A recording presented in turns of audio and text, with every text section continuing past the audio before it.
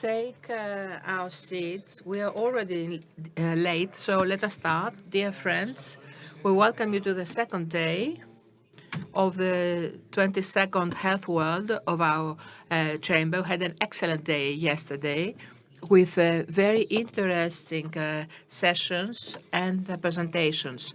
So we proceed with the second day, which is equally interesting. But before starting, let me thank once again the sponsors and supporters of this conference, the platinum sponsors, AbbVie, Janssen, Johnson & Johnson, the gold sponsors, AstraZeneca, BD, Bristol Myers Squibb, Medtronic, MSD, Pfizer, Roche, and our silver sponsors, Abbott, Alcon, Amgen, Boston Scientific, EY, GE Healthcare, Genesis, GSK, IQVIA, Caltech, Lilly Pharmacy, Philips, and Sanofi. And of course, the communication sponsors, the Athens Macedonian News Agency, Epihiro, OnMedGR, News Health, HealthView, HealthWeb, and Iatronet Magazine. And I think the magazines are on the tables, and there is a special edition on health issues. Second day of the conference, the ministers are on their way. Our president, Mr. Bakatselos, will not be here, but he will be attending at the closure of the conference. So let us proceed without further ado. We have with us from EU Health Science, we have Madam Sandra Galina in a video message. She is Director General, the Directorate General for Health and Food Safety from DG Santé.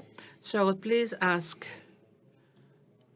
our technical crew to feed the video of Madam Sandra Galina. So, ladies and gentlemen, I must say that the pandemic showed οφείλω να πω ότι η for all of us πανδημία to απέδειξε σε όλους the μας vital σαφέστατα importance την of ζωτική affordable, σημασία effective and resilient health systems. I'm just back αποτελεσματικού, from Gastein, where we had a long ανεκτικού discussion on that. και μακροπρόθεσμου Accessible to βιώσιμου everyone, in συστήματος particular. υγείας, που θα είναι και μπροστό The στους European πάντες, το πιο model σημαντικό. is a good Το one, ευρωπαϊκό but needs to μοντέλο be είναι more καλό, sustainable. αλλά We have πρέπει να listened είναι and πιο learned. αηφόρο. We are taking Το concrete είδαμε, steps under the umbrella of the European Health παίρνουμε Union to συγκεκριμένα improve. μέτρα για να το το ενισχύσουμε. Τι πρέπει να κάνουμε για να το βελτιώσουμε και να βελτιώσουμε την αντοχή του? Καταρχάς, καλύτερη προστασία των πολιτών μας είναι ο πρώτος στόχος. Πρέπει λοιπόν να δώσουμε στην Ευρωπαϊκή Ένωση και τα κράτη-μέλη περισσότερα μέτρα για την πρόληψη και αντιμετώπιση μελλοντικών πανδημιών. Αυτού λεχθέντος, από την αρχή θα πρέπει να κατανοήσουμε ότι είναι μια συλλογική πρόκληση. Ως εκ τούτου χρειαζόμαστε συλλογικές λύσεις με όλα τα κράτη-μέλη να συμμετέχουν. Τώρα, οι ηθήνοντες, η κοινωνία των πολιτών, η βιομηχανία, οι επαγγελματίες της υγείας, οποιονδήποτε μπορείτε να σκεφτείτε εμπλεκόμενο, παίζει ζωτικό ρόλο και πρέπει να διαχειριστούμε την όλη διαδικασία συλλογικά. Το Ταμείο Ανάκαμψης και Αντοχής της Ευρωπαϊκής Ένωσης, το RRF, προσπαθεί να ενισχύσει ακριβώς όλα τα κράτη-μέλη για να ενισχύσουν τα συστήματα υγείας τους. Σε 27 εθνικά σχέδια είδα πάνω από 43 δις να έχουν σημειωθεί για το σύστημα υγείας. Ταυτόχρονα υπάρχει και πολιτική Ευρωπαϊκή Ένωση για την υγεία, όπου έχουμε βάλει πάρα πολλά σχετικά κονδύλια. Επενδύουμε παραδείγματι σε συστατικά αποτελεσματικών ιατρικών συστημάτων. Είναι πολύ σημαντικό. Διαδικασίες, προσωπικό, εκπαίδευση, εγκαταστάσεις. Στην να σας πω ότι είχαμε 560 εκατομμύρια ευρώ, τα οποία είχαν διατεθεί μόνο για αυτό το στόχο στην πολιτική αυτή. Χρειαζόμαστε επίσης πολύ ισχυρή πρωτοβάθμια υγεία. Το είδαμε στο COVID, είναι πολύ σημαντικό. Και έτσι ξεκινήσαμε μια κοινή δράση με 100 εκατομμύρια από το EU for Health για να βοηθήσουμε τα κράτη-μέλη να μεταφέρουν τις καλύτερες δυνατές πρακτικές στο πεδίο αυτό. Τρίτο σημείο πολύ σημαντικό είναι οι ψηφιακές ιατρικές λύσεις που μπορούν να ενισχύσουν τους ασθενείς και να βελτιώσουν και την προσπελασιμότητα και την αποτελεσματικότητα και αντοχή των συστημάτων υγείας. Οι προτάσεις που έχουμε επιτάπητος προσπαθούν να δώσουν ευρύτερη πρόσβαση σε στοιχεία της υγείας και προσπαθούμε να βοηθήσουμε και τους ερευνητές να έχουν πρόσβαση για να μπορέσουν να εκπονήσουν και αυτές τις λύσεις που ζουν ζωές. Το πέμπτο πολύ σημαντικό που μας απέδειξε η πανδημία είναι ότι χρειαζόμαστε εργατικό δυναμικό και πολύ καλά εκπαιδευμένων και δει σε ψηφιακά ζητήματα. Και σε αυτό βάζει το EU Health κάποια χρήματα για εκπαίδευση επαγγελματιών και δει στην πληροφορική. Η Ευρωπαϊκή Επιτροπή προσπάθησε επίσης να ενισχύσει την πρόληψη και προετοιμασία, αξιολόγηση κινδύνου, πρώιμη πρόγνωση και απόκριση προς σχετικές απειλές. Προσπαθούσαμε να το κάνουμε, δουλεύουμε διαρκώς για να βελτιώσουμε αυτά που κάνουμε. Έχουμε πολύ καλό νέο κανονισμό σε ό,τι αφορά τις διασυνοριακές απειλές υγείας που έχουν ενισχύσει τις εντολές των καλών μας οργανισμών, δηλαδή του Ευρωπαϊκού Οργανισμού Φαρμάκων. Πρέπει να κατανοήσουμε και να θυμόμαστε ότι έχουμε διαθέσει 51 εκατομμύρια ευρώ μόνο στα θέματα EU Health Security, δηλαδή του πλαισίου ασφαλείας υγείας στην Ευρωπαϊκή Ένωση. Βλέπετε ότι όλο το θέμα είναι ζήτημα προτεραιοτήτων που θα θέσουμε για τις μεταρρυθμίσεις που θέλουμε να επιφέρουμε. Προσπαθούμε επίσης να δούμε ιδιαίτερα με συγκεκριμένη ασθένεια, τον καρκίνο, όπου εδώ έχουμε το σχετικό ευρωπαϊκό σχέδιο και το Συμβούλιο που υποστηρίζονται με 40 δις, με 4 δις, συγγνώμη. Εάν αναφερθώ τώρα στο νέο φαρμακευτικό πακέτο που ξεκίνησε τον Απρίλιο, πρόσβαση για τους ασθενείς και αειφορία για τα συστήματα και ανταγωνιστικότητα της φαρμακευτικής βιομηχανίας στην Ευρωπαϊκή Ένωση. Οι ιατρικές συσκευές, τεράστιο κονδύλι για κύριοι, πολύ εμπλεκόμενοι που θέλουμε να διασφαλίσουμε ότι καινοτόμες ιατρικές συσκευές θα υπάρξουν, να διασφαλίσουμε επίσης ότι θα υπάρχουν συσκευές και πρέπει να υπερπηδήσουμε πάρα πολλές σχετικές προκλήσεις.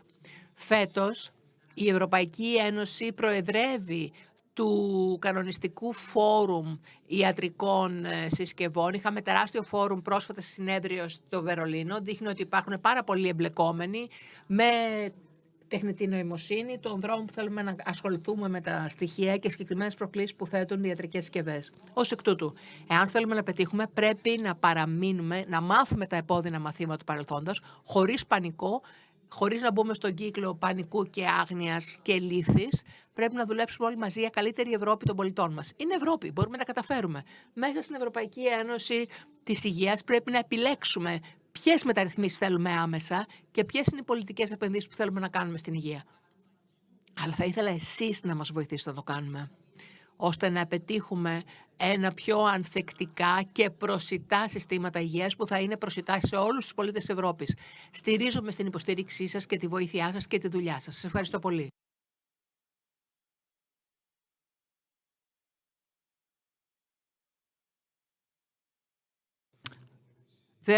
That was a very encouraging presentation by Madame Galline, and I think a lot is done in Brussels, and we keep a close eye to what's happening there. We'll start with the next video by Mr. Oliver Bisassa, who is Chief Executive Officer of MedTech Europe. He could not attend, and he also sent a video.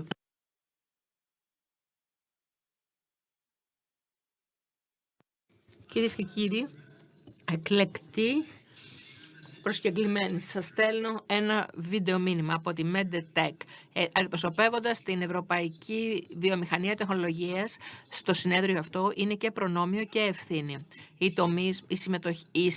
Η συμμετοχή του τομέα μας ήταν βαθιά και θέλω να σας μοιραστώ σήμερα το όραμά μας για το μέλλον και τι χρειαζόμαστε για να το κάνουμε πραγματικότητα. Η Ευρωπαϊκή Βιομηχανία Τεχνολογίας έχει πολύ πλούσια ιστορία καινοτομίας και αφοσίωσης στο να βελτιώσει τα αποτελέσματα του ασθενείς. Οι τεχνολογίες μας έχουν μετασχηματίσει τη διάγνωση, αγωγή και διαχείριση των ασθενειών, κάνοντας το σύστημα υγείας πολύ πιο προσιτό και αποτελεσματικό. Από ιατρικές συσκευές που σώνουν ζωές μέχρι διαγνωστική τελευταίας αιχμής, έχουμε οθήσει τα όρια του τι είναι εφικτό. Σήμερα, οι 34.000 εταιρείες ιατρικής τεχνολογίας στην Ευρώπη επενδύουν πολύ ισχυρά για να βελτιώσουν την υφιστάμενη τεχνολογία και να βελτιώσουν οι υφιστάμενοι προς όφελος των ασθενών. Η καινοτομία είναι γραμμένη στο DNA μας. Το 2021, ένας ασθενής καταγραφόταν ανά μισάωρο στην Ευρώπη, καταλήγοντας σε πάνω από 15.000 πατέντες μόνο σε ένα χρόνο. Και η Ευρώπη χρειάζεται αυτές τις καινοτομίες. Οι ασθενείς και τα συστήματα υγείας χρειάζονται αυτές τις καινοτομίες, διότι οι καινοτομίες μπορούν να βοηθήσουν την καταπολέμηση λιμωδών ασθενειών. Μπορούν να αλαφρύνουν το βάρος το οποίο βαρύνει τα εξαντλημένα συστήματα υγείας. Μπορούν να βοηθήσουν τα θύματα φυσικών καταστροφών και πολέμων σε απομακρυσμένα μέρη από οποιοδήποτε νοσοκομείο. Μπορούν να επηρεάσουν το σύστημα υγείας σε αυτόν τον ευάλωτο πλανήτη. Για να τα μετατρέψουμε όλα αυτά σε πραγματικότητα, πρέπει να συνεργαστούμε για να δημιουργήσουμε ένα περιβάλλον το οποίο ενισχύει την καινοτομία, διασφαλίζει την ασφάλεια των ασθενών και προάγει ισότιμη πρόσβαση στις τεχνολογίες υγείας. Πρέπει να υποστηρίξουμε τις προσπάθειές μας έρευνας και ανάπτυξης, να απαλύνουμε τις σχετικές κανονιστικές διαδικασίες για να διευκολύνουμε τη γρηγορότερη πρόσβαση στην αγορά και να επενδύσουμε στην εκπαίδευση των επαγγελματιών υγείας. Όλα αυτά μπορούν να επιτευχθούν αν εργαστούμε μέσα στην Ευρωπαϊκή Ένωση και τα 27 κράτη-μέλη σε μια πραγματικά εταιρική σχέση. Μια εταιρική σχέση προς το να προωθήσουμε την εναρμόνιση και να δημιουργήσουμε ένα περιβάλλον ασφάλειας και προβλεψιμότητας για τις επιχειρήσεις, σε μια ενίσχυση των ΣΔΙΤ, προς μια ηγεσία σε τεχνητή νοημοσύνη, μεγαλύτερη διαγραμματοσύνη ψηφιακή και περισσότερες ψηφιακές λύσεις και προς ένα αειφόρο τομέα υγείας. Η βιομηχανία της Ευρωπαϊκής Ένωσης διαμορφώνει το μέλλον όπου όλα θα επικεντρώνονται στον ασθενή και θα είναι ένα περιβάλλον ανθεκτικό και αειφόρο. Θέλουμε να κάνουμε πραγματικότητα το μέλλον αυτό σε συνεργασία όλοι μαζί. Σας εύχομαι συνέχεια των επικοδομητικών και καρποφόρων συζητήσεων. We thank Mr. Bizatsa for his message. Both previous speakers referred to innovation, referred to R&D. And so it would be the best passing the torch with an excellent panel with the title Greece as a healthcare research, development and innovation hub, exploring the need for radical interventions. Mr. Zachary Ragoussis will be the moderator. And of course, we also invite Mr.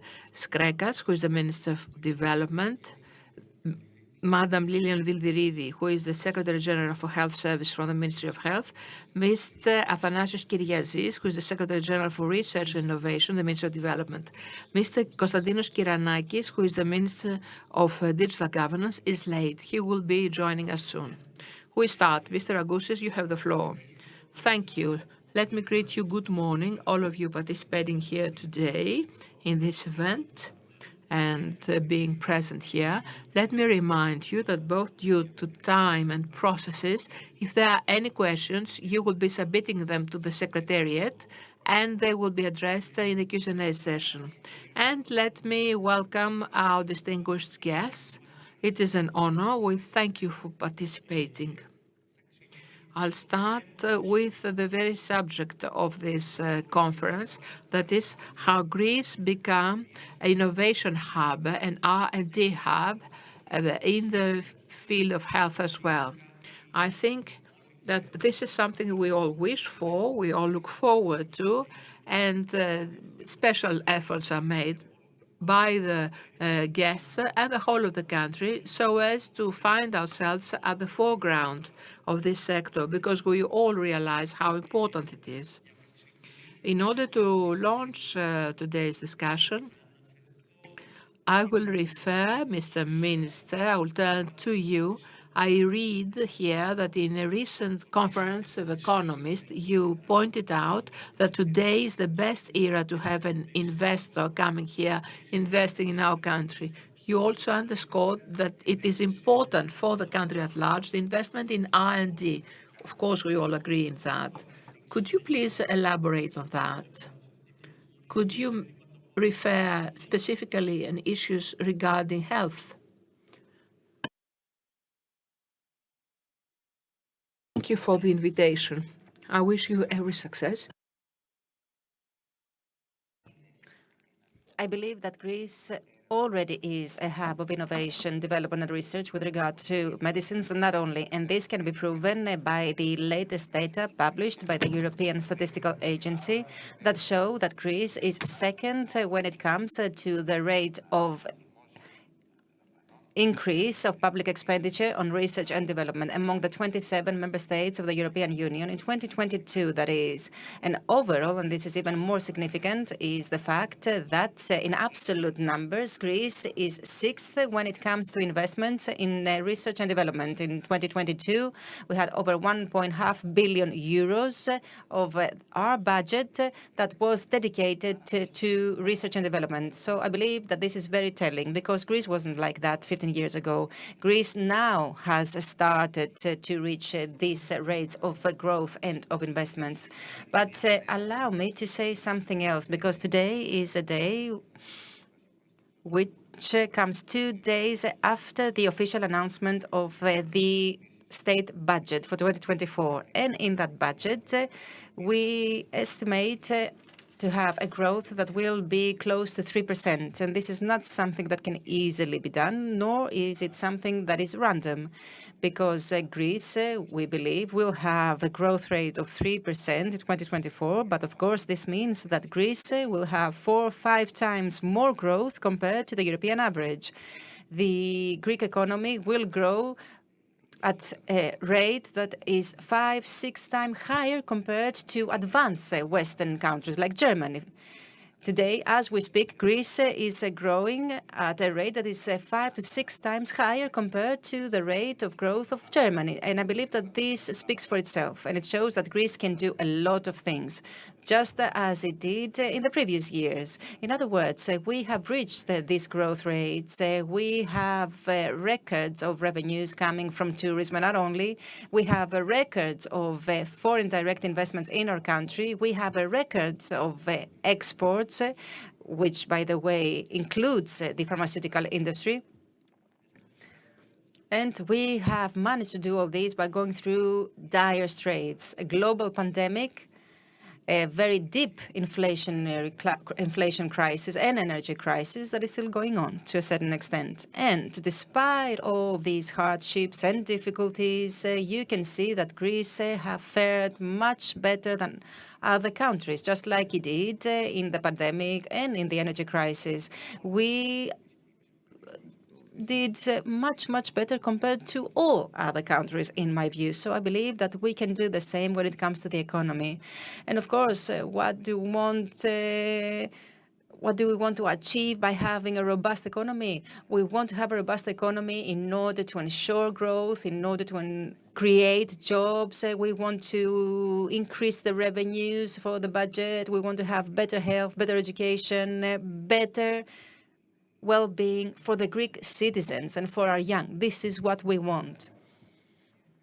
And here comes the pharmaceutical industry. It is an industry that has a long history, and as I tend to say, it has a very promising future. Why? Because we can actually distinguish 3 characteristics in the Greek pharmaceutical industry.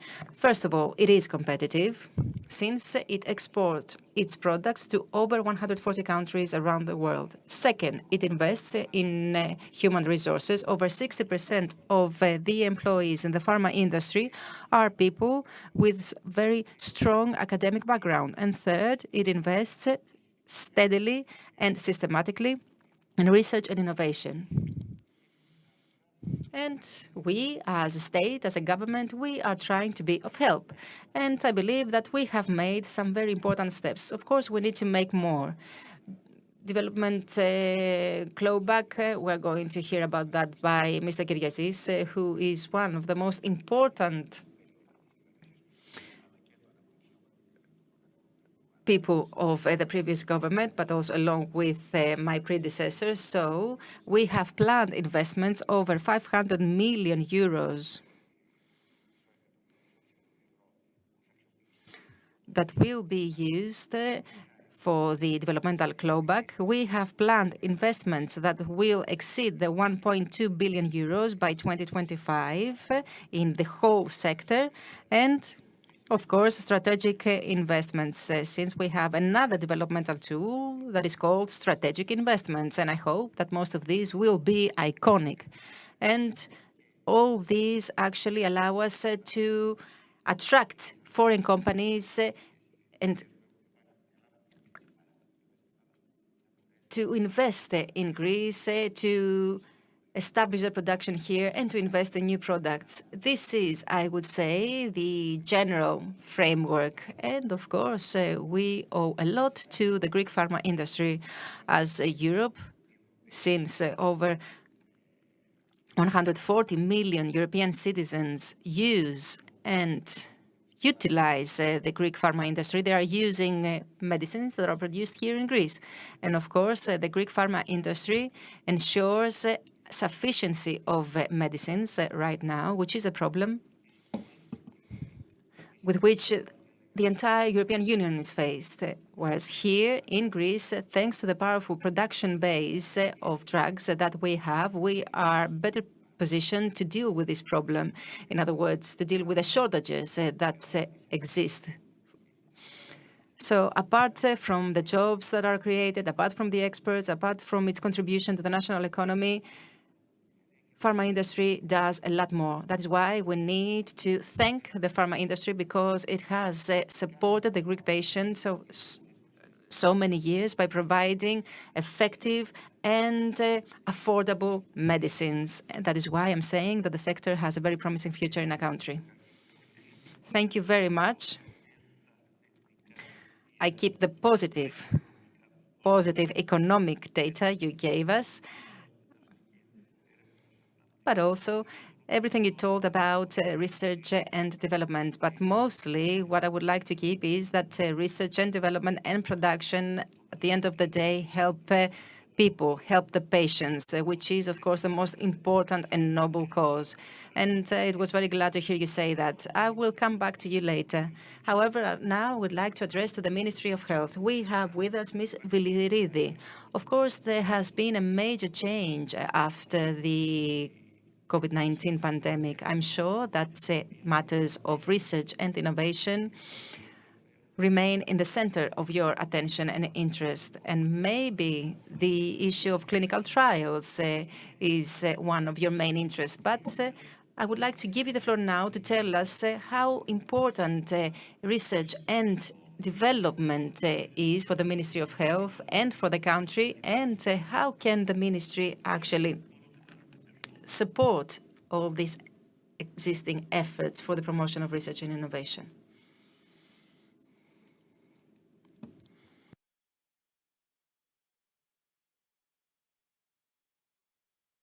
Good morning.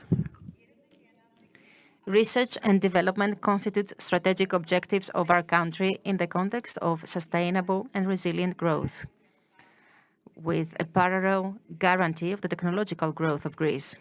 In public health, research and clinical trials help in the designing and planning of innovative drugs and health services of high quality. The new drugs and the new treatments save lives. They improve the quality of life of patients and extend the life expectancy. At the same time, they help the national health system save resources by reducing the public pharmaceutical expenditure and by making expensive hospitalizations and operations more innovative, less expensive. The business utilization of research and clinical trials are a catalyst for the development and attraction of scientists by transforming brain drain into brain gain. The new novel drugs enhance the national economy. They create new jobs. They ensure continuous training and utilization of human resources in specialized areas, whereas they also ensure fast access of patients to new treatments. Clinical trials constitute for Greece a major opportunity, and always with the strategic spirit, we need to focus on showcasing our country to a global center for the conduct of clinical trials that will have a major impact on national economy and on public health. For all the above reasons, the Ministry of Health, and already during the tenure of the first government of Kyriakos Mitsotakis, fully aligned with the clear target set by the Prime Minister to set as a main priority the creation of favorable conditions for biomedical research in a country. Emphasis was placed by the Ministry of Health on institutional dialogue that was inaugurated in 2019. For that reason, we established a work group that will continue to work during this 4 years term, and in which all the institutional bodies took part, all the partners that are involved in the conduct of a clinical trial of medicines, but also the Association of Patients of Greece. With the legislative interventions, we have made important steps. One of the most important interventions was the clawback, a clawback that is offset by the expenditure on research and development and on clinical trials. That is why in SCAC we provide incentives for investments in the fields of research and innovation. With the initiatives that we have taken, we have set the foundations for a better future for biomedical research in Greece, and we have significantly improved the possibility the patients have to access innovative drugs and treatments, and especially patients with chronic and rare diseases. In order, however, for the country to attract a higher number of clinical trials of drugs that justify the high level of personnel that we want to attract in our system and of the health professionals, we should not rest on our laurels. The interventions that have already been developed need to be accompanied by other changes in the institutional framework, like, for example, the development of consolidated standards and procedures. Moreover, the use of new technology needs to be enhanced since it will improve the competitiveness of the country and will allow the public health system to focus more on research. Ladies and gentlemen, the promotion of research and innovation in public health in Greece requires innovative solutions. The creation of a hub that pertains to digital health and that will bring together the pharmaceutical industry companies, research centers, and foundations will contribute to the development of innovative drugs and of quality health services. A thought of mine, which of course needs to go through consultation, is a specialized program called I Research and Innovate for Health. It will be co-funded by the European Union and by the Greek state and will provide incentives that will strengthen public health in Greece and will also lead to the development of more startup companies that are specialized in health and also will ensure the connection of research with the real economy. The incentives, indicatively of course, could include incentives for private investments in research, for technological development and innovation in health, and clinical trials for innovative medicines with incorporation of new knowledge and innovation in the existing and new drugs. Incentives for the promotion of research to the next level of technological preparedness on the basis of the results that have already been produced by previous research projects. Incentives for the employment of high specialized personnel and for the cooperation between pharmaceutical businesses and research organizations. Moreover, incentives for the connection of universities with the productive sector of the domestic pharmaceutical industry. The government has set as a priority and as strategic objective the upgrading of the public health. In the context of this strategy, we are going to choose the best policies for the promotion of research and innovation and of clinical trials in the field of health. Would like to thank Ms. Villeridis. I would like to touch upon 2 points. The first, and it was very glad to hear that the Committee for Clinical Trials will continue working. It is a major opportunity for Greece, and this issue was fully developed yesterday as well. It is very important to have innovative medicines that haven't been marketed yet. Patients who need this need to have access to them, especially during the clinical trials. And of course, we need also to see how much money can actually be used in that context. And the second thing I would like to say is that the ministry is interested in digital research and technology. And even though this is the specialty of Mr. Kiranakis, who I would like to welcome, it is still very important, the fact that you touched upon it. Mr. Kyriazis, could you please share with us your view on research and development? Your ministry, however, is connected with a very interesting experiment, even though it's no longer an experiment, it is a reality. The investment clawback, how all of a sudden part that could be described as liabilities by the companies has transformed into a positive investment trend that has already given results. Please, your view? Thank you for the invitation. It is great joy and honor to be once again in this conference. And I will continue with what the Minister has said, so as to give more specific data vis-à-vis R&D. The General Secretariat of Research and Innovation is under the Ministry of Development over the past 4 years, and this, of course, implies a lot that wants to make the linkage of R&D with companies and economy. That is, we want and already prove it, we have tangible results that R and innovation are the basis for development, for growth and economy. The first subject to tackle is that currently the General Secretariat for Research and Innovation has ready the national plan for innovation. It is obliged under law to elaborate this plan. It is already ready, and it will be under consultation in the immediate future. And immediately afterwards, it will be signed so as to see those points of research. There are 4 pillars of this national R and technological development and innovation pillars. The first is investment innovation. The second is excellence and the research human resources. The third are social challenges and support of policies. And the fourth pillar is extrovert character and entry in international hubs and networks of innovation. I will dwell on the third pillar.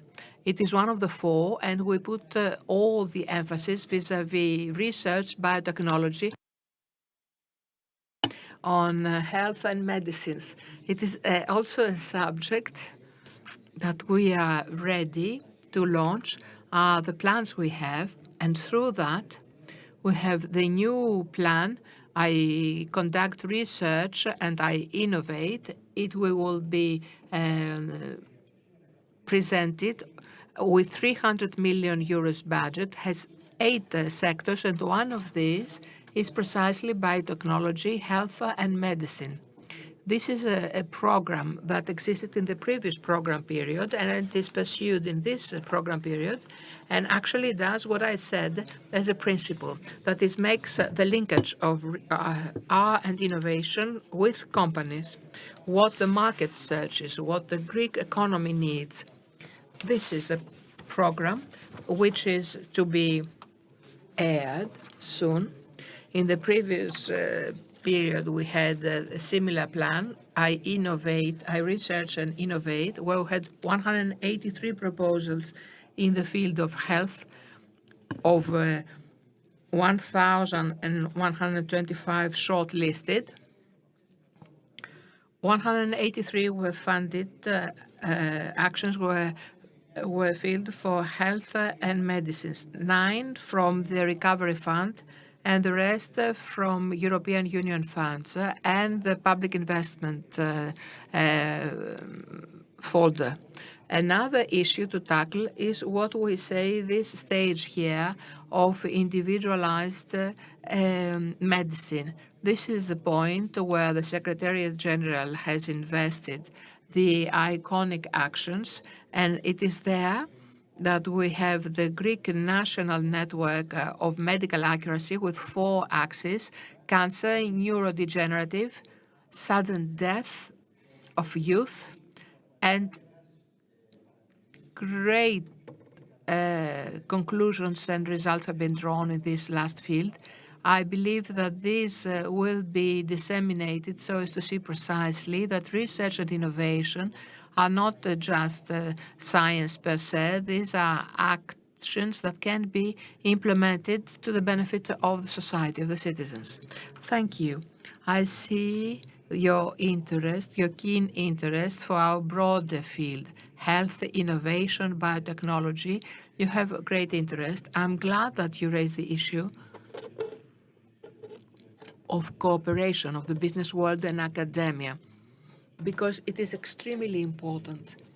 And since you plan to have a part of the program dedicated in that, this is perhaps that we will see having bearing fruit quite soon, because whatever is invested in the original stage for the education of people and connection with the business world really pays back.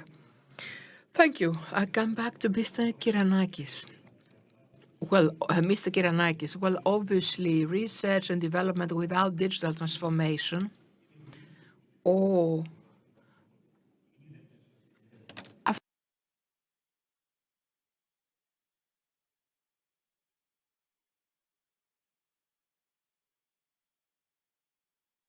your research, whatever you're doing, what are your views? How do you view what has happened to date? Let me thank, first of all, the Chamber for the invitation. It's a great joy being here. Let me start by saying that digital transformation is the prerequisite and the main pillar for the economic growth. Hence, we have excellent cooperation with Minister Skregas and ever enhanced and boosted. What do we do in our ministry? I believe that one of the issues set by the minister as the main pillar for the next mandate, for this mandate, are better applications and better health services everywhere. So we have four axes. The first is that we want the citizen to have a full control of his own medical data. Therefore, over the next time, you will see in My Health app to have the next step uploaded, which is diagnostic tests and the whole history, medical history, to be totally digitized, recorded, and also give the citizen, the person himself, he will have the power to authorize a hospital, a clinic, a physician, whatever, on what data he will grant access. This is true for all layers, including the health services. We want to do away with the many documents, PDFs, all documents and files in paper with regard to digitization of archives. But we must also draw a red line. Our ministry enters a new era where we will be managing, the citizen will be managing through our applications his own data and metadata. He will have full comprehension and control of who sees what in his file, be it a physician or a public health structure or any other public structure. This is the first thing. The second, since we have an ever-increasing number of digital applications and the files stored in the cloud and the very servers, is security. You realize that personal medical data is the most sensitive part of personal data of a citizen, and therefore the trust shown to state services and the Ministry of Digital Governance and the Ministry of Development to host those data and manage that data is extremely important. We are at an era where cyber attacks by hackers, if you like, vis-a-vis any data bank, especially state data bank, regardless of the quality of data, will be all more frequent and evolved. We enter an era where AI per se or open source platforms, unless they operate in an ethical way, will offer actually proposals on how these cyber attacks may be affected. So companies, states, administrations, agencies, and this is a message we send to all ministries, must always be vigilant, be one step ahead, and secure cyber safety for all citizens' personal data. We must have the highest possible guarantee so as to be resilient vis-à-vis those attacks. The third is the citizens' access to public structures or private structures. So we proceed of the contribution and cooperation of the Ministry of Health with hospitals and through the digital appointments and the whole process that a patient has to go through once administered, once admitted in a hospital will be digitized. It cannot happen, of course, over time, but with administrations that they are more ready than others who have already started this process so as not to have the patient going through what we have all witnessed, more or less, recently, that is, go with our next, our relative, and within the whole agony we have with vis-à-vis what will happen, that have to fill in all those papers and documents, which are digitized anyway. So we'll definitely save time, the human resources. So this data that can be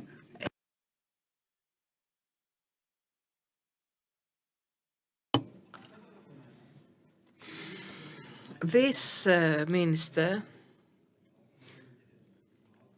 on the basis of the blood tests, the diagnostics, and the results of hospitalization, we want, and that's the next step,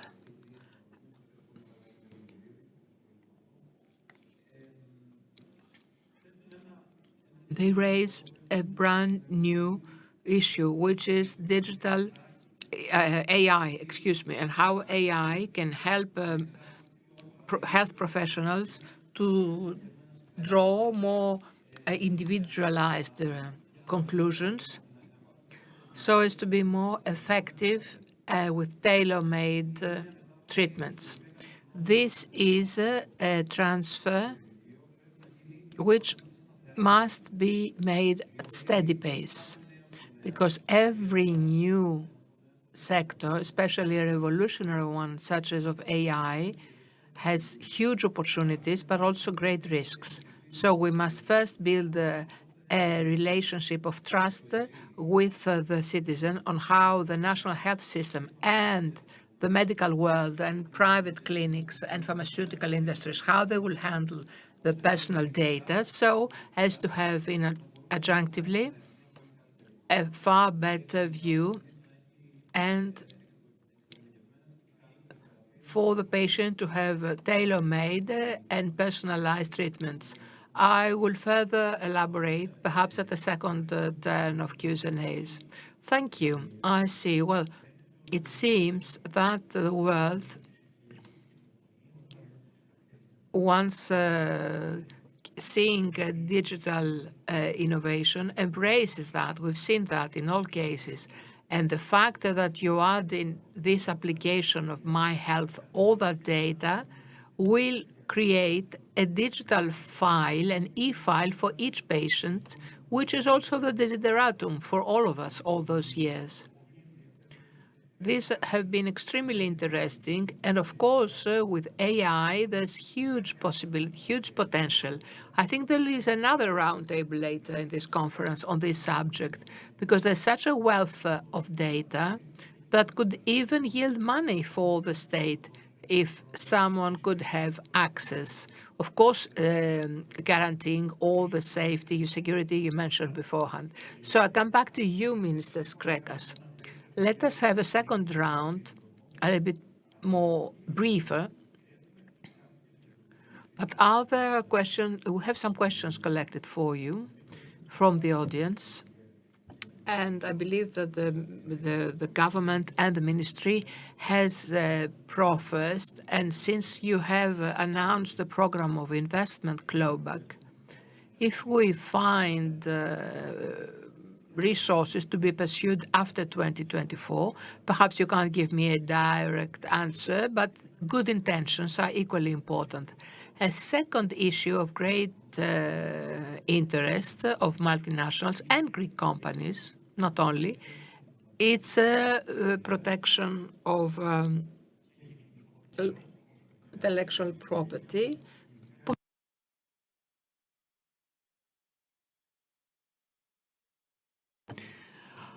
And for how long the patents will be valid is a whole discussion.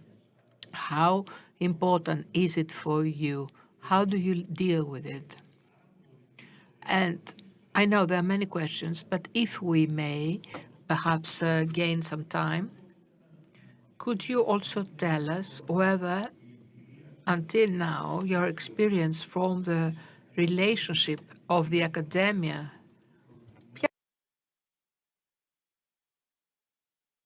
is there a specific field, the sector where you believe?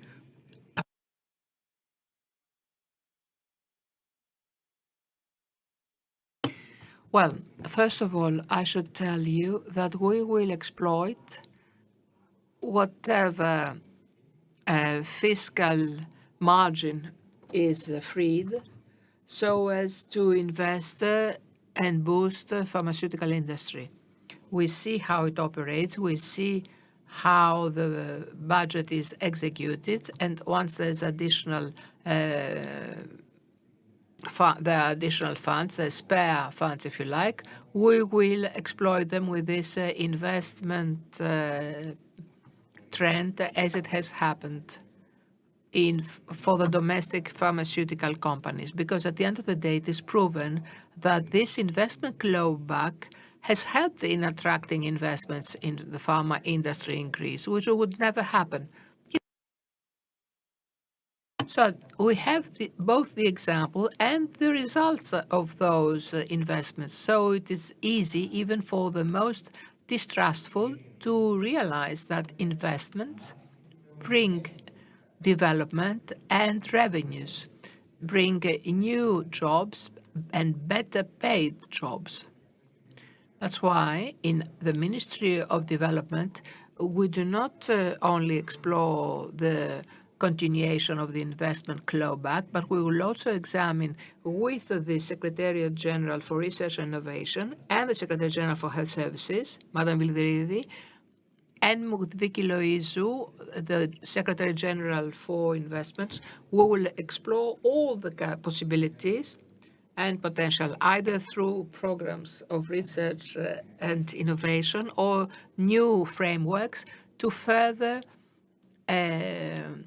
support this dynamically developed sector. Of course, I must tell you, not everything is judged by money. And this is proven by the RRA exam, RRA in the USA.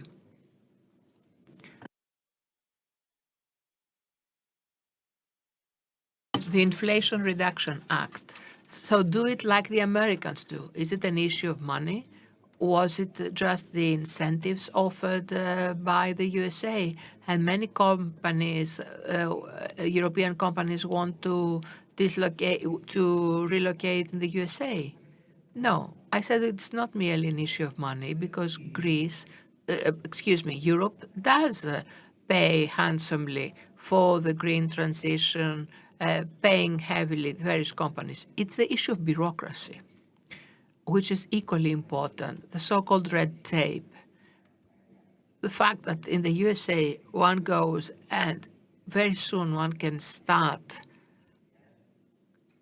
his investment in record time. It is there that we should, at this point, that we should do a lot.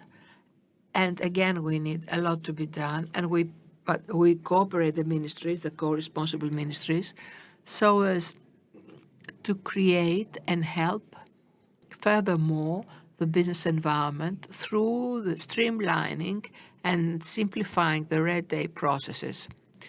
Currently, our ministry, in cooperation with the Ministry of Digital Governance, we implement a very ambitious plan where we want to attain 75% of private investments to be affected, that is the licensing for all the licensing procedures to be affected through a computer, through a laptop. That is, we transform this one-stop shop, so one stop from your desk. That is to be able through one's computer and laptop to complete the whole procedure, even for the most complex projects, such as erecting a plant. These are things that we must do urgently and which will bring even more positive results. Let me give you an example. Tell me, what would have happened with the development clawback if one needed 3 or 4 or 5 years? It would have been a failure. The whole secret of success is that we first secure the funds, and then at the second stage, the General Secretariat of R&D, instead of they have these projects implemented within a couple of months instead of 3 or 4 years, as it was the case in the past. This is how, therefore, this bureaucracy and the speed of implementing an idea is interrelated with the incentives. Now, the other aspect concerning the intellectual property protection, there are issues, of course, there. And the viewpoint depends on the kind of manufacturing, the kind of industry. But let us move ahead.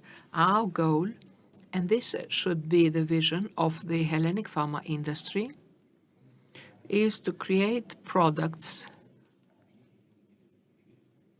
that it will be Greek companies that have the patents. We must have this. We must create patents here in Greece, in pharma industry and everywhere else. We must start producing, planning, having ideas, that is, original products. Products whose operation will be protected through patents, so as to eventually have the biggest benefit, to have added value. Now we have laid the foundations for the Hellenic pharma industry to be a dynamically developing sector. Through the research and innovation, will see us to offer opportunities to Greek companies to create innovative products and innovative medicines. The third question had the connection of the academia with the business world. This I have already described. You will see many plans. We want those results.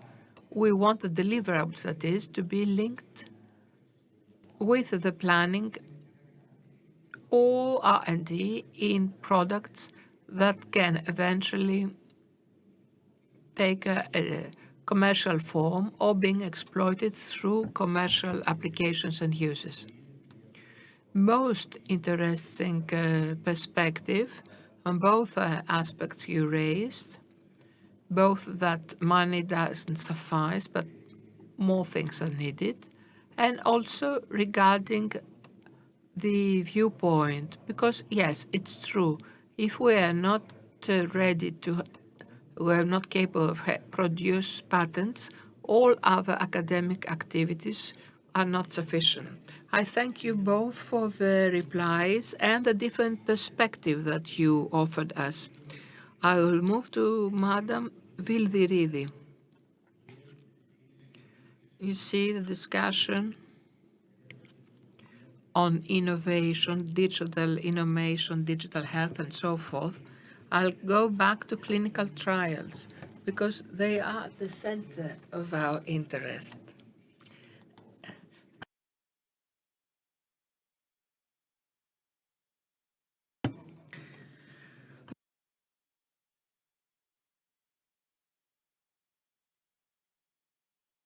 On the basis of that, we proceed. Your picture on how Greece is placed in the global or in the European clinical trials landscape, where is it, and where do you think that we will be 3 or 4 years later on the basis of what you said? The truth is that all the interventions that have been made during the last few years have already given some results, and we can see that in the increase of clinical trials. During the last 2 years, the files of applications have increased by 70%. Still, this does not mean, as I said previously, that we can rest on our laurels. We need to make changes in the institutional framework and accelerate the procedures. Now, with regard to the immediate planning, in order for us to be able to make Greece a hub for clinical trials, which I believe is something feasible, we should continue the targeted training interventions for all those who take part in the clinical trials, something, of course, that will lead to a change of culture that will emphasize the need and importance of clinical trials. Moreover, we are going to initiate monitoring of clinical trials with the use of indicators of all clinical trials in the hospitals of the NHS. And, of course, we're going to make sure that all timelines are respected so that we can ensure the efficiency from the moment an application is filed till the moment it is approved. And we want to link that with the assessment of the management team of hospitals. Something else that we had said previously is the pilot operation of clinical trials offices in hospitals that will be also points of references for all interested parties and will ensure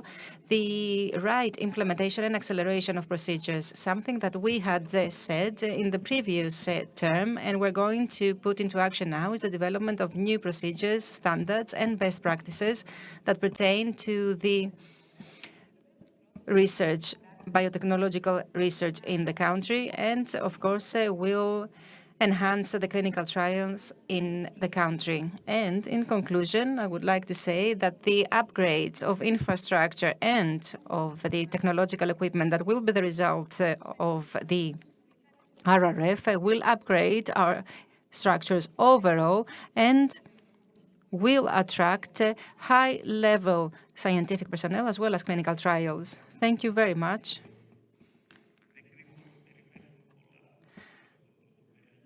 We expect a lot for this sector. The messages we get are very positive. Mr. Kyriazis, I need to confess that the view shared with us by Mr. Skrekas actually makes me ask this question. In the context of a previous panel, I heard that 20 years ago, the difference between investments in research and development in Europe compared to US was 2 billion, and last year was 20 billion. In other words, Europe is lagging behind. But Mr. Skrekas actually touched upon some other points, and rightly so. Apart from the financial aspect of who pays more or who spends more money in research and development, there are many other factors that may be incentives or counter-incentives for foreign investment to choose Greece. And you analyzed some of these before. Based on your experience until now, which are the most common issues that arise, and which are the opportunities that exist in Greece? Not financial ones, other sort. I will tell you. What Mr. Skrekas explained is indeed a reality, and it is a great pleasure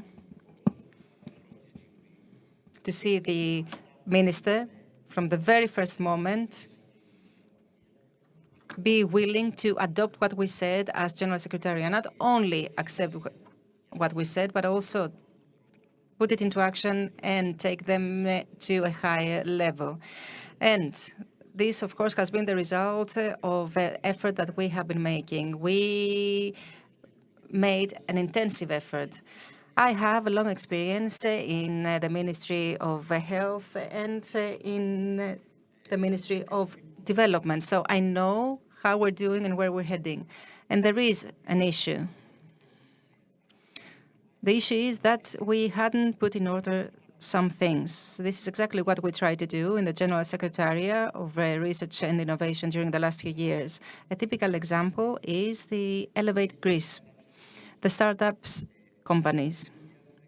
When in 2019, July, I took on the General Secretariat, and the first task I was assigned was to run the startup companies, I looked around and I couldn't find anything in particular, anything specific, nothing institutional, nothing in terms of definition of startups, nothing. So since 2019, we started looking, and we then passed a new law in Greece in October 2020, in which we defined the startup companies, and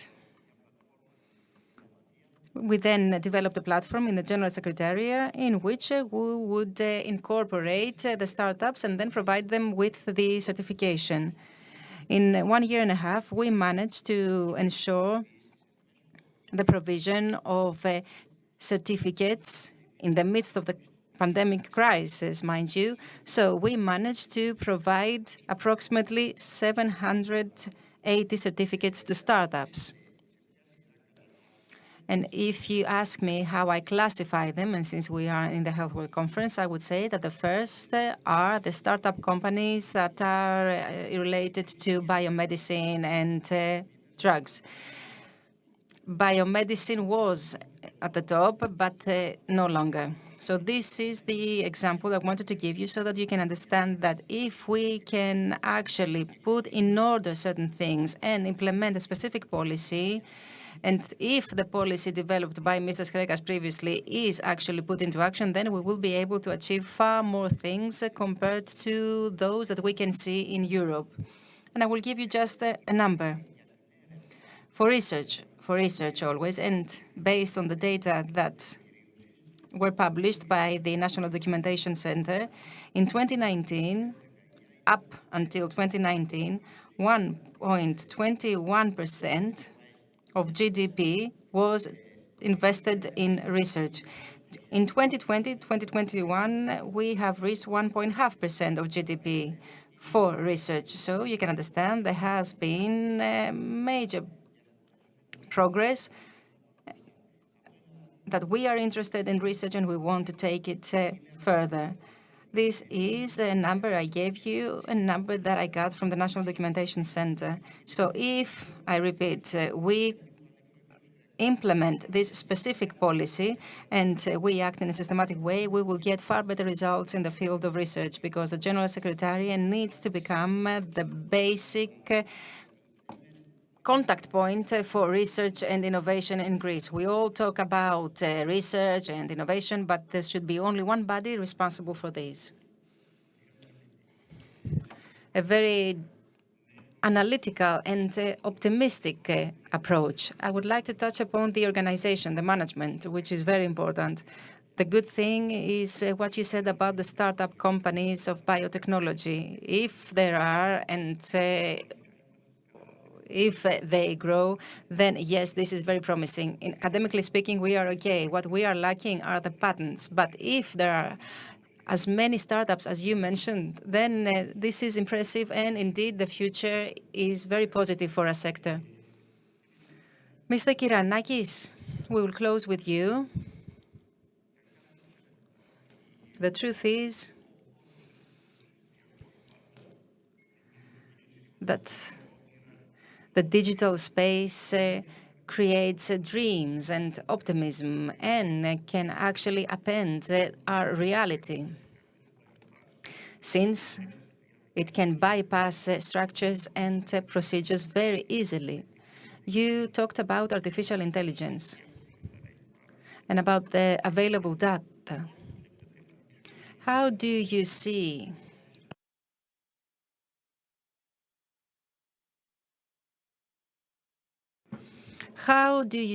this data being used? What could we expect in that field. We have a wealth of data in the sector of health. How could we use them, and what could we expect in 4 or 5 years' time? We, the citizens, but also the companies that operate in the sector. Apart from the fact that we will have easier access to hospitals and to our data. Apart from all this, better prevention is the answer. Far better prevention for all people who have a lot of medical data to be processed.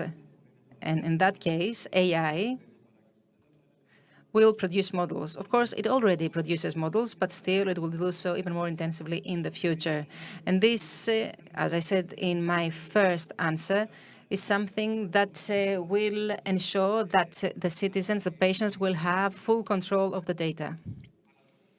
This is the objective. The objective is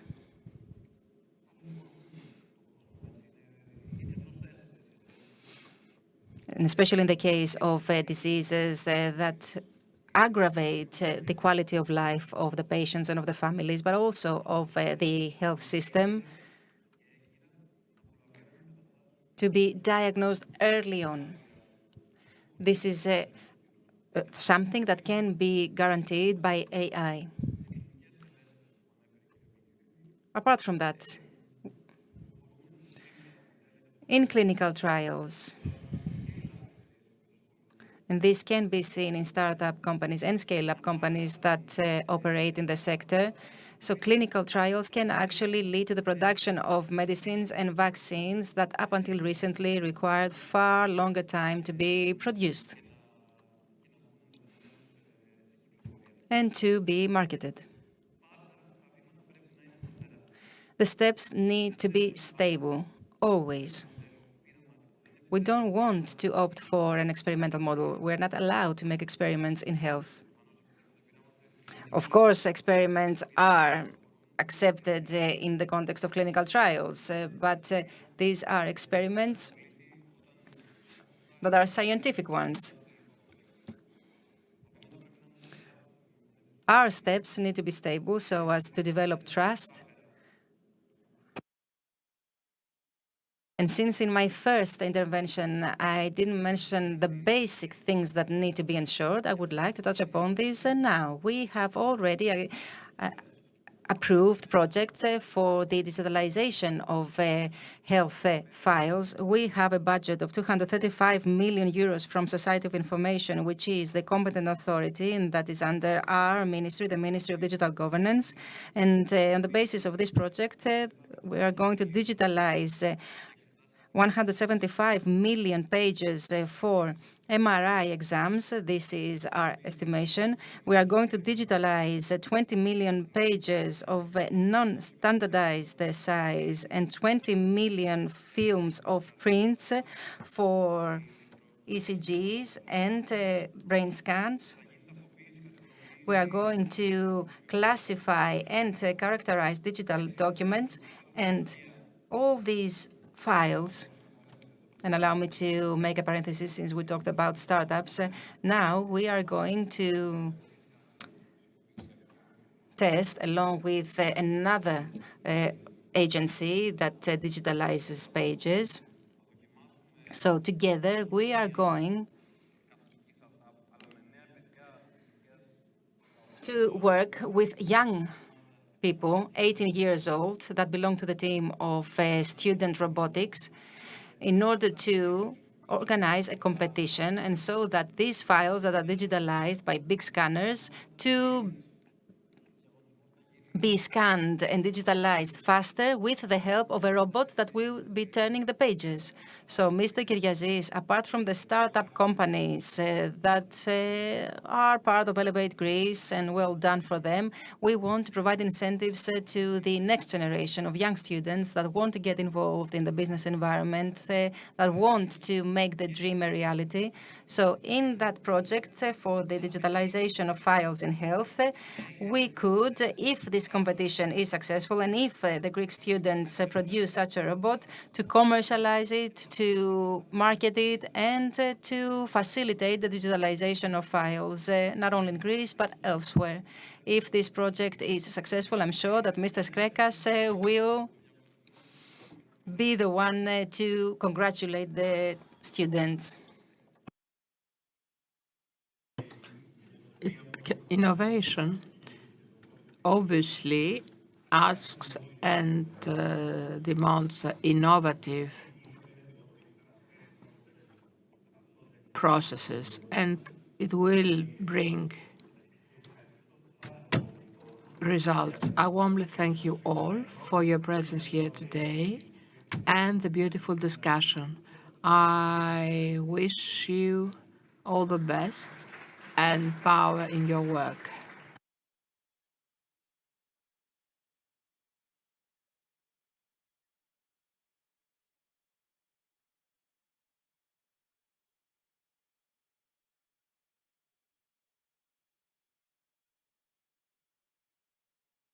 We warmly thank the panelists in that session with the most lively and interesting discussion. I would like to say to the ministers that the Chamber is always here.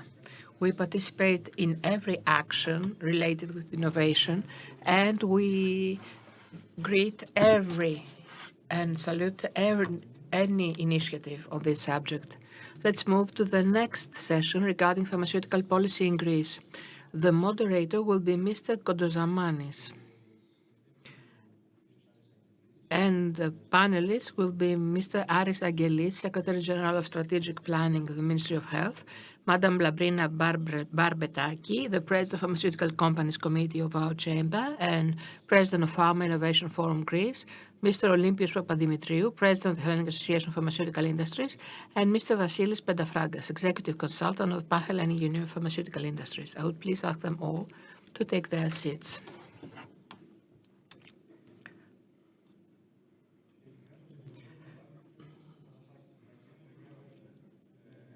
Mr. Athanasakis, actually.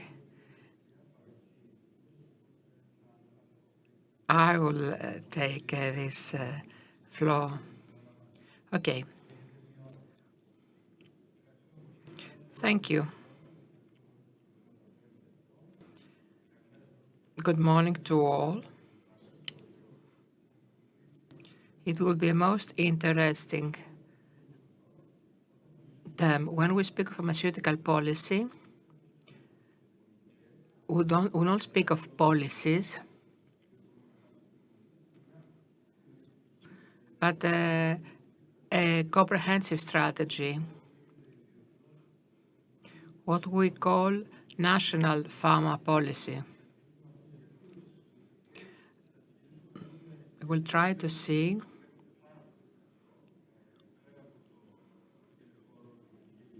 beyond the central role of the ministry,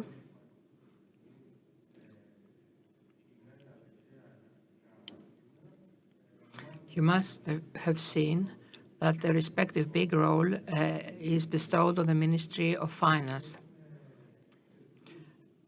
And we have excellent participants to discuss, and I start right away. And I start with Mr. Angelis, who is Secretary General from the Ministry, who will give us the building blocks. Mr. Angelis has the floor. Thank you. I thank you.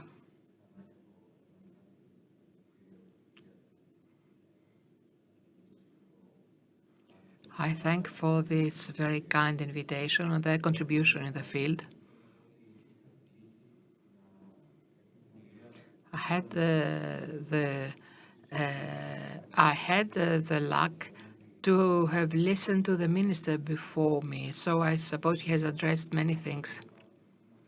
Now, what I would like to do over the next 5 minutes would be to explain some of the fundamental blocks on what means pharmaceutical policy.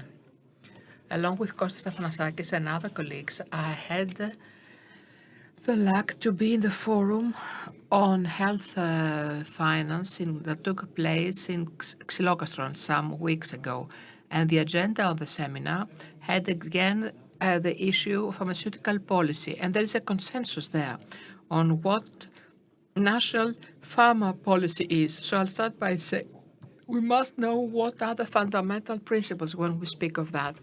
The minister, he said, what he's interested in is to have full transparency, predictability, and justice. On this, we must define the goals. There are various goals, as you know. Goals related with the health policy and improvement of the health services and general population health service, and goals of industrial policy that have to do with the situations, conditions of the business environment and improving the economy. So when we speak of national pharma policy, we speak of finding the golden measure between goals of health policy and industrial policy. So immediate and equitable access to innovation, efficiency, sustainability, and on the other hand, has to do with boosting innovation, productivity, skills, and so forth. Then we should know what are the involved stakeholders. The state has to establish the cooperation, the mechanism, if you like, on the basis of which all these different agencies will be operating under the same rules and terms. I don't have to analyze which these agencies are. You know that there are many in the supply chain and the whole pharma cycle. They must all sit around and speak the same language. The next fundamental, so as to establish a national pharma policies, what are the solutions, the problems to be solved? I have introduced a lot of such issues, and many colleagues think that this is an immediate priority. If you see the slide, again, along the supply chain and the life cycle of a new treatment or medicine. And the next and perhaps most important issue vis-à-vis the introduction of a new national pharma policy has to do with the processes and mechanisms that we must implement, again, along the supply chain and the life cycle of new treatments. So originally, this has to do with investment incentives, the licensing procedures for new entries on the basis of their clinical effectiveness and data quality. They have to do with the assessment of health technologies, the value for money, but also the affordability. It has to do with mechanisms of payment, reimbursement, co-payment, procurements, but also has to do with curtailing expenditure, auditing of the supply chain, and in extenso, the rational use of medicines. And for all those mechanisms, we can apply various tools, such as new data banks, digital tools, and so forth.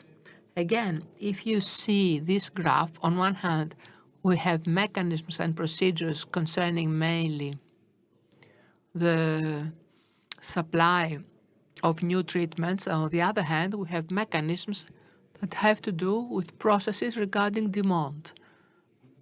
And in conclusion, I would like to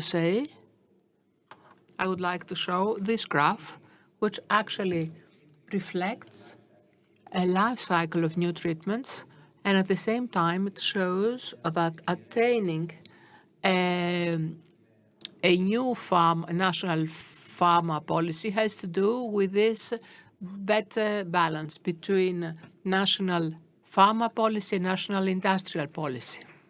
Thank you. Well, thank you for this original presentation. It is indeed some kind of trick that we need in that. I have a lot of questions, but I'll come back to in the second round on what is needed and what are the skills to be acquired for that. Allow me to have a first round with all panelists, and then we will resume. Madam Barbetaki, you represent the sector of innovative companies. We've heard these days quite a number of things regarding the potential policies that could be applied for local production. How do you view innovative industry in this context? Thank you for your stance, Mr. Thanasakis. I would like precisely to share our thoughts vis-à-vis the pharma policy elaboration, and my great joy I heard Mr. Angelis speaking of the principles that we also espouse and embrace vis-à-vis as an innovative industry. Allow me to say that in order to elaborate a policy, national policy, we must start from admitting the starting policy. Unless we are sincere in what is the starting point, we can't elaborate anything. So allow me to say that as an innovative industry, we believe that it is now the time. We are currently at a survival stage because we cannot find in the system as yet the principles of predictability, of sustainability, and justice. Let me give you examples that have already been mentioned, and we will come into details if you like. We have the overall refunds, rebates, and clawbacks, that is, which 7 out of 10 innovative medicines are sponsored by us. There's lack of predictability. That is, even at the end of 2023, we are challenged to make plans of 24 without having the final figures of 22. This definitely doesn't help in predictability. And we also had the issue of funding. Well, we do not have just a single mechanism between us where we agree on the figures on what is the real demand of the system, so as to be able to speak of sufficient funding. Sufficient on the basis of what?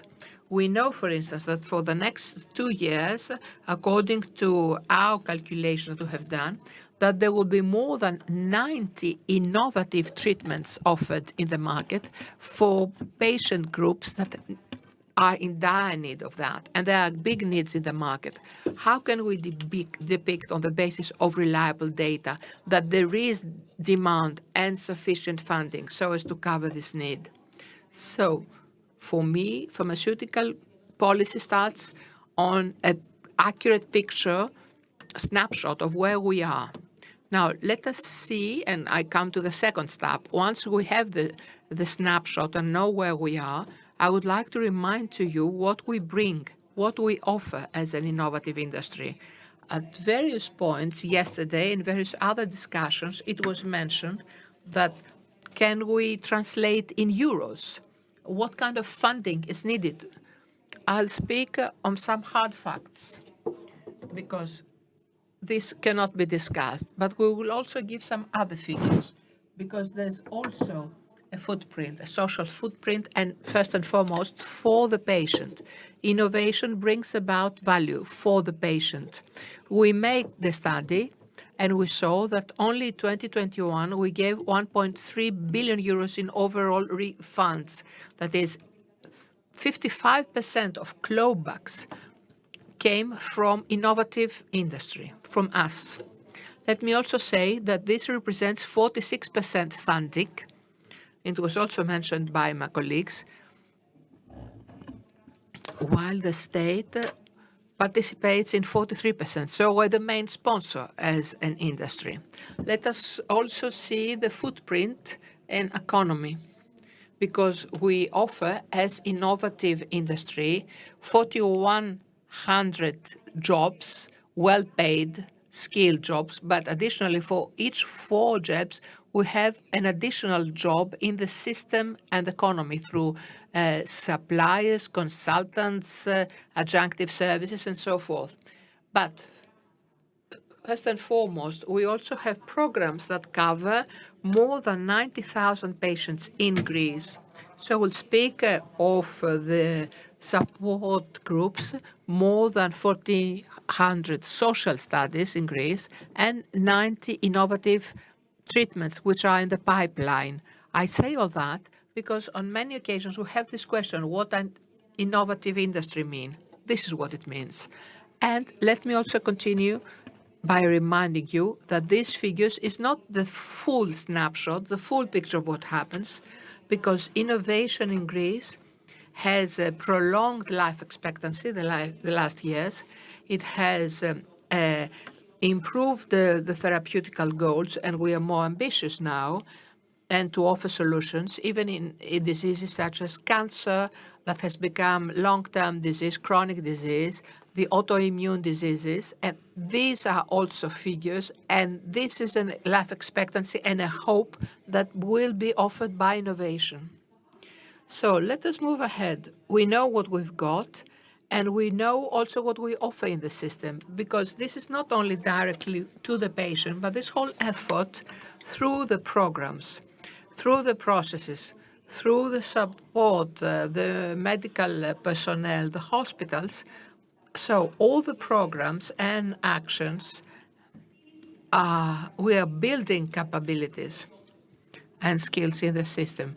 But we also avoid costs, such as hospitalization cost and other redundant actions. This must also be depicted. I know, Mr. Athanasakis, you've studied that. We have demonstrated that must be protected. So, if we have understood where we are and what we must protect, we must see how we can make innovation a political priority, an investment policy. The previous panel has offered me great food for thought, because beyond our cooperation with the Ministry of Health that has been launched, we must also aim at cooperating with other ministries, such as the Ministry of Development. Mr. Skrekas gave us very vivid examples on how we can offer incentives. And we must cooperate with the Ministry of Finance so as to be able to know where to seek funding. But also the Ministry of Labour. Let us not forget the problems such as the uninsured, which pester the industry as well, because we are challenged to offer this coverage to that population group. Let me remind you that cooperation is fundamental. And let me tell you what we believe that there must be the necessary chapters in this policy to have development. We must definitely discuss the issue of the overall rebates, refunds. Mr. Angelis has said, yes, that we have gone beyond the EU average. We have exceeded 70%. This is really pestering the innovative products. This must change. We must ask, in the second pillar, we must ask for funding of innovation that can come from the institutionalized funds that we've had. But the second stage, we must find also other sources. We must speak of a budget that will not be burdening innovation. And we must speak of incentives. We are here and we want to invest, but in an environment that offers the respective incentives, not only predictability, but also sustainability. And let us not forget that in order to do all that, structural reforms must take place. The minister said so. We don't want mere changes. We need reforms, which will cover, of course, assessment, the imaging of demand, and all the policies that concern medicine.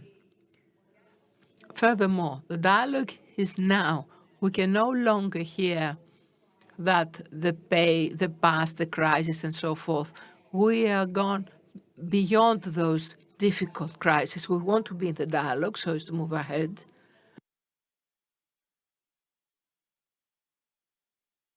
And this must be based in a policy that concerns us. We have built a policy that will indeed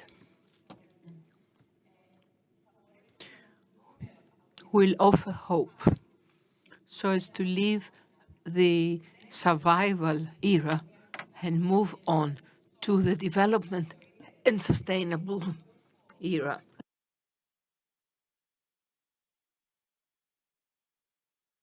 I can no longer hear that we brought in products and we bear cost. We need the predictability because each businessman, every company, no matter the nature of the company, must know the data and the status quo and the rules of the game for each year. And finally, we said that beforehand, there must be sustainability. Our sector has suffered, but let us not forget, but what gives us the incentive is offering this therapeutic innovation to the patient. Let us have that so as to be holistic in our approach. Thank you. Thank you very much. You touched upon several issues, and I would like to ask a lot of questions. Maybe I will do that in the second round. I would like to ask a lot about the therapeutic interventions, of course, about the opportunities for financing, which are considerable enough. But maybe I should make a clarification, and that is that the RRF is indeed an opportunity, but what we need to keep in mind are sustainable financing sources for the health system in general. Since the resources of the RRF have a deadline. So maybe we could touch upon that in the second round of questions. How, in other words, we could make sure that sources will be available in the future. You also said something that can be analyzed by the next speaker. The health minister yesterday said that there is a clear intention to change things radically, and nobody can question that because the pharmaceutical policy here in Greece, especially during the era of memoranda, was like an exhibit of a biennale art show. The one was building on the creations of the predecessors without any clear vision. So I believe that this is something that has changed, and we're going to talk about that later. Mr. Papadimitriou, we are trying to do something difficult in the pharmaceutical policy. Which are the necessary reforms that need to be made, in your view, since you represent the market, both sides? You represent the protected and non-protected market. Which are the necessary reforms in your view? What should we do? Good morning, everyone. I would like to thank you for the invitation. I would like to show you some slides quickly, since Ms. Barbitaki already touched upon some of the things I wanted to say. The first thing I would like to say is that although our country went through a difficult summer and is under an unexpected financial pressure, has a newly elected government that is the continuation of the previous one, that has a very strong mandate. It is on the verge of getting the investment grade and has now unemployment rates that have dropped significantly, and they are the same as the levels before the crisis. So I would say that overall, the economic environment is relatively better than it was the previous years. Years that had dealt a very serious blow to the pharmaceutical industry. It is well known that populations are aging, that the chronic diseases are increasing, that innovation is producing a multitude of new products. So, a system that wishes to provide the best possible health services to the citizens needs to understand all this. All the measurements that have been made show that the financing in our system is inefficient, is behind other OECD countries. And lately we can see that there is a worsening in the field of inputs of new drugs in Greece. And with regard to that, I would like to focus on the orthodox entrance of novel drugs in Greece, not in an unexpected way. A few years ago, the Association of Pharmaceutical Industries of Greece assigned the Deloitte company with the support of many member companies to elaborate a study for a sustainable health policy in the country, since we were exiting a 10-year-long financial crisis. This study had an economic model involved. And in 2020, and according to that study, if no reforms were made, then the contribution of the industry to pharmaceutical expenditure would exceed the contribution of the state. So we can feel very disappointed, very sad about the fact that this was achieved in 2022, a year before they do anything meaningful so that the contribution of the industry in pharmaceutical expenditure to exceed the one of the state, 1 year earlier than foreseen by the Deloitte study. The enhanced surveillance reports that have been drafted by the European Union have repeatedly underlined the risk of the compulsory paybacks, and this study and the enhanced surveillance reports actually underlined the increased risk that stems from this mechanism of compulsory paybacks. We acknowledge that the problem is due to the state, but still nothing has been done. This study had ended up in 7 pillars of action for a cohesive national pharmaceutical policy, which, allow me to say, continue to be quite important, and we need to take them into account. However, it wouldn't be bad to remember that 3 years ago, upon the end of the first round of pandemic, the Ministry of Health organized a meeting in its headquarters in which all the interested parties took part. And in that meeting, we presented some strategic priorities for pharmaceutical policy and some measures that needed to be taken in that time. I'm not going to go through this. However, what I would like to say is that the strategic priorities set by the ministry are not that different than the pillars defined by the study of Deloitte.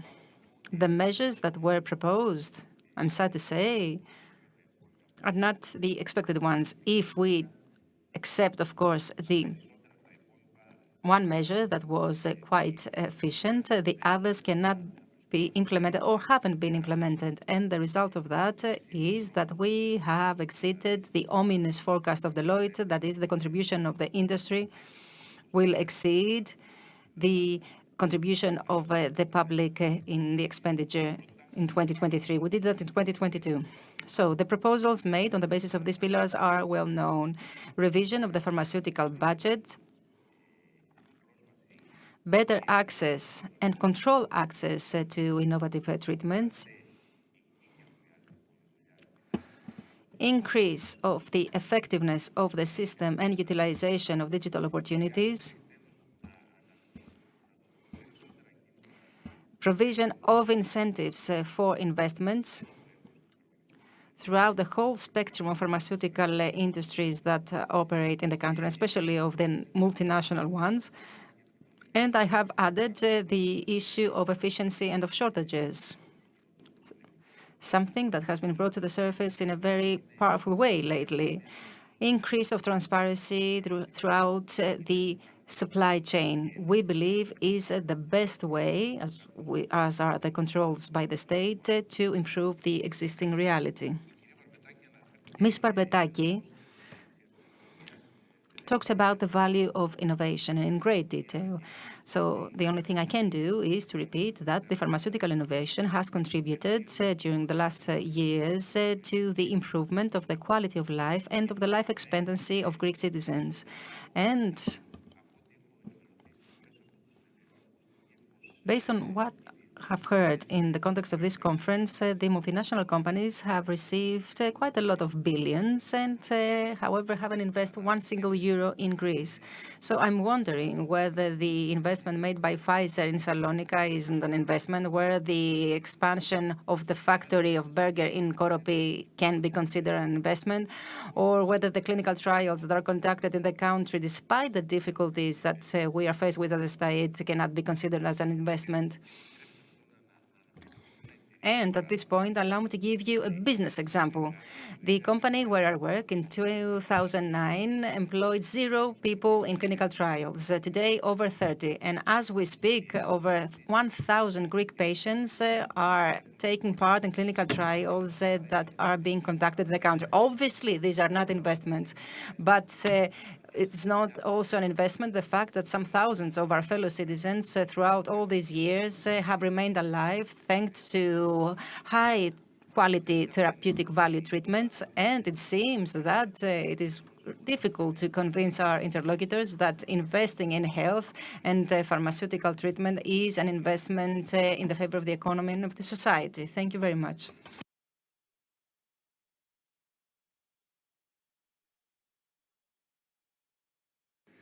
Thank you very much, Mr. Papadimitriou, for your intervention and for the points you raised.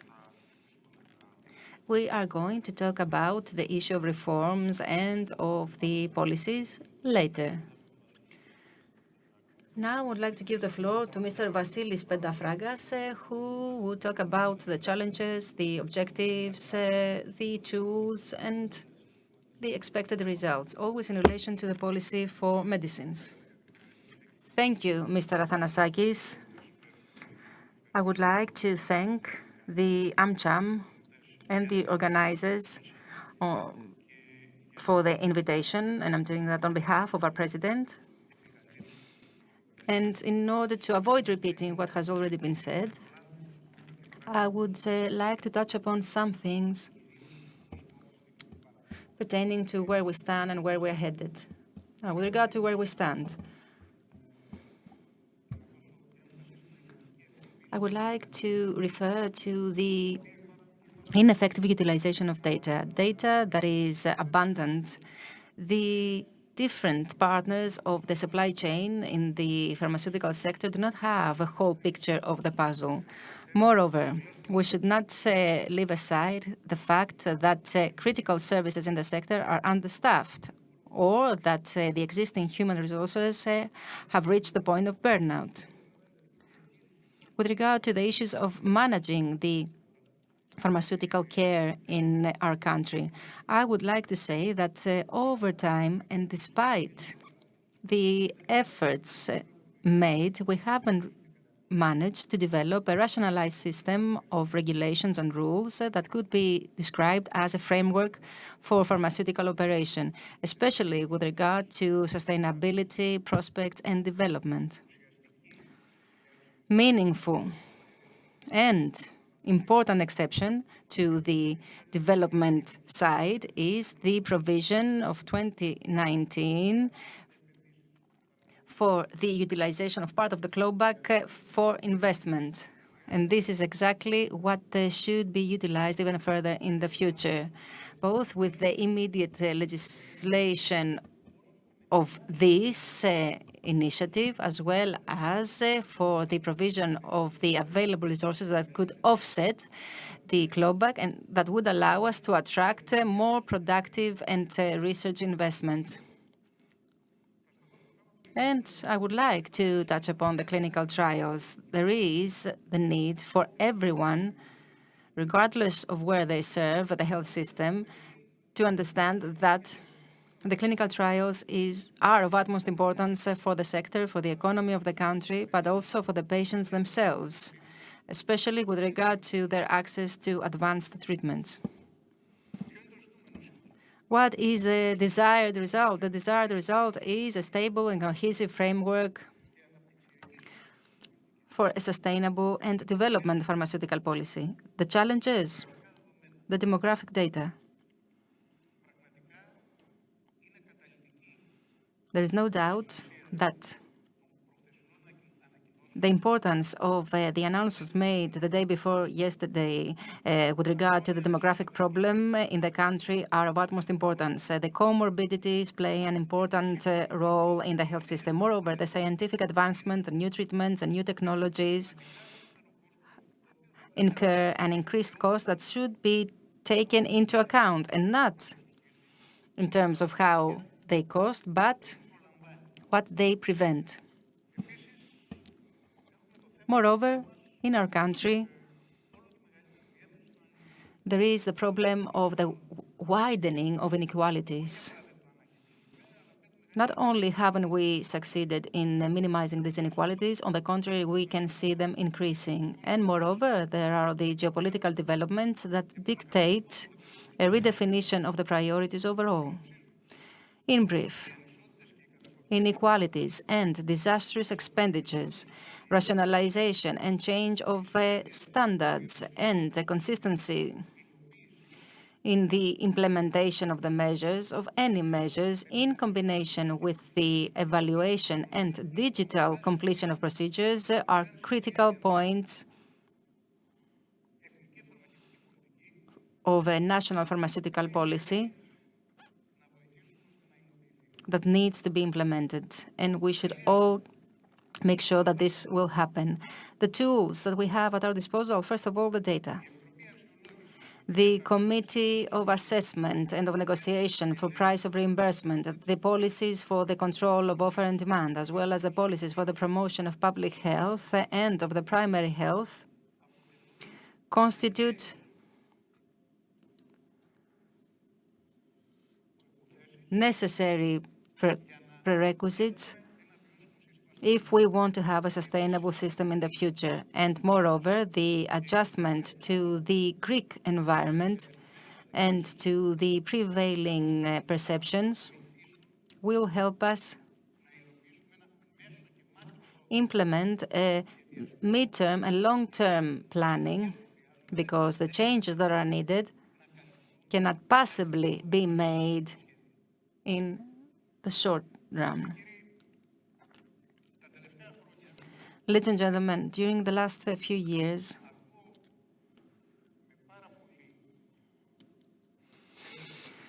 I have been hearing quite a lot my colleagues insisting on the importance of rewarding innovation. Someone would be considered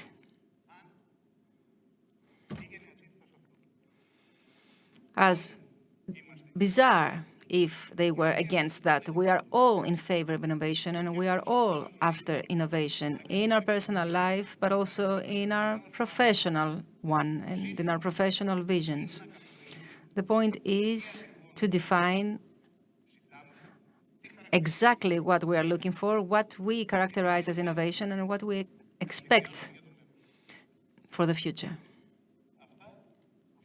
That's all for the time being. Thank you very much.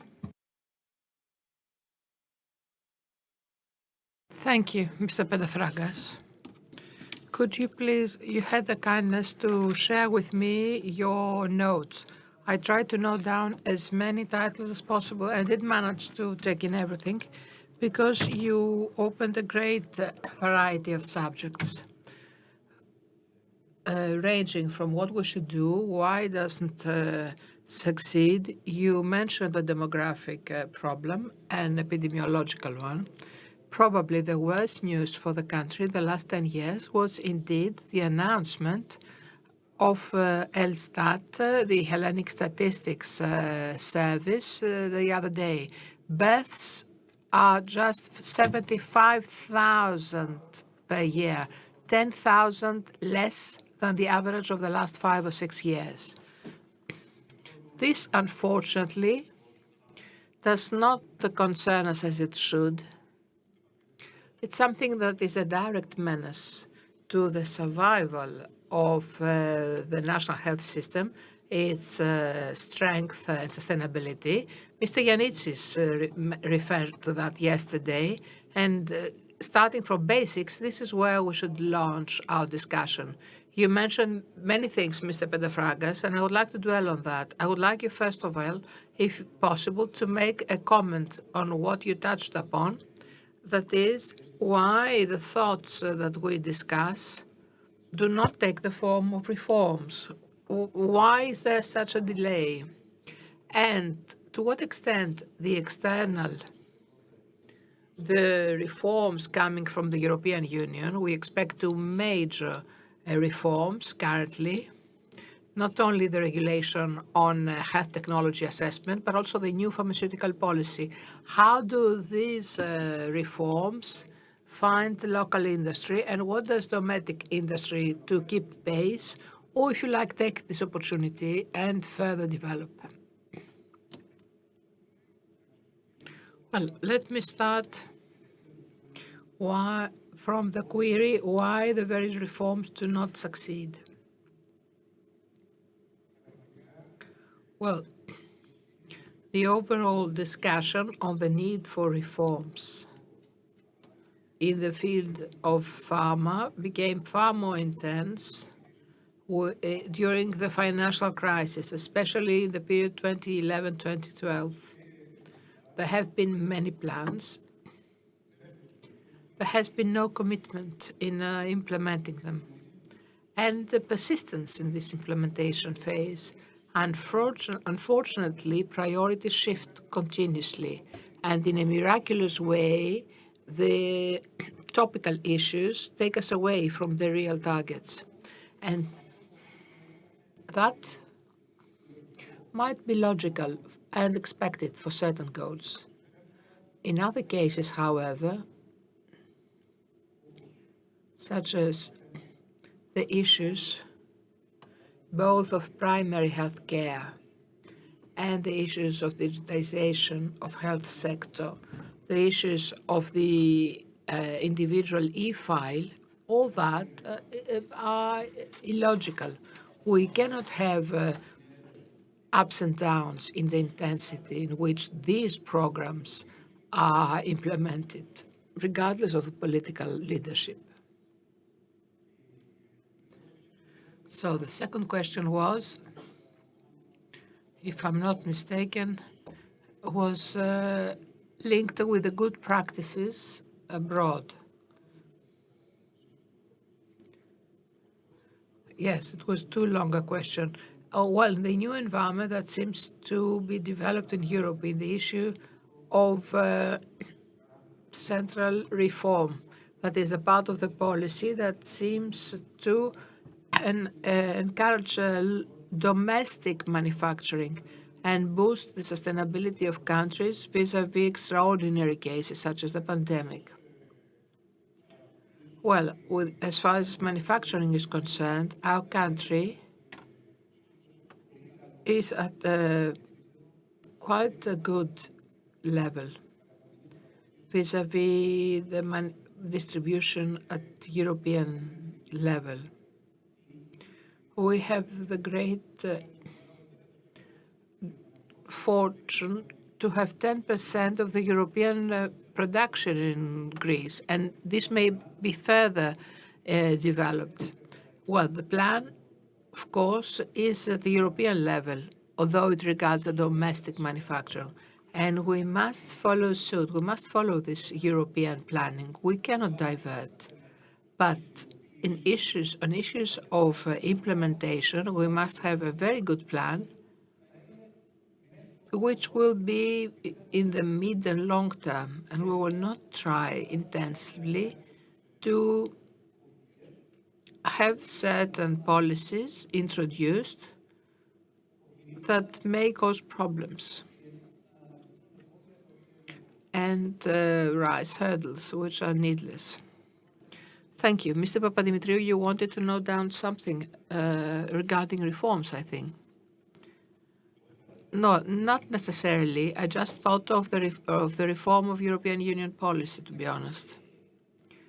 Well, listen, our views on this subject is that the European Commission has presented a framework of changes, many of them in positive direction, especially those that regard the reduction of bureaucracy and speeding up certain processes. An issue that finds innovative industry at the contrary is the reduction of the intellectual property protection. If it happens, this will be a major counter incentive for investment in R&D in Europe, and will be also the cause for shifting capital to other parts of the globe, mainly the USA, as well as Asia.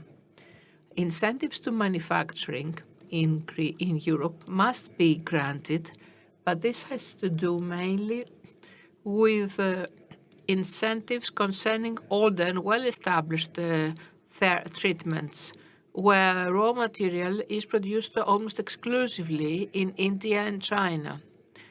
We only produce 64% of the active substances in Europe, but actually these are biological, so-called organic products or high innovation. Chemical molecules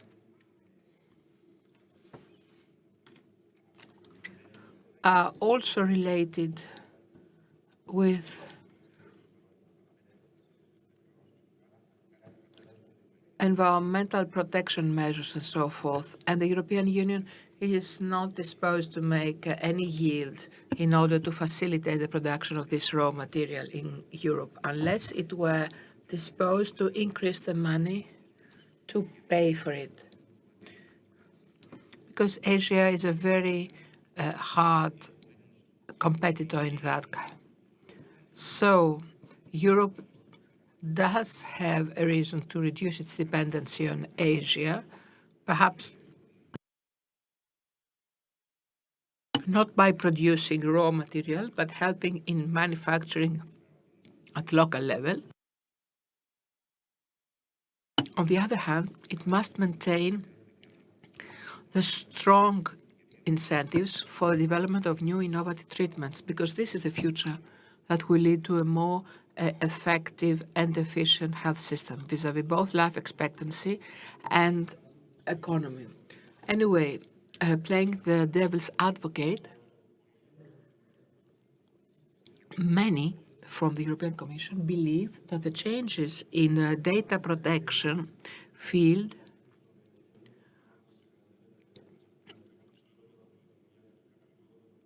draws a line of distinction between higher and lower degree of innovation and perhaps offer a higher protection vis-à-vis this system. Well, there are certain conditions in the proposal of the European Union where, if they are valid, if they are adopted, indeed they increase the data protection. But on one hand, certain things are not defined. For instance, the uncovered medical need is very broad concept. I don't know how it will be defined in the framework of a European strategy. But beyond that, when a company or some investment funds are to invest in the R&D for development, for the creation of a new molecule, we can't know beforehand all the potential of a medication in the pipeline so as to feel secure on the investment. Most possible, probably, is the investments in the 6-year horizon, and further on, one might claim the expanse of the protection, the extension of the protection. But this is something very difficult to estimate many years before.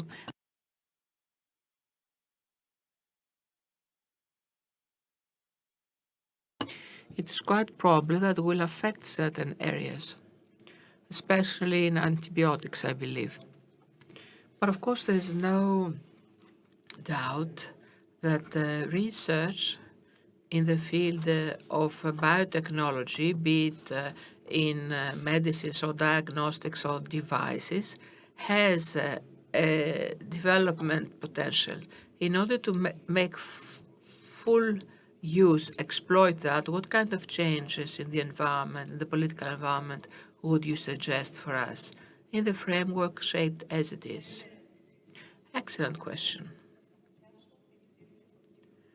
I'll take the torch from Mr. Papadimitriou and continue from there. We definitely must link of what we can do here in Greece on how we stand vis-à-vis European Union policy. Let us not forget that we all have the power and the right of a proposal as a government on how we view the issue of GDPR, innovation, and so forth. So this, I could say that the main goal of the European policy was to secure the studies, the research work, and the accessibility of the patient to innovation. It is an issue of access that we support. So we'll start my reply by saying that we must also lay the foundations on how we feel vis-à-vis this issue. To be more specific, if we want access to the patient, then we can relate and connect all processes at local level so as to have access to innovation in less days and less delays that already registered.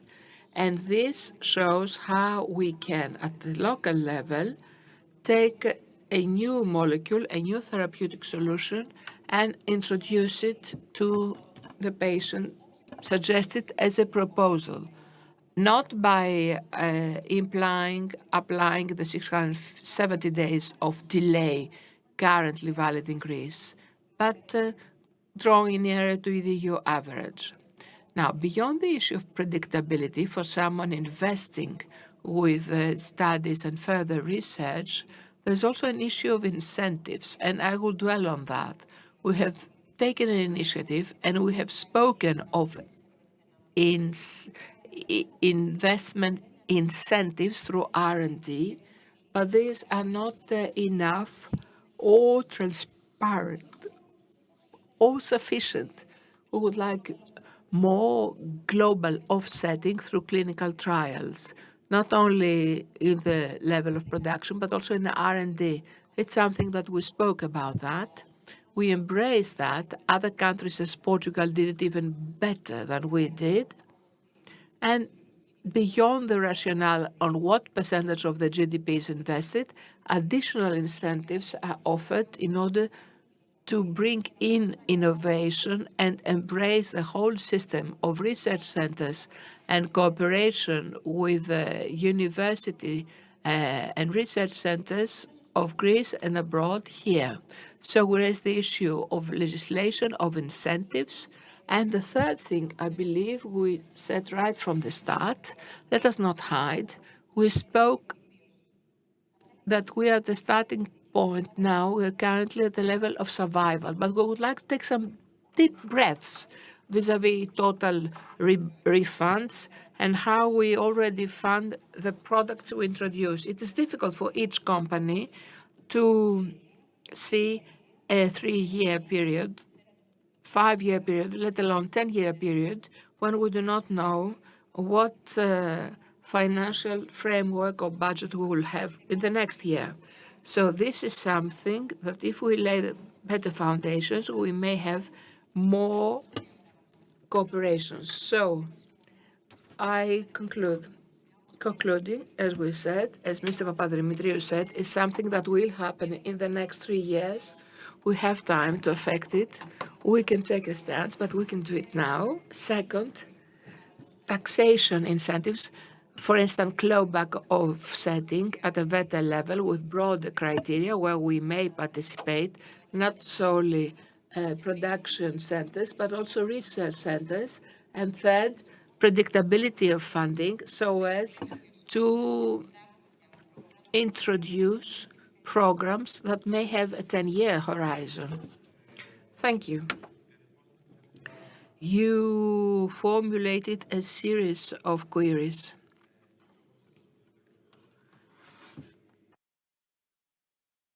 And as your predecessors can assure you, I can see Mr. Polizos and Mr. Kosiopoulos, some requests from your partners. This is understandable in the context of developing a national policy. And I'm wondering, all the partners have requests to make. What does the ministry expect? of the partners of the system. Yes. Before I reply, allow me to make some comments because we touched upon several issues, starting with the clawback. I don't believe that anyone here praises measures like the clawback. We have reached the point where we are because of some reasons. And of course, clawback is not a Greek solution. It is a global one that has to do with the fact that most countries have a relatively stable budget. And on the other hand, every year there are new technologies emerging, new scientific data, new treatments introduced to the market, some of which are truly innovative, but some of which are not that innovative. The health systems, based on the budget they have, are called to do something very specific, to conduct a very specific exercise. And this exercise aims at evaluating what is worth introducing to the system and what not, and maybe should be excluded from the system. So when we're talking about a national pharmaceutical policy, we should keep in mind that it's not just a bucket in which you throw new treatments. It is a system that potentially approaches something that is not that effective in an equitable way. And moreover, we all know that the current conjuncture is very difficult, but not without reason.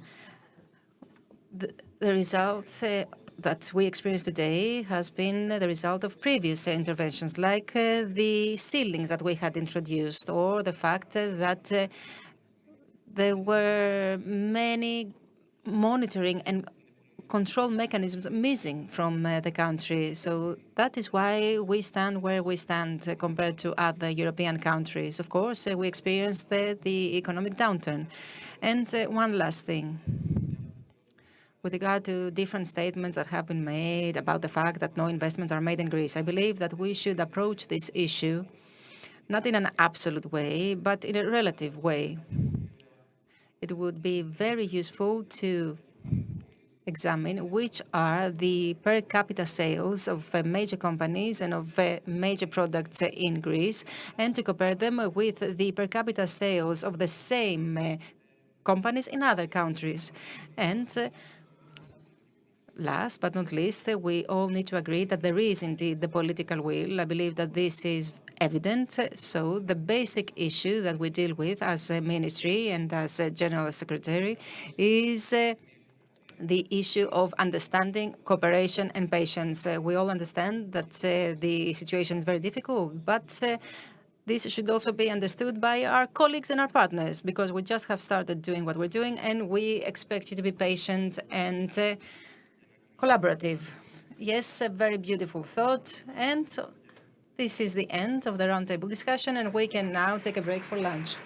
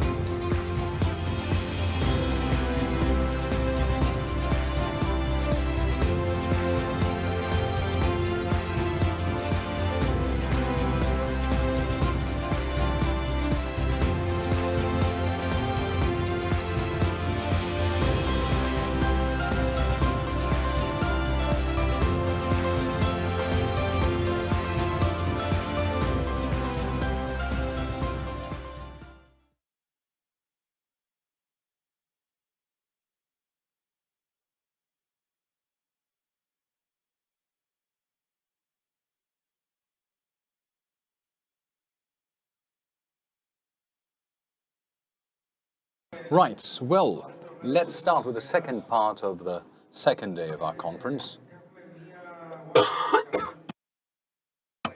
We have a one-to-one discussion about European pharmaceutical strategy.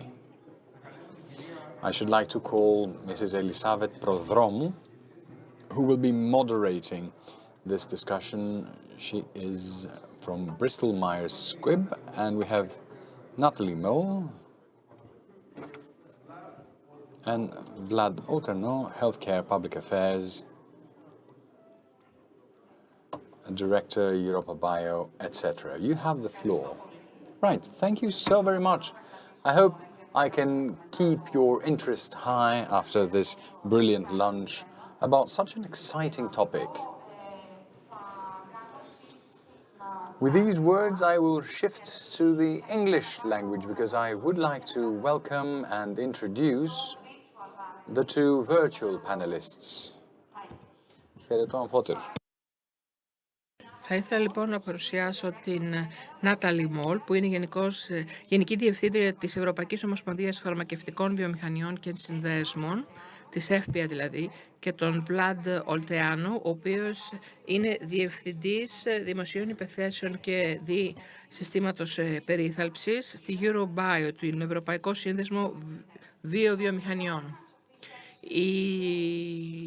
Ο συντονισμός λοιπόν αυτής της συνεδρίας σήμερα θα είναι με κάποια εισαγωγικά σχόλια και για όλους τους πανελίστες θα κάνουν μια παρουσίαση 5-6 λεπτών και μετά θα ακολουθήσει έρωτα-απαντήσεις. Με αυτά λοιπόν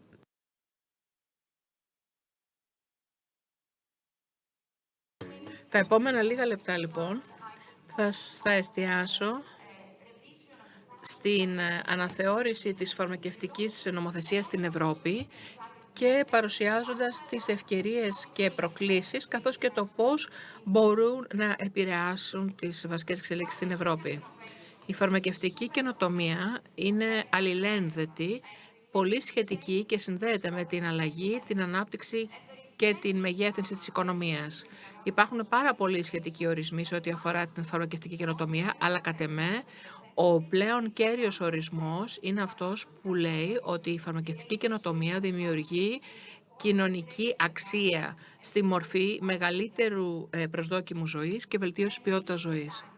Και αυτή είναι η στιγμή για την Ευρωπαϊκή Ένωση να επιδείξει τη δέσμευσή της στη φαρμακευτική καινοτομία, καθώς και να ενισχύσει τις βασικές αξίες της καινοτομίας, που είναι η προσπελασιμότητα, διαθεσιμότητα και προσιτότητα οικονομική. Η καινοτομία στη φαρμακευτική είναι μοχλός για καλύτερη υγεία, γιατί περιττό να πούμε ότι απολαμβάνουμε στην Ευρώπη εδώ και μια δεκαετία πάνω από τεράστια, μεγαλύτερη από 1,74 χρόνια παράταση χρόνου ζωής. Η καινοτομία είναι εδώ για να αντιμετωπίσει τα ζητήματα με πολλές θεραπευτικές επιλογές και πολλά άλλα πεδία. Ένα ζωηρό παράδειγμα βρίσκεται στην ογκολογία. Στην ογκολογία υπάρχουν μια σειρά αγωγών που πρόσφεραν πάνω από 5 χρόνια παράταση επιβίωσης για το 50% των ασθενών με μελάνομα, για πάνω από 30% ασθενών με καρκίνο πνευμόνων, ενώ στα προηγούμενα χρόνια, πριν την ανακάλυψη νέων θεραπείων και νέων τεχνολογιών υγείας, ήταν μόνο λίγοι μήνες. Αλλά η καινοτομία φαρμακευτική δεν είναι μοχλός μόνο για καλύτερη υγεία, αλλά και για ανάπτυξη της οικονομίας. Δυστυχώς, η Ευρωπαϊκή Ένωση χάνει σε ανταγωνιστικότητα έναντι άλλων περιοχών, όπως η Βόρειος Αμερική, η Ιαπωνία, η Κίνα, αναπτύχθηκε κατά κόρον και στη προηγούμενη συνεδρία. Η Ευρωπαϊκή Ένωση γίνεται όλο και λιγότερο ελκυστική για επένδυση σε έρευνα και τεχνολογία και αυτό δεν είναι καλός ιονός για την καινοτομία στην Ευρώπη.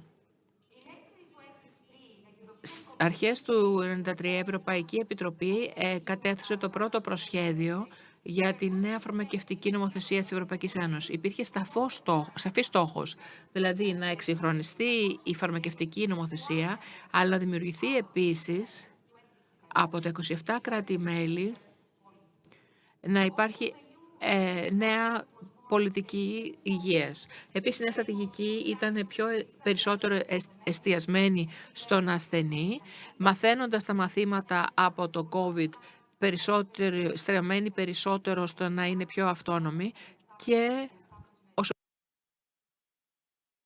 και με μεγαλύτερη εστίαση στις ιατρικές ανάγκες και αντιμέτωψη των ελλείψεων, μείωση του κανονιστικού φόρτου. Η νέα στρατηγική εισάγει μια πιο ευέλικτη πολιτική και ένα πιο ευέλικτο σύστημα, γρηγορότερο σύστημα, το οποίο μπορεί να παράσχει πολύ βραχυπρόθεσμα τις κανονιστικές αποφάσεις και βέβαια θα μειώσει και τον περιβαλλοντικό αντίκτυπο. Είναι καταπληκτικά, όλα είναι σωστή κατεύθυνση. Υπάρχουν λοιπόν ανησυχίες και προκλήσεις. Φυσικά υπάρχουν όλο και περισσότερες ανησυχίες και προκλήσεις που προκύπτουν από το γεγονός ότι το βασικό συστατικό της αλλαγής στην πολιτική φαρμακευτική είναι η μείωση της προστασίας δεδομένων από το 8 στα 6 χρόνια. Η GRDP, η Οδηγία περί προστασίας προσωπικών δικαιωμάτων, είναι όμως και βασικός συνεισφέρον στην προστασία προσωπικών δεδομένων. Η Ευρωπαϊκή Νομοθεσία επίσης επιβάλλει περισσότερα αντικίνητρα και αυτό συζητήθηκε κατά την προηγούμενη συνεδρία με τη μη παράταση της πατέντας. Αυτές οι δύο προστασίες έχουν αρνητικό αντίκτυπα σε σχέση με το πώς η Ευρωπαϊκή Ένωση μπορεί να έλξει περισσότερες επενδύσεις στο έρευνα και ανάπτυξη και εννοείται ότι θα αποτρέψει περισσότερο και θα αποραθαρρύνει τις επενδύσεις περισσότερο από το παρελθόν.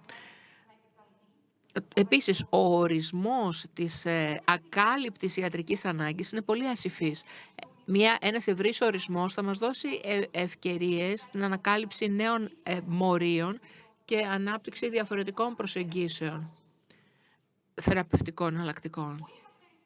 Εμείς έχουμε την ευθύνη ως φαρμακευτική βιομηχανία μαζί με την Ευρωπαϊκή Επιτροπή να κατανοήσουμε και να βρούμε πού υπάρχουν οι ανισότητες και οι διαφοροποιήσεις μεταξύ των κρατών μελών και να τις αντιμετωπίσουμε σωστά. Είναι δική μας η ευθύνη.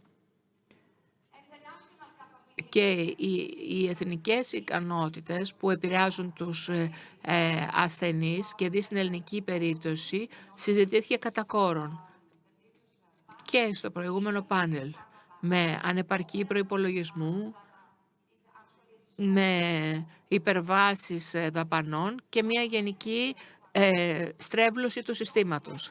Έλλειψη επίσης στοιχείων. Αν δεν μετράμε σωστά, δεν επαληθεύουμε. Αν δεν επαληθεύσουμε, δεν μπορούμε να προσφέρουμε τις βέλτιστες δυνατές υπηρεσίες. Κανονιστική φραγμή επίσης. Η ΕΦΠΗ αναφέρει τουλάχιστον 2 χρόνια συσσόρευσης από την έγκριση στον Ευρωπαϊκό Οργανισμό Φαρμάκων μέχρι την πλήρη αδειοδότηση ενός προϊόντος να μπει στην Ελλάδα. Και αν και πρέπει να παραδεχθούμε ότι η διακυβέρνηση των διαφόρων επιτροπών και εμποδίων έχει βελτιωθεί, εξακολουθεί να υπάρχει μεγάλη χρονοπέδη. Έλλειψη λοιπόν επίσης κινήτρων σε έρευνα και ανάπτυξη. Θα ήθελα να ολοκληρώσω την αναρκτήρια ομιλία μου μοιραζόμενοι κάποιες σκέψεις. Μου δημιουργεί πραγματική αισιοδοξία και μου γεννά τη φιλοδοξία όταν σκέφτομαι τι μπορούμε να κάνουμε όλοι μας για την φαρμακευτική βιομηχανία. Κάθε μέρα που δουλεύουμε, προσπαθώντας να βελτιώσουμε την ποιότητα ζωή των ασθενών μας, να δώσουμε καλύτερη υγεία και επίσης να μοιραστώ μια ευχή να συνεχίσουμε με το ίδιο πάθος, την ίδια αφοσίωση και την ίδια αποφασιστικότητα. Και με αυτά θα ήθελα να δώσω το λόγο στην Νάταλη για την εναρκτήρια ομιλία της. Νάταλη, χθες στην εναρκτήρια συνεδρία ο Υπουργός Υγείας ανέφερε «Θέλω να προσφέρω πλήρη πρόσβαση σε όλους τους ασθενείς στην Ελλάδα σε καινοτόμες θεραπείες, ανεξαρτήτως επίπεδου εκπαίδευσης και κοινωνικο-οικονομικού καθεστώτος, κοινωνικο-οικονομικής κατάστασης». Και αυτό είναι καταπληκτικό, είναι φοβερό το όραμα. Το ερώτημά μου είναι, πιστεύεις ότι με τη νέα οδηγία και τις εξελίξεις που έχουμε στην Ευρωπαϊκή Επιτροπή Μήπως αυτό είναι πολύ απομακρυσμένο το όραμα για τις κυβερνήσεις στην Ευρωπαϊκή Ένωση? Ευχαριστώ, έχεις το λόγο. Ευχαριστώ πολύ για την πρόσκληση, ευχαριστώ για την εισαγωγή και το σημαντικό ερώτημα που θέσατε, γιατί αυτός είναι ένας στόχος που έχουμε όλοι κοινό. Βελτιωμένη πρόσβαση, είτε πρόκειται για εταιρείες που αναπτύσσουν προϊόντα ή που θέλουμε να φτάνουν τους ασθενείς. Οι ίδιοι ασθενείς έχουμε τους ίδιους στόχους αιτήματος αυξημένης πρόσβασης και νομίζω ότι τα κράτη-μέλη δεν θα πρέπει να θέτουν όλη αυτή την ευθύνη στα χέρια ενός ευρωπαϊκού νομοθετήματος, το οποίο θα συζητηθεί τα ερχόμενα χρόνια. Νομίζω ότι είναι μια κοινή ευθύνη μεταξύ όλων των εμπλεκόμενων, είτε κυβερνήσεων, θεσμικών οργάνων, Ευρωπαϊκού Οργανισμού Φαρμάκων, της φαρμακευτικής βιομηχανίας, των ασθενών και των νοσοκομείων. Και ο τρόπος να διασφαλίσουμε ότι θα αυξήσουμε την προσπελασιμότητα, προβλέψιμα και σίγουρα, είναι να καθίσουμε όλοι μαζί και να αναλύσουμε ποια είναι τα προβλήματα, να συμφωνήσουμε ποια είναι τα προβλήματα, γιατί δεν είναι μόνο ένα, και στη συνέχεια ο καθής να αναλάβει τις ευθύνες του για να διορθώσει τα εμπόδια τα οποία υψώνονται. Έτσι πιστεύουμε ότι ως βιομηχανία μπορούμε να διασφαλίσουμε ότι θα πληρώσουμε την υπόσχεση που έδωσε χθες ο Υπουργός σας. Μεγαλύτερη πρόσβαση συντομότερα σε περισσότερους ανθρώπους σε καινοτόμες θεραπείες. Αυτό είναι τελείως διαφορετικό από αυτή την νομοθεσία. Η νομοθεσία αυτή αφορά την έγκριση φαρμάκων, διασφαλίζεται δηλαδή ότι θα υπάρχει ασφαλής φαρμακευτική αγωγή στην ποιότητα που πρέπει να είναι, και ένα άλλο κομμάτι αφορά τα κίνητρα για την ενίσχυση της έρευνας και της καινοτομίας. Η νομοθεσία λοιπόν σε ευρωπαϊκό επίπεδο πολύ σωστά εστιάζει σε πράγματα που είναι ευρωπαϊκής αρμοδιότητας, δηλαδή δίνοντας κίνητρα στην έρευνα. Η προσπέλαση όμως είναι περισσότερο εθνικό θέμα και έτσι πρέπει να μείνει. Ο τρόπος όμως με τον οποίο λειτουργούν τα πράγματα σήμερα δεν είναι ένας αειφόρος και αποδεκτός τρόπος. Έχουμε τεράστιες ανισότητες μεταξύ χωρών, μεταξύ περιφερειών στην ίδια χώρα, και αυτό δεν έχει αντιμετωπιστεί μέχρι στιγμής. Ως βιομηχανία λοιπόν ζητάμε διάλογο εδώ και πάρα πολύ καιρό, έναν θεσμικό διάλογο μεταξύ των κρατών μελών και της βιομηχανίας, των νοσοκομείων και όλων των εμπλεκόμενων που είναι υπεύθυνοι για την πρόσβαση από κοινού. Να υπάρξει μια πραγματική συζήτηση στρογγυλής τραπέζης όπου θα ζητηθεί ποια είναι τα εμπόδια, ποια είναι τα στοιχεία τα διαθέσιμα και στη συνέχεια να ληφθούν πολύ συγκεκριμένες αποφάσεις για μέτρα, δράσεις, καταληκτήριες ημερομηνίες και εφαρμογή. Νομίζω ότι αυτό θα είναι η σωστή λύση. Έχουμε αναλάβει κάποια δράση, πολύ συγκεκριμένη. Από πέρσι τον Απρίλιο αναλάβαμε τη δέσμευση να έχουμε την ίδια τιμολόγηση, την ίδια χρονική στιγμή υποβολή για τιμολόγηση και στα 27 κράτη-μέλη, και ταυτόχρονα να υπάρχει μια online πύλη που θα ελέγχει εάν υπάρχει διαφοροποίηση, πού υπάρχουν καθυστερήσεις, ώστε να μπορούμε να αντιμετωπίσουμε το θέμα της πρόσβασης σήμερα, άμεσα, σε πραγματικό χρόνο. Ευχαριστούμε πολύ, Νάταλη. Και τώρα δίνω το λόγο στο Βλάντ. Ο Βλάντ, από πλευράς της βιοφαρμακευτικής βιομηχανίας, πιστεύεις ότι είμαστε αρκετά ευέλικτοι για να αντιμετωπίσουμε τις αλλαγές? Ευχαριστώ, Ελισάβετ, για το ερώτημα, αλλά και την ευκαιρία που μου δίνετε να είμαι μέσα σήμερα, αν και δεν μπορώ να απολαύσω της υπέροχης πόλης σας, τον υπέροχο ήλιο των Αθηνών, και είμαι στις βροχερές Βρυξέλλες. Σε αυτό το ερώτημα, λοιπόν, η απάντηση νομίζω δεν είναι επαρκής. Όχι, δεν είμαστε επαρκώς ευέλικτοι. Δεν είμαστε τόσο κακοί, είμαστε ευέλικτοι ως βιομηχανία, αλλά νομίζω ότι οι νομοθέτες θα μπορούσαν να μας βοηθήσουν να γίνουμε καλύτεροι. Γιατί η ευελιξία σημαίνει δύο κομμάτια, θα τα τρέξουν μαζί με καλό αποδεκτό τρόπο. Το ένα κομμάτι είναι η βιομηχανία. Εάν δούμε λοιπόν την βιομηχανία που αναφέρθηκε, υπάρχουν μια σειρά ιατρικών επιτευγμάτων που η βιομηχανία κατάφερε να εφαρμόσει. Αναφέρατε νέες θεραπείες, τις πρόοδους που έχει γίνει και την πρόοδο που έχει γίνει, που μπορεί να συνδεθεί και με τα εμβόλια και την παραγωγή εμβολίων. Η βιομηχανία σαφέστατα ήταν ευέλικτη και η βιομηχανία έχει συνεισφέρει και στην έρευνα, την τεχνολογία, την καινοτομία και την παραγωγή. Αλλά χρειάζεται και άλλα 3 πράγματα. Το πρώτο είναι η προβλεψιμότητα. Η προβλεψιμότητα στις βιομηχανίες και στις μικρομεσαίες είναι θεμελιώδους σημασίας, γιατί η ευελιξία μπορεί να προσφέρει κεφάλαιο με χαμηλότερο κόστος. Αν δεν υπάρχει προβλεψιμότητα, ο κίνδυνος δεν γίνεται πλήρως κατανοητός ή καλά κατανοητός και υπάρχει και premium στα επιτόκια που πρέπει να καταβάλει κανείς. Επομένως το κεφάλαιο, το χρήμα, το κόστος του χρήματος είναι υψηλότερο. Αυτό σημαίνει συνέπειες για τις εταιρείες και αυτό σημαίνει πιθανότατα ότι η έρευνα και η καινοτομία θα καθυστερήσουν. Αν συμβεί καλό στην Ευρώπη. Αυτό είναι το πρώτο σημείο. Το δεύτερο, χρειάζεται την δυνατότητα, την ικανότητα να μείνει εδώ μακροπρόθεσμα. Και αυτή η μεταρρύθμιση θα απαιτήσει χρόνια για να εφαρμοστεί. Αυτή τη στιγμή όμως εφαρμοστεί, θα υπάρξει και θα παραμείνει για τουλάχιστον μια δεκαετία. Πρέπει λοιπόν να δημιουργηθεί ένα σταθερό περιβάλλον που θα εστιάζει στην έρευνα, την καινοτομία και τη μεγέθυνση.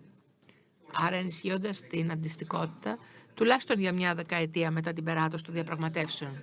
Και τελευταίο στοιχείο που θεωρώ ότι χρειάζεται η βιομηχανία είναι ότι χρειάζεται έναν εταίρο από την άλλη πλευρά που θα είναι εξίσου και αρκετά ευέλικτος.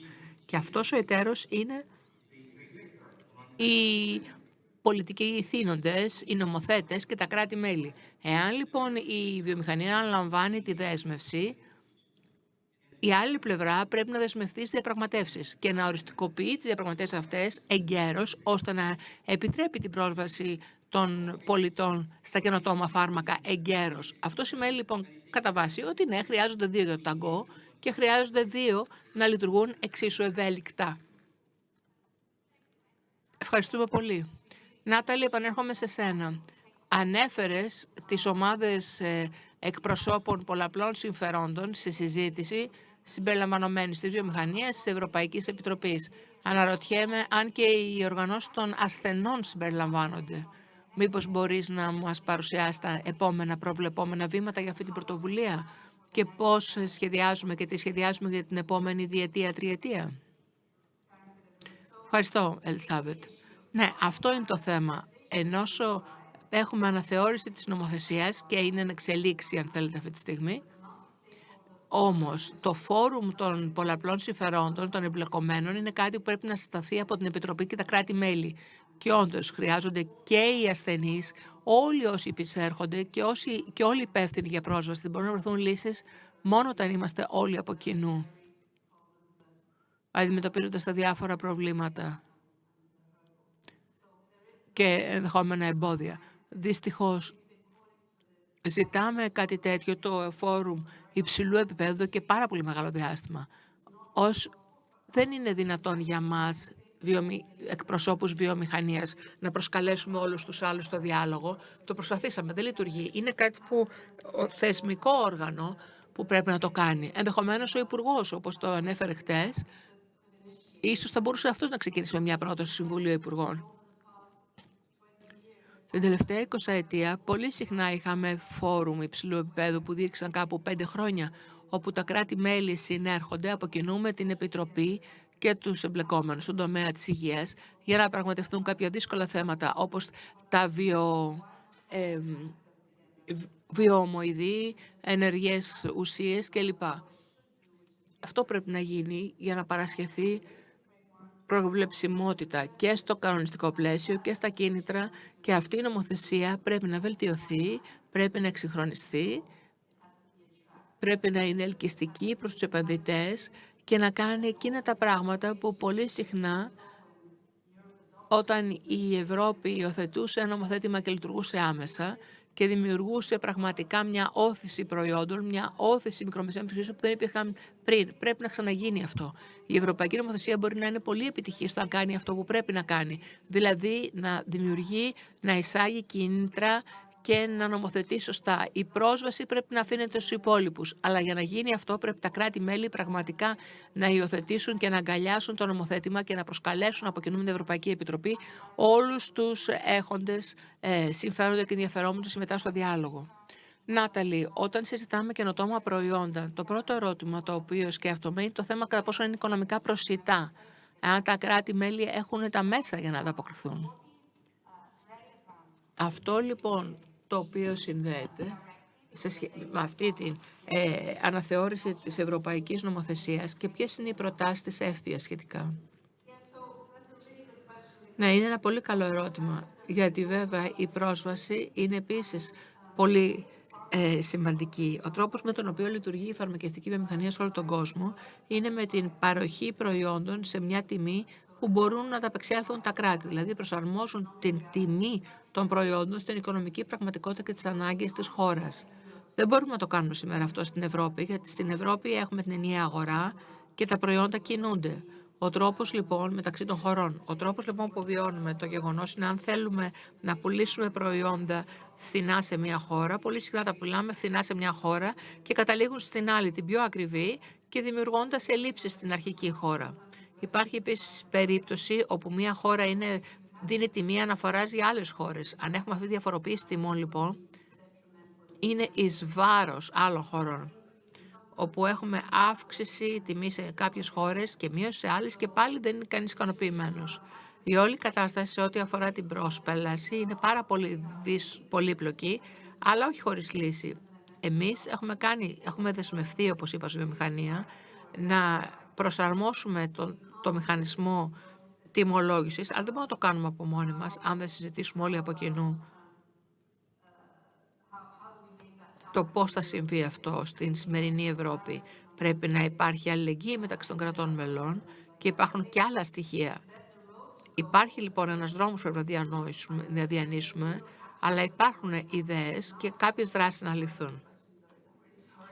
Συγγνώμη, δεν θυμάμαι το δεύτερο ερώτημα. Όχι, με κάλυψες, απάντησες. Βλάντ, πιστεύεις ότι τα κοινοτικά κράτη πρέπει να αναλάβουν περισσότερες εθνικές τιμές και οπτική, αν θέλετε, συμμετοχής ή πώς μπορεί να δουλέψει μέσα στο πεδίο της νέας οδηγίας που είναι υποσυζήτηση αυτή τη στιγμή? Σαφέστατα σεβόμαστε την εσωτερική αγορά και η εσωτερική αγορά έχει πάρα πολλά ωραία κομμάτια και κομμάτια που δεν είναι απαραίτητα, αν όχι κακά, πάντως δεν μας πληρούν πλήρως. Οι συνέπειες είναι αυτό που ανέφερα πριν, δηλαδή με άλλα λόγια, εάν εισάγεις ένα προϊόν στην Ευρωπαϊκή Ένωση, η Ευρωπαϊκή Ένωση είναι μια αγορά, άρα το εισάγεις στην Ευρωπαϊκή αγορά και ο μηχανισμός τιμολόγησης που υπάρχει θα επηρεάσει την τιμή του προϊόντος ανεξαρτήτως θέλησής σου και σε άλλα κράτη-μέλη. Υπάρχουν τρόποι με τους οποίους πιστεύω θα μπορούσαν να το παρακάμψουν αυτά τα κράτη-μέλη. Ένας από αυτούς είναι να είσαι πάρα πολύ προσεκτικός με την τιμή αναφοράς. Αυτό είναι το ένα. Αν πάω στην βιοτεχνολογία και εκείνες τις θεραπείες έχουν μια ιδιαιτερότητα. Πρέπει να εκπονηθούν στον ατόμο πιο κοντά στον ασθενή, δηλαδή εξορισμού, όχι όπου να είναι στην Ευρώπη, αλλά εκεί που είναι ο ασθενής θα γίνει η αγωγή. Είναι δαπανηρές, όχι μόνο τις βιομηχανίες, αλλά λόγω της διαδικασίας. Η διαδικασία είναι πολύ εντατική και οτιδήποτε γύρω από την ανάπτυξη αυτής της αγωγής είναι εξαιρετικά δαπανηρό. Όμως είναι απόλυτα αναγκαίες οι αγωγές αυτές, γιατί αλλάζουν άρδιν τα ποσοστά θνησιμότητας και όχι μόνο υπάρχει παράταση ζωής, αλλά και βελτίωση ποιότητας ζωής. Σε ορισμένες περιπτώσεις μάλιστα ξαναδίνει πίσω τη ζωή. Ως εκ τούτου είναι πολύ σημαντικές. Τώρα, ποια είναι το τίμημα για αυτό? Αυτό είναι το πραγματικό ερώτημα. Νομίζω ότι οι υπουργοί πρέπει να αντιμετωπίσουν το θέμα αυτό. Υπάρχουν τρόποι να γίνουν πιο προσιτές οι αγωγές αυτές. Ένας τρόπος είναι η αύξηση της εθνικής παραγωγής, της τοπικής, αλλά αυτό σημαίνει ότι θα πρέπει να υπάρχει στρατηγική που θα λαμβάνει υπόψη τις ανάγκες, την καινοτομία, την έρευνα και ανάπτυξη, την προβλεψιμότητα, η προσφορά κινήτρων για να συμβεί αυτό σε εθνικό επίπεδο. Ευχαριστώ πολύ. Έχω άλλο ένα ερώτημα που απευθύνω και στους δυο σας. Το ίδιο είναι και με αυτό θέλω να κλείσω. Θέλω να κλείσω με μια θετικό τόνο. Είστε αισιόδοξοι για το μέλλον της καινοτομίας στην Ευρωπαϊκή Ένωση και το μέλλον της αγωγής, της ιατρικής πρόνοιας? Μόλις βγήκα από σχετική συζήτηση, όπου έχουμε μόνο 5 τόρους από περιφερειακές οργανώσεις, βιομηχανία, υπάρχουν πάρα πολλοί διαφορετικοί εμπλεκόμενοι. Και αυτό με κάνει αισιόδοξη. Όλοι μας μοιραζόμαστε το όραμα αυτό, βελτίωσης της ζωής των ασθενών. Και αυτός ο κοινός στόχος τον οποίο έχουμε θέσει και οι πόροι που έχει η Ευρωπαϊκή Ένωση σε ό,τι αφορά τα επιστημονικά ταλέντο, ότι έχουμε τα hubs έρευνας, κλινικές δοκιμές, έχουμε όλα τα απαιτούμενα συστατικά. Πρέπει όμως να κάνουμε την βέλτιστη αναθεώρηση πολιτικής, ώστε να ενισχυθεί η ελκυστικότητά μας, γιατί έχουμε χάσει πάρα πολλούς από τους συνήθους επενδυτές μας που έχουν στραφεί προς την Κίνα ιδιαίτερα. Αυτή η αναθεώρηση λοιπόν είναι μια εκπληκτική ευκαιρία για να κάνουμε πάρα πολύ θόρυβο και να διορθώσουμε, να ενημερώσουμε όλες τις κανονιστικές διαδικασίες, να εισάγουμε τα κίνητρα που θα είναι τώρα προσαρμοσμένα στις νέες τεχνολογίες και με ορίζοντα 20 ετίας και να γίνουμε ακόμα πιο ισχυροί και ελκυστικοί από ό,τι είμαστε τώρα. Νομίζω ότι όλοι κοιτάμε προς σωστή κατεύθυνση. Απλώς πρέπει να χρησιμοποιήσουμε τα κατάλληλα πράγματα για τα σωστά πράγματα. Βλάντ.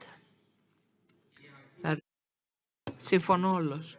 Όντως, ο συνασπισμός για την υγεία είναι εκπληκτική πρωτοβουλία. Εγώ είμαι εκφύσεως αισιόδοξος και δεν μου είναι δύσκολο να εκφράσω και πάλι αισιόδοξο και πάλι, αλλά ταυτόχρονα πρέπει να θυμηθώ και κάτι που είδα στο παρελθόν. Πριν από 20 χρόνια, όταν το τελευταίο πακέτο νομοθεσίας εμφανίστηκε, τα ορφανά φάρμακα έβαλαν σε πολύ καλή θέση την Ευρώπη, αλλά αν θυμάστε, γιατί ανησυχούσαμε το 2003. Καινοτομία λέγαμε. Τι είναι καινοτομία? Είχαμε κομπιούτερς, είχαμε τα σημερινά κομπιούτερς, είχαμε τα εφή τηλέφωνα. Όχι, όλα αυτά εξελίχθηκαν.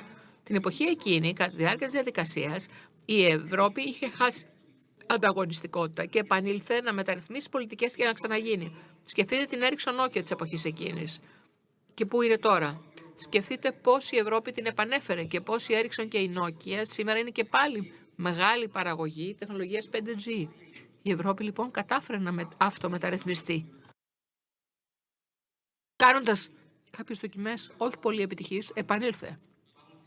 Και αυτό έπεται στη βιομηχανία να επανέλθει εκεί που θα έπρεπε να είναι, στην προμετωπίδα της, στον προμαχώνα της έρευνας της τεχνολογίας. Είμαι αισιόδοξος λοιπόν. Κάνοντας αναδρομή στην τελευταία 20 ετία, θεωρώ ότι ναι, υπάρχει ελπίδα, αλλά ταυτόχρονα πρέπει να έχουμε μάθει να μην ακολουθήσουμε τον ίδιο δρόμο και να μάθουμε ότι η προστασία της καινοτομίας και της πνευματικής ιδιοκτησίας είναι θεμελιώδης για την ανάπτυξή μας, την καλή μας ανάπτυξη εδώ στην Ευρώπη. Ευχαριστούμε πάρα πολύ και εγώ είμαι αισιόδοξη και κλείνω λέγοντας ας συνεχίσουμε. Η Ευρωπαϊκή Ένωση μεταρρυθμίζεται, ας το κάνουμε ευκαιρία για καινοτομία και να αντιμετωπίσουμε προφανώς τις προκλήσεις. Ας εντοπίσουμε και δημιουργήσουμε έναν υγιή οδικό χάρτη. Ας το κάνουμε για τους ασθενείς μας. Σας ευχαριστώ πολύ.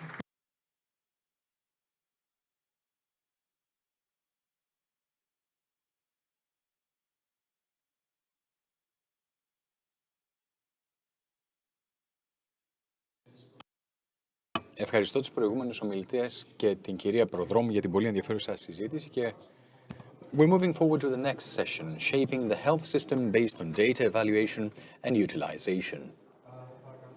I would kindly ask the moderator, Mr. Mitropoulos, Head of Health Services of Ernst & Young, EY, and the participants, Messrs. Anaghnostopoulos, Mrs. Kolitsi, and Mrs. Pournara, to assume their positions.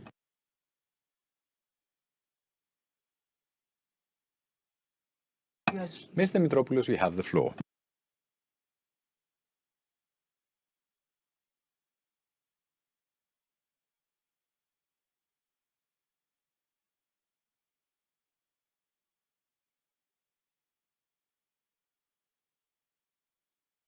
Good afternoon, everyone. I'm Yorgos Mitropoulos. I'm in charge of EY services for the health sector.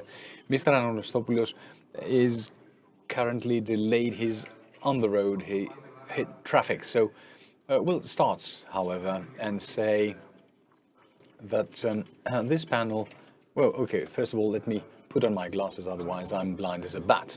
So we have Mr. Anaghnostopoulos, who is the Secretary General of Information Systems and E-Governance of the E-Governance Directorate. He is expected any moment now. Mrs. Zoe Kolitsi, Digital Health Policy and Strategy Lead with the European Institute for Innovation through Health Data. Mrs. Elpida Fotiadou, who is Head of the Deputy Directorate of Special Applications with EDICA. And Mrs. Julia Pournara, she's a partner with EY Law.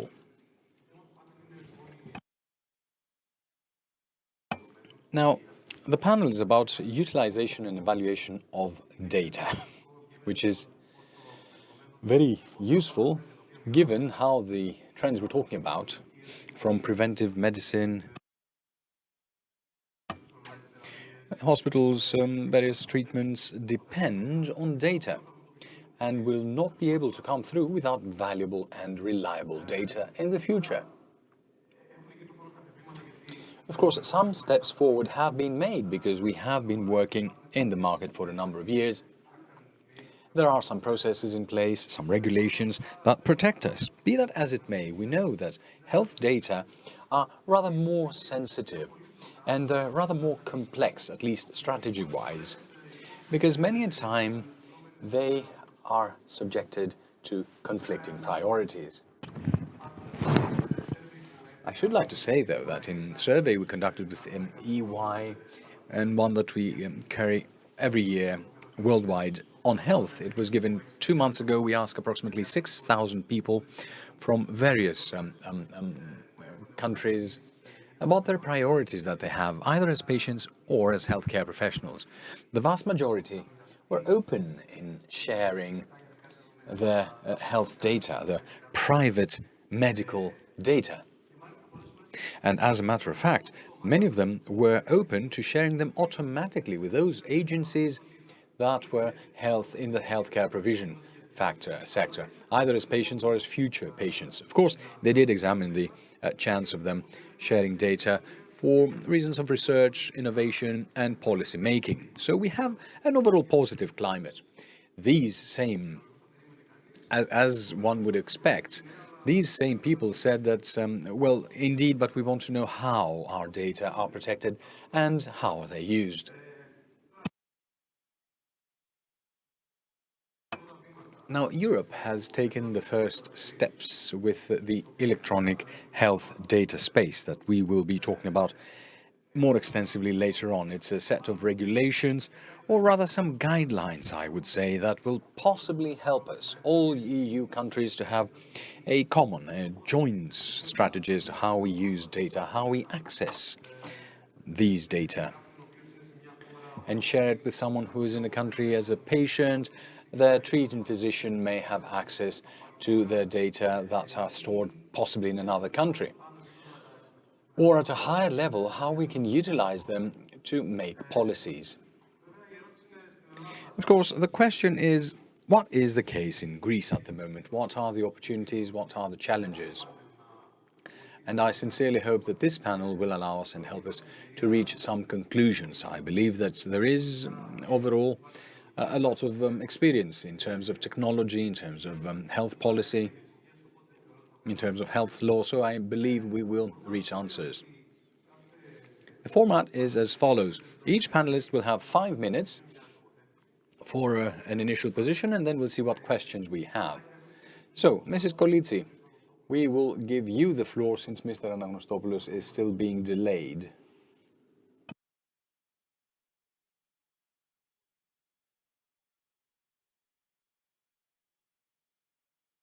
Thank you very much for having me and for giving me the opportunity to participate in this conference. I have just one slide as to what the European Institution for Innovation Through Health Data is. We say that we act as a catalyst in whatever we can to be able to reuse data. Now I say that the Institute is active in all the individual parts and all constituents that will allow us to use unified and joint data spaces. What is the vision? Where are health data born? And what is our vision for the next 5 to 10 years? I believe that both yesterday's and today's presentations show that Greece is very well oriented towards a common European vision in which health will be smart, it will be interconnected from the hospital to the home. It will follow patients throughout the course of their natural lives, and it will cover the entire width and breadth of data whenever they intersect with the health system. This slide, of course, shows an avenue, but things are not like that. It's a very complex path. It's a course that, first of all, must intersect the courses of the main constituents and stakeholders. We need to listen very carefully to the needs of the patients, the doctors, work with them, plan with them, design with them. Subsequently, and at the same time, we will have to enhance and fortify innovation in the market, because it's the market, the one that will bring about the solutions that through policies will be incorporated into the health system. So it's a convoluted and complicated way that must have points of interconnection with the individual stakeholders. There is indeed a momentum for digital reform. We started from COVID, we do have the money, we heard the policies in the morning and the vision as well. We believe that this is the general direction we're headed towards. At the same time, in many papers, although we didn't talk about fair trade economy, what we did talk about was spoke of an economy, a culture that changes the model and moves towards a model that respects the needs and the citizen, is open to the various agencies and bodies and stakeholders of the market, and also bears fruit for the society. A model that is fair, such as fair economy, and is predictable, sustainable, and equitable. Let me give you, in a nutshell, a case study, such an example of a single European space of data. Data that the patients themselves deliver, the results of their personal health, and this is the fruit of a cooperation of public and private sector of the health forum.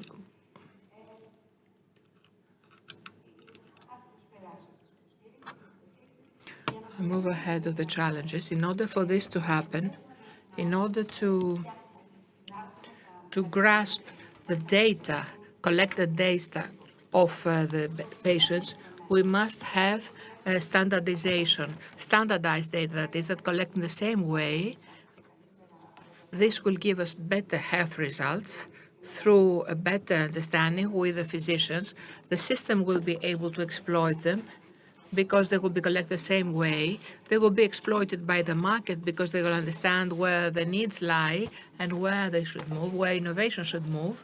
And of course, it will be exploited by the industry so as to create new innovation.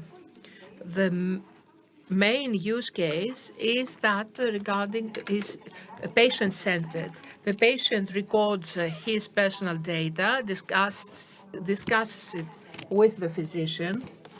We follow him, keep suit, and follow the progress of the disease.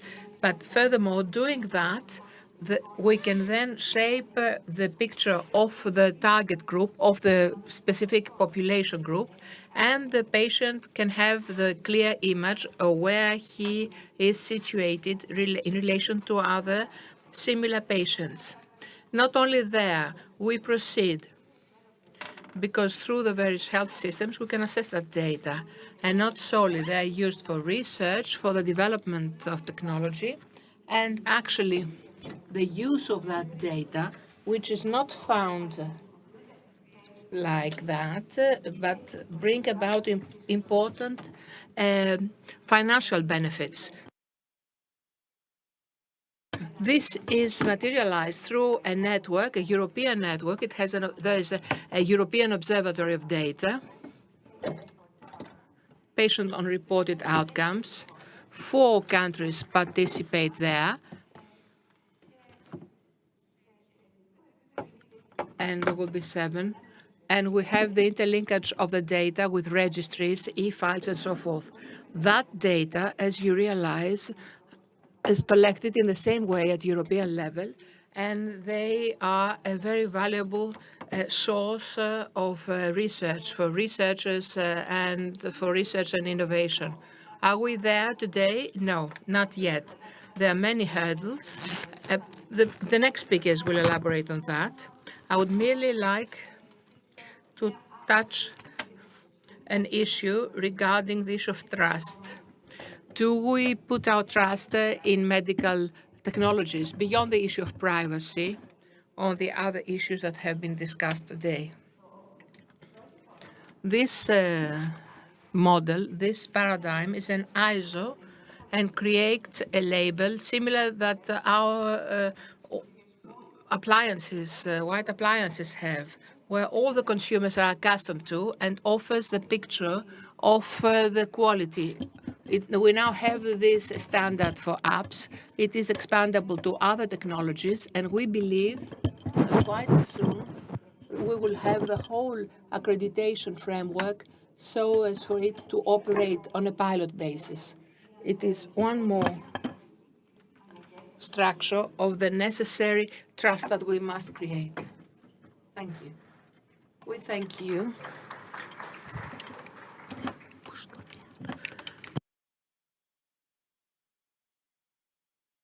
Secretary General.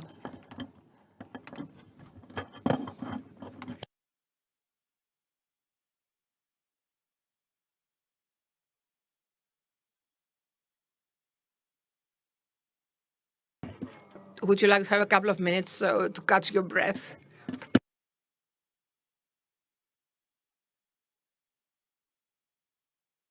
I give the floor to Madam Fotiadou because IDICA has the data and everything, and let us see how it operates towards this direction. You have the floor. Thank you for the invitation.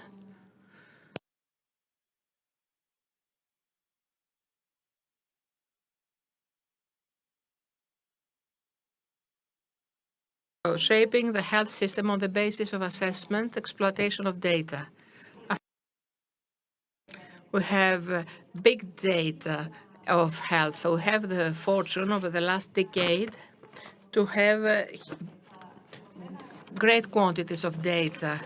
The e-health data refer to the health of people and regard clinical data, statistic data, and they are secured for the better management of the patient's health at the first level, but also the secondary level for statistical analysis, combined information and studies, and the scoring of indices.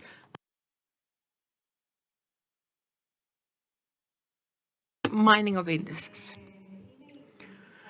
E-prescription is the main source of labs and tests and medicals, the therapeutical protocols, the patients' registries, the primary care system, the integrated information systems of the hospitals as a main goal, the individual e-file. Here we can see a depiction of all these data groups, the national groups. At the center we can see the e-health file that is updated from more surrounding sources, be that national data and or medical information kept with any points all over the country. Very significant data sources are also patient registries, where through a registry we can monitor over time the course of a patient's health. On the basis of these data, we can have clinical data to create policies, and the national patient registries that have been implemented over the past 3 years, and here we have a slide, I think, are the vaccination registries. It's the National Cystic Fibrosis Registry of patients with HIV, with mild atrophy,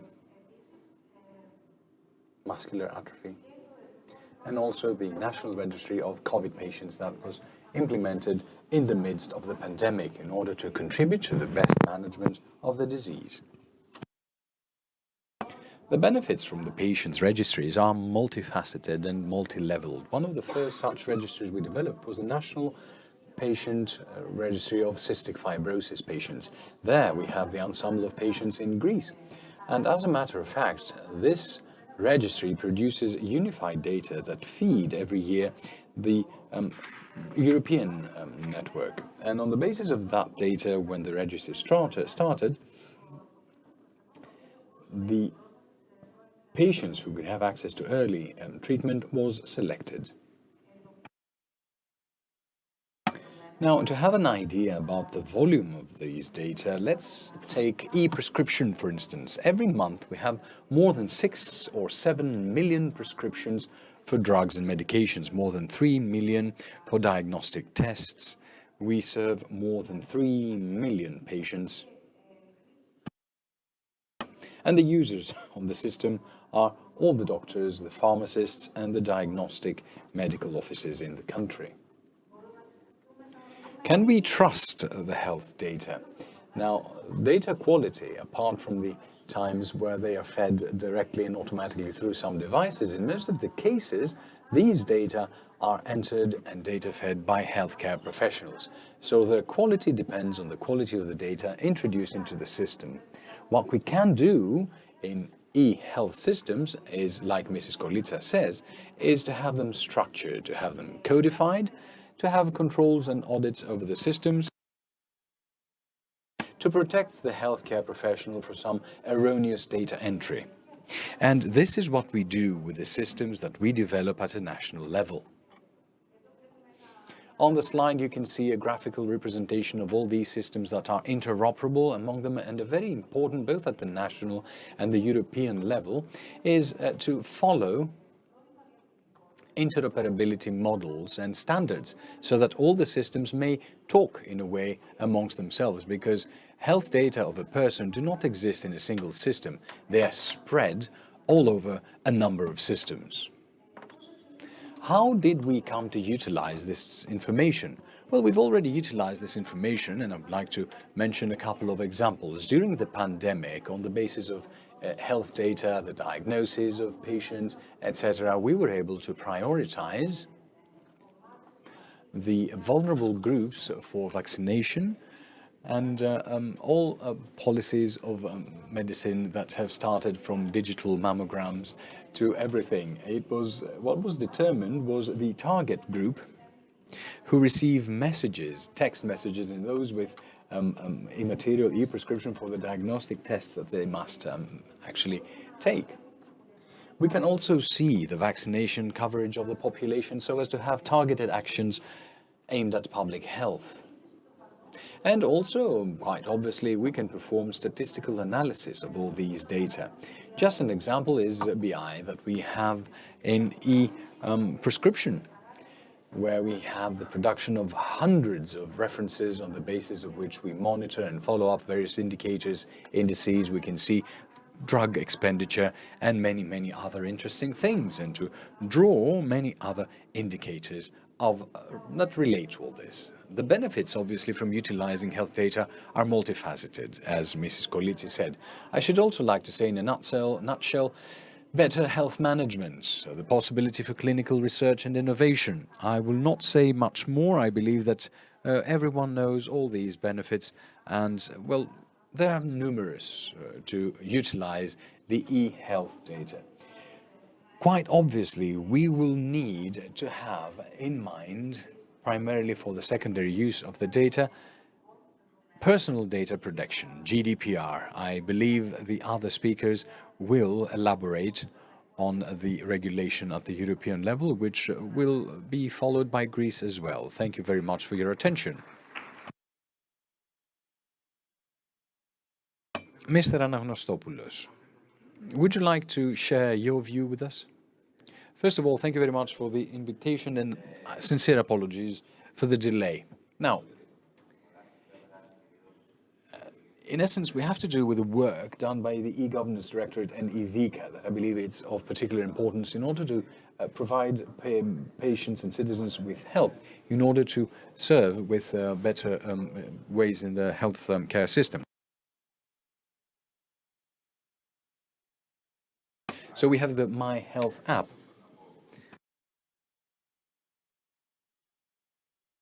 But practically speaking, one might wonder about the tests that were prescribed to them or the family, the prescriptions that have already been filed for them or their families, and that they couldn't have that with them in a versatile, useful application. You may access My Health app and you can see what you or the children of the family have as the prescription and the results of tests that date back years. Not much more is needed to be said because it's a very useful application. We have a lot on our minds and we don't remember what prescriptions we need to go serve at the pharmacy. Now, this is a way that is consistent and very, very user-friendly. My Health app is an innovation that allowed just that. I wanted to say that at the European level, other European countries have moved in the same direction. It has to do with the versatility and usability of the data, the application and the data you insert. I mean, you can go to hospital once and have a test once and then a day after, and this test and the results are nowhere to be found. This is very commonplace in Greece. Second, with regard to servers and data, we need to talk about AI. Artificial intelligence is what my presentation will be about. Last week we attended a ministerial meeting in Malta of European countries that had to do with the adoption of artificial intelligence. And there are two things that are of concern as European countries. First of all, is we want to be able to utilize innovative technologies pertaining to artificial intelligence to be able to develop new methods. Innovation that may have a technological but also a technical and practical aspect. And on the other hand, the protection of citizens' data. Within a democracy where the protection of private data is paramount, the utilization of AI has to do with what we want, what we can achieve, and what unfortunately is forbidden. So the European Union, as you very well know, has been very innovative, moving at a final stage the EU Act on AI and the use thereof. There are provisions about a special use of algorithms that must be validated, examined, and used regarding the utilization of private data. This is what the EU member states decided and state. This is very important because for the very first time we will have a regulation in Europe that will say what we can and cannot do regarding algorithms. More specifically, in respect with AI in health-related issues, you know very well that it is very important to see the contribution of AI. First of all, in treating clinical cases. Second, as regards research in biomedicine. Third, in terms of public health. And of course, regarding the administration of the health sector in general. These uses that are of great importance and have to do with AI and have a lot to give must be accompanied by monitoring and control of how these algorithms run and what data they have access to, fully aware of the risks. Because, well, you know, there can be misuse or abuse of AI tools in medicine, or they can be utilized in the wrong way in order to have wrong predictions, wrong results for patients. And finally, there is a series of things that has to do with private data in respect with accountability. Who is responsible for what? Uses that have to do with artificial intelligence on the one hand, but also with the wider utilization of the plexus of what is good in the framework not of what is legal and legitimate, but how we move in the framework of the process that has to do with medical, not research, but with medical practice and medical institutions. So, for this ensemble of reasons, it is a very good thing that in this region that we call Europe, we have joint concerns, common processes to deal with issues that are here now. They're not in the future, they're here now. So research in the field of artificial intelligence in the sector of medicine has broken free from the European confines. It has broken free from the public sector confines. This is research that to a great extent has to do with funding and financing from private sources and results that can be very appealing and alluring and equally important to see how they will be able to be utilized or limited. And I'm talking about the research nuances of such areas in such studies?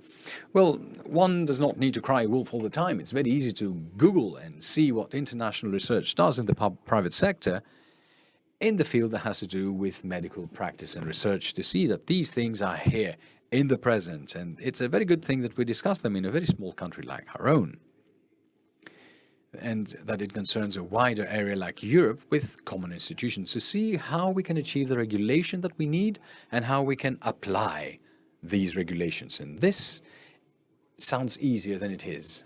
And then we must find our place both within the entire Western world and also what happens in other areas of the world, such as China. Full stop. Thank you very much. Thank you very much, Mr. Anagnostopoulos. Julia? What about the legal side? Because there is also the legal dimension. The fellow panelists, you will allow me to stand. I would like to thank the AmCham for the invitation, and of course all you for staying after lunch. Thank you for staying in order to listen to what we have to say. I would like also to thank the panelists for touching upon so many interesting topics. I would like to summarize them and then proceed to a more practical and more difficult side of all these. I'm not going to repeat the same things that have been mentioned. I will show you just this slide, and I want you to remember how important data are. I believe that this is self-explanatory. There are businesses that have only that asset and still they make billions. It is the era of data. Now, I want you to remember 6 words, and these words are interconnection, interoperability, security, credibility, assessment, and access. These are the 6 words that are the objectives, but also the areas where problems arise. And why am I saying that? Because the point is, first of all, to ensure interconnection. As Evie said, there are many data in IDICA, EOP, in the different registries, and there are also many data in the hospitals. The hospitals have in their possession a wealth of data. Each hospital is applying its own system. However, the hospitals and their systems are not interconnected, therefore they cannot collect or utilize the data. So interconnection of hospital systems is of paramount importance. One solution that has been proposed is the so-called repository. In other words, the development of a central repository, something that does not exist in our country, but exists in other countries. And there, all data will be collected. So, interconnection, then interoperability. These systems need to be interconnected, but at the same time to be interoperable, so that we can get the results we want. The third is security. Security, as we said, is very important. Security that's also associated with the regulatory framework. So if you have data that are falsified, then you can understand that nobody would like to use them. Moreover, credibility. Are data correct? Are they sufficient in order to draw the conclusions you want? And then, of course, comes evaluation and access. A main complaint of all stakeholders, and especially of the industry, is that they are not given sufficient data. And this is quite important. I will give you an example later. So we have many stakeholders, you talked about them, and all these stakeholders will benefit. However, I would like to focus on patients, providers, and policymakers, how this issue of data impacts these categories. With regard to the patients, the objective is to ensure that they have access and control of the data, to have the appropriate information when they need it. And I will tell you later how this can be secured, even in cases that may seem very difficult, and how this will open up many opportunities. So we want them to have access to data, and then we want them to get the innovative medicines and the appropriate treatments. Which are the problems? The problems are the following. The industry doesn't have access to many data. There are also technical difficulties. Now, let's talk about the providers, the pharmaceutical companies and the medical devices companies. All these companies want real-world data. They want this data because this is the only way that they can develop new technologies, which are the future, to develop new treatments, and, of course, to use in the best possible way AI. Which are the problems? there is no access, and there is no interconnection nor interoperability. And then the last category, the payers. They are health policy makers, and they are also payers. And since they are payers, what would be the benefit they would get from data? Cost. And with regard to cost, and I will give you an example which I deem important, we keep on hearing about clawback. Clawback, according to many, is an inflationary measure. The more it decreases, the more the sales increase, and the more the clawback increases. And what is one of the many solutions that have been put to the table? One solution is to control prescription writing. How can you ensure that? You will have to evaluate the prescriptions by having registries and data. So if we had real data, and if the policymakers, and if they also want it, because there is also this dimension, because when things are rather vague, there is also difficulty to have a clear determination overall. So they could use data and determine the expenditure, or to see where there is overconsumption, which are the true needs, because this is exactly what data give us, a picture of reality. That's why they're called real-world data. And I will give you an example. The example of diabetic patients. Diabetic patients, as we know, once they suffer from the disease, they have the disease for life. So if we had the clear picture of the diabetic patients, something that AOP has actually, and AOP also had concluded the expenditure for these patients should be approximately 240 million euros. And even though it had this data, policymakers didn't use it, and they determined the DRG at far lower amounts. So you can understand how this will affect the clawback and all the other dimensions. So for better or worse, everything comes down to the cost. And in order to have a clear understanding of the cost, we need to have correct data. And since I don't have much time, and maybe I will elaborate on this second round of questions, and I would like to stop at this point, and I will get the floor later. Definitely, I'm going to ask you a question about that. Okay. The second round of questions. I have noted down many of the things that have been said, and I would like to start with Mr. Secretary General. And before I ask you a specific question about one of the things that also Julia mentioned, I would like to ask you about something more high level. Health is now one of the main priorities of the government, always with regard to digital transformation. How do you see the current state of play? How close or far are we from the objective, and how important is it for digital transformation to ensure the existence of this data? Data, for all of us, are very important for any processing, analysis at personal or other level, and if we want to draw useful conclusions. I can tell you that having a medical file which in the future will contain all the information required to have a clear picture of the patient once they go to the hospital, you understand that this is very important. I don't need to elaborate on that. We need to have a complete medical file. Moreover, the citizen needs to have the possibility to have the apps on their mobile phone, apps that will contain their personal data, prescriptions, and others. However, allow me to tell you something that you may not know, and maybe it's a more analytical thing. In order to use data, we need to ensure that we speak with the same person every time. And that person may be the citizen, or the person who is working in a registry, or someone who is working in the social insurance agency, or in the civil protection ministry, or what have you. We need to know that we are speaking with the same person. And in order to be served, that same person needs to be able to be identified, and that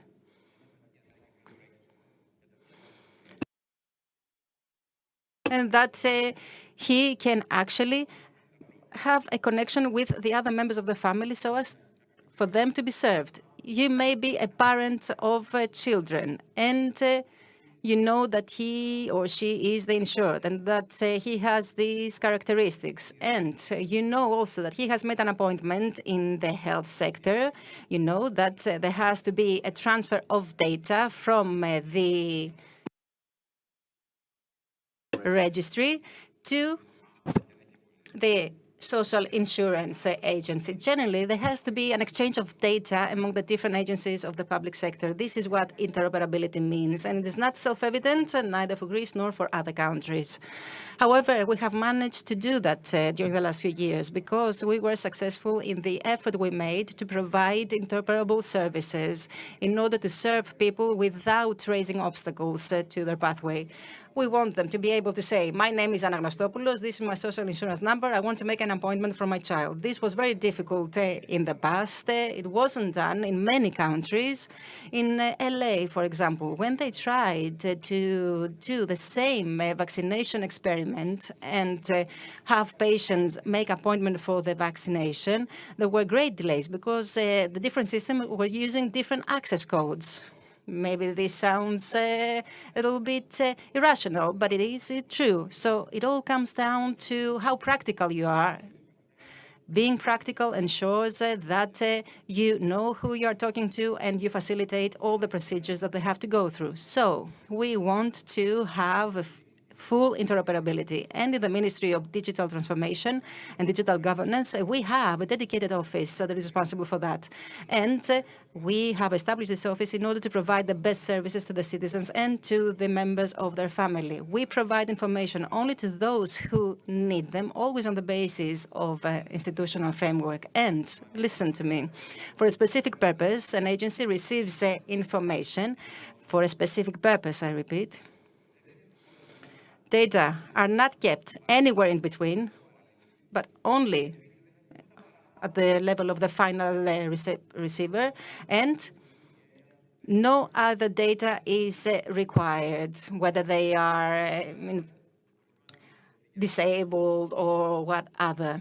In order for a citizen to be served, they address to a specific agency and there are no intermediate steps. And the last but most important, always with the consent of the citizen, unless, of course, there is a legal excuse that justifies a different way of operating.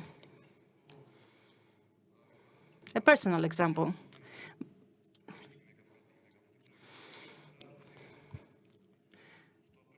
Family share. If I want to make an appointment for my children, I will have to use my number. But, okay, I would like to ask Ms. Fotiadou, and based that, given that Mr. Anagnostopoulos talked about the medical file, how do you see that happening? Look, I could speak for hours about this. What is the status right now? The individual electronic file, as I said in my presentation, is the central point of e-health. It is updated by all systems, both in the public and private health. It has digital registries. Mr. Anagnostopoulos mentioned that. In other words, right now, all the results of diagnostic tests, laboratory tests, are registered in the digital registry of the medical file, from clinics, from hospitals. All the hospital releases, visits to the medical centers of the hospitals and in clinics are registered in the digital registries of the file, and the citizen can use gov.gr or My Health application to access their data. So the individual electronic file of health that already exists and will be completed in the coming 2-3 years includes all medical information. It's updated by all systems, the systems of the hospitals, diagnostic centers, physicians, and is interoperable with all the other systems. The complexity of the new project pertains to ensuring these interoperabilities, because we want to make sure that it can be updated with data from different sources. And the registries can be registries of the file, but they can also be registries of another system. However, there has to be this national framework for interoperability so as to ensure the interoperability among these systems. We have many sources, many data, but we need to make sure that they are interoperable and that patients have access to these. I believe that everything will be resolved first at European level and then at national level. The responsible for that is the Ministry of Health, and the Ministry of Health will take action on that. The truth is that we should have representatives of the Ministry of Health with us today. We don't. Something that a friend of mine pointed out a short while ago. But anyway, I understand what you say. But when do you think we will be ready to talk about the completion of the project? Look, the individual medical file has been in operation for many years. Now, the project you are referring to has just been contractualized, and by the end of 2025 will be completed.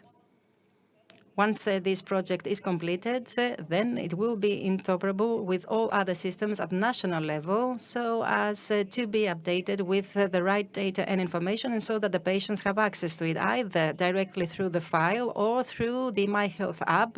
And of course, our vision is to have all the patients on their mobile, the digital medical file. You talked about the regulations at the European level, and I would like to ask Ms. Colizzi,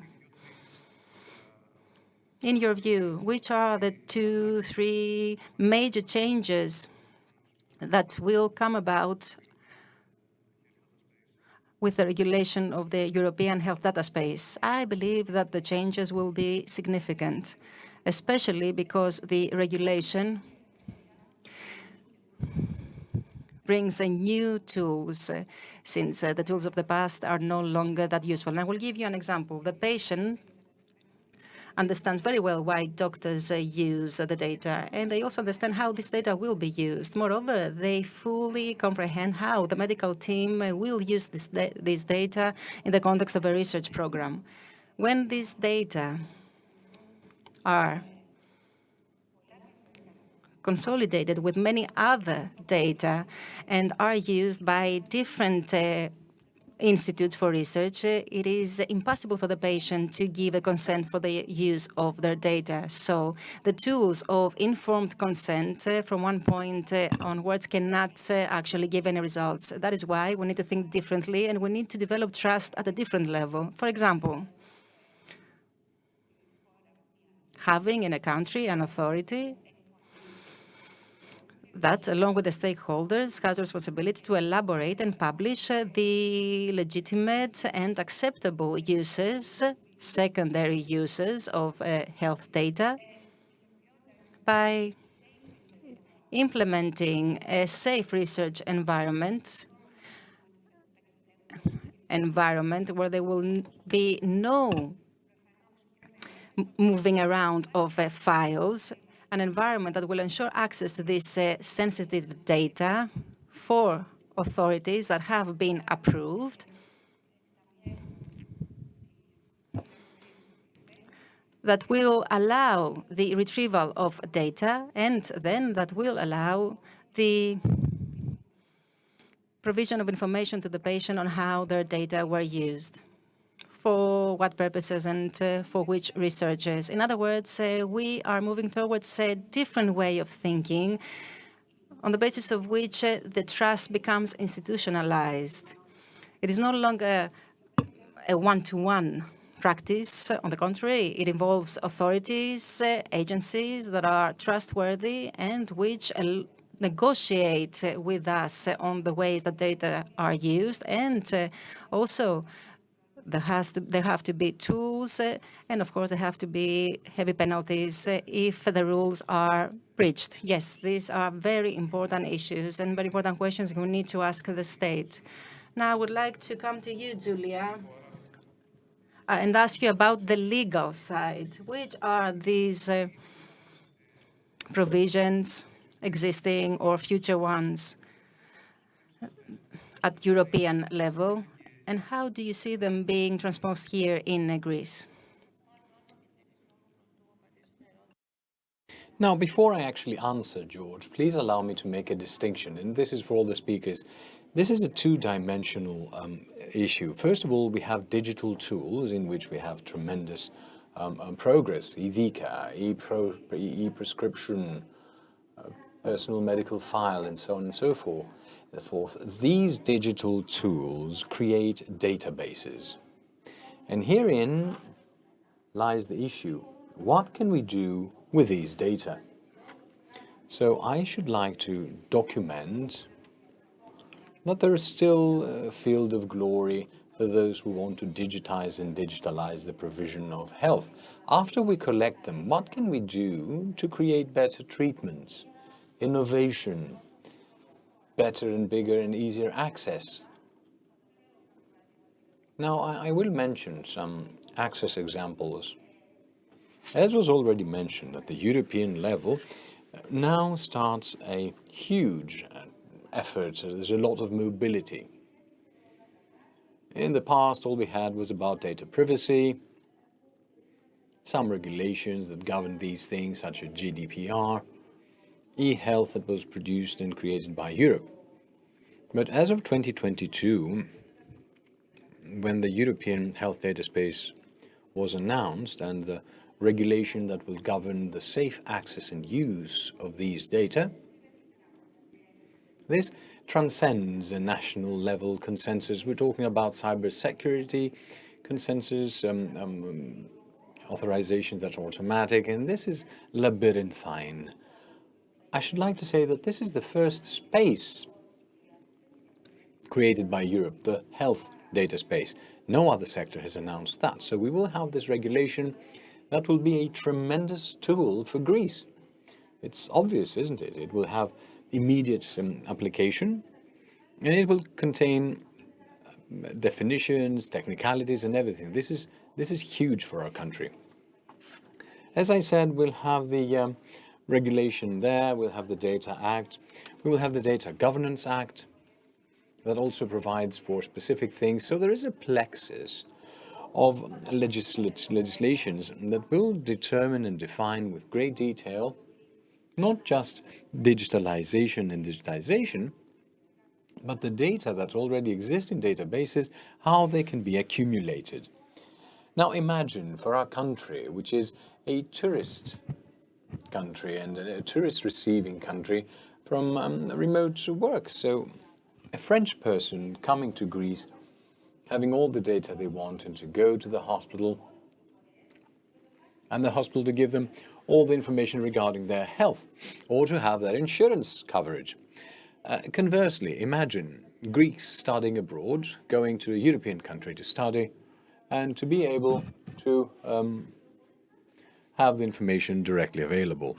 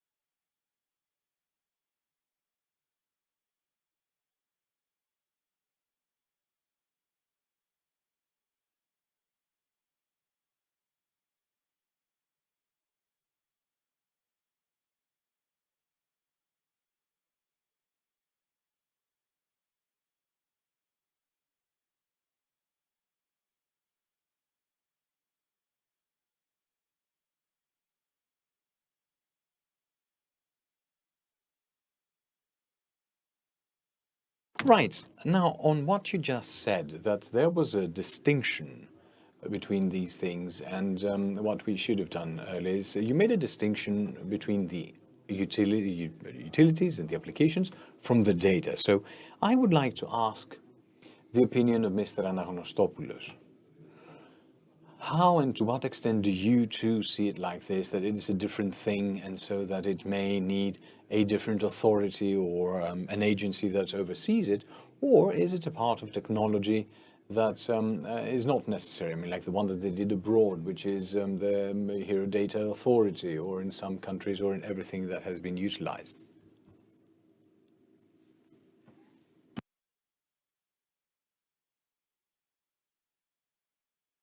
Now, well, if there is something that needs special provisions, a regulatory other provision and practical application is the use of data in the sector of health. There are various areas, like what the jurists very well know, that have to do with data protection. Health data are über alles, are above and beyond. They're a different thing. So this is something we will see again, not in futuristic, dystopian or utopian films, but it will be a very, very practical thing. In the next generations to come, must have measures from now that will allow them to have specific authorities, both in terms of the capabilities and the possibilities we have to utilize these health data, always in the field of artificial intelligence, but all the more so when we come to controlling the algorithms that will be applied on such data. Of course, always with the approval of the EU member states. The EU as a whole, but also as regards our position on a global map, not just as Greece and the EU, but overall where we want this global community to move towards. It's not something that is of lesser importance, because some things we may not do, but the neighboring country may do just fine. And then they will be far more advanced, because they will have already tested things, not in the term of a sandbox. A sandbox is when you try to do something, like when you draw something in the sand, you can see the effects and you can wipe them out and do them again, how detrimental they can be, and so on and so forth. They can do it in actual cases with subjects who are actual people using human data, and in a way that is different than anything we can imagine or allow. So we must look in general how we deal with such a thing as a global community, and as the European Union, with the facts that the things that we can do to move more power, to move more strength in order to protect what we consider an ideal as people, as a society. Right? It's a matter of principles at the end of the day, a matter of principles. Mrs. Fotiadou, do you collaborate with other European authorities with other European initiatives in health-related issues? We have the primary use of data and the secondary use of data at the European level. EVICA has been appointed as the national contact point for e-health by law, and as of 2017-2018, we participated in European projects on the primary use of data.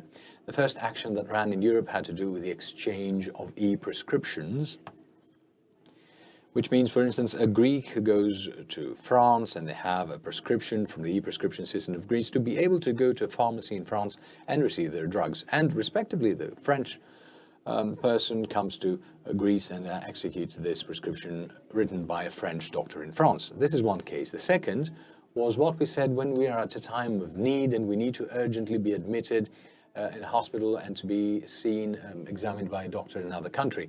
The doctor to be able to see the summary health record. This is a synopsis of the patient's health data that is automatically created and drawn from the personal health record. These two services, and of course if we have another European come to Greece for a Greek doctor to see the summary history. These two services are now operating and we can work at a European level. We are interoperable. We have received approval from Europe for the go live, and we can see the last details to make it happen. We have passed the tests and the audits for the organization. So it's a thing that is eagerly expected. And it's a very important thing at that because, well, Greece is a tourist country and we're waiting for this to start in the productive phase. So when other Europeans come to Greece and something happens to them, they can feel the safety and the security that the doctors may access the medical history. And this is what we already have completed at the European level. The next steps to come regarding the primary use of data, in which HEALTHWORLD has been appointed as the contact point for Greece, are, for instance, the exchange of lab tests, lab works, hospital discharge papers, imaging tests. All these things will be exchangeable between European countries, and we participate alongside the Ministry of Health on the secondary use of data as the collaborators of the Health Ministry. So over the next 3 or 4 years, we will have great rampant developments in the field of Greece's interoperability with other countries, primary and secondary use of data, and at a national level. The projects alone that will run from the RRF that have to do with the patients registry, it has to do with the hospitals, the medical record, it has to do with the management of oncological patients, a lot of fields within the health sector, and very important ones. So you consider that, broadly speaking, we are aligned with some of the progress that is seen in Europe and participate to a great extent? Yes, and so we're moving forward. We have completed this part and we're moving on to the next. Now, in conclusion, I would like just a few words from each one of you. Julia, you go first. I want you to tell me something specific. Which do you believe are the causes for delay in some things that we all agree should be done, but chuckles. I mean, you're the only person I could ask this question without laughing. Well, it's one of these bitter truths, you see, and it's the only way you can ask these questions, okay, to ask bitter questions. Now, to be fair, okay, and truth be told, it's very easy to speak while sitting in this chair, and it's very difficult to succeed in all these issues. I have the impression that because we have had involvement in other things like home care and clinical trials and everything, what we're missing is will. In order to succeed, you need will, and will is linked to incentives. Do you mean political will? Well, the state will, I would say, to be able to move in a single direction. Sometimes the reasons are actual there. They're objective, time is required for preparation. We don't have sufficient knowledge, and this is an objective reason. There are subjective ones as well. So when we will have all these data, it will make things clearer. A clear and a level playing field is not safe for everyone, more often than not. What we need to do now is to see things in a different light.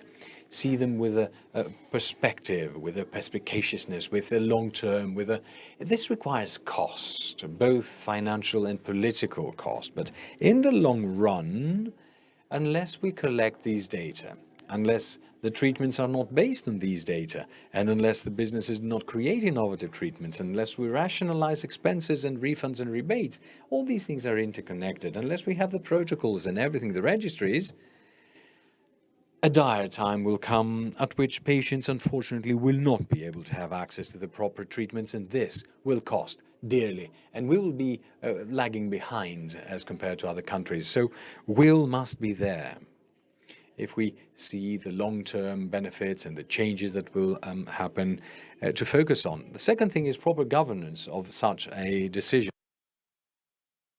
If we have the will and if we have the governance to set these things correctly and to do the proper mapping of all these issues, because as we said, it's a labyrinthine area, this of health, and everything is interconnected and interdependent.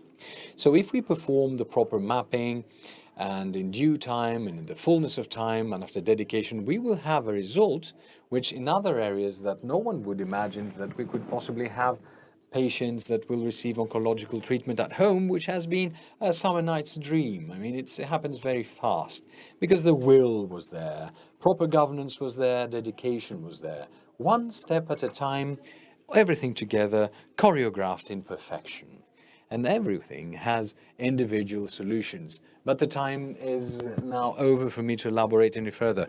As far as I'm concerned, I want to be optimistic that we're ahead. Because Europe will be there and they will help us with what we need to adopt. We're ahead in such changes, and it's not like we have any other alternative. Mrs. Fotiadou. Yes, well, I agree. The most important thing is will. Before we go to governance, I have to say that many a time I see that we have a lot of things around.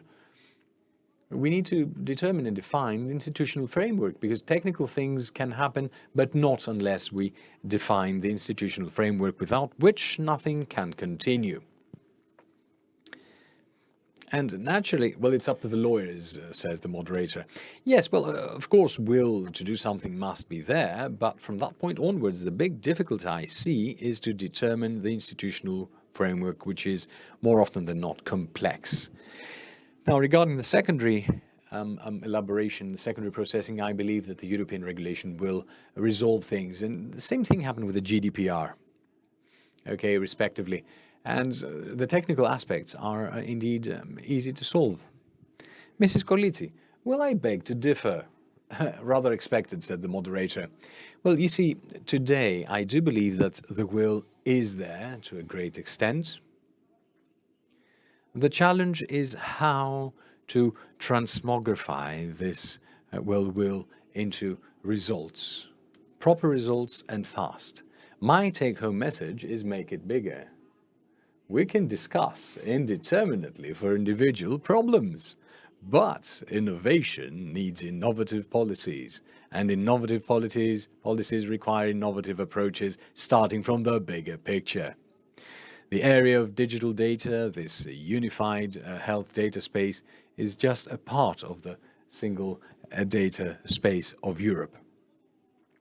And this single health data space is, well, the sum of various individual other spaces within that space. So we need to keep the bigger picture and to operate on general principles. At the level of principles, we can communicate with the citizens, the stakeholders, the agencies, everyone in the market, with the doctors even. We can reach conclusions at the level of fundamental principles of a moral and ethical framework, and thenceforth the states, if they want to, which I believe they do, can find the people and the human resources that will help them move along the way. Mr. Anagnosopoulos, do you believe that there is enough political will, or do we need a click more, a bit of a boost? I honestly think that political will is there, and I also believe that we do have the tools to allow us to achieve this goal. Funding tools and other tools. I firmly believe that we can all understand what the issues that lie ahead are there and what we need to do in terms of common sense, whatever is right and what we believe, I mean, in terms of principles, values, and etc. I'm very optimistic, and if there is one thing I'm optimistic about, that is that in our country and in Europe in general, we will move in the right direction. And I'm saying this hand to God. I believe this. I believe in the powers and the strengths of this world, and this is a sign of what we can do in the future. And this is from the bottom of my heart with total sincerity. Right, well, thank you one and all, and thank everyone. I would like to thank everyone for their attention.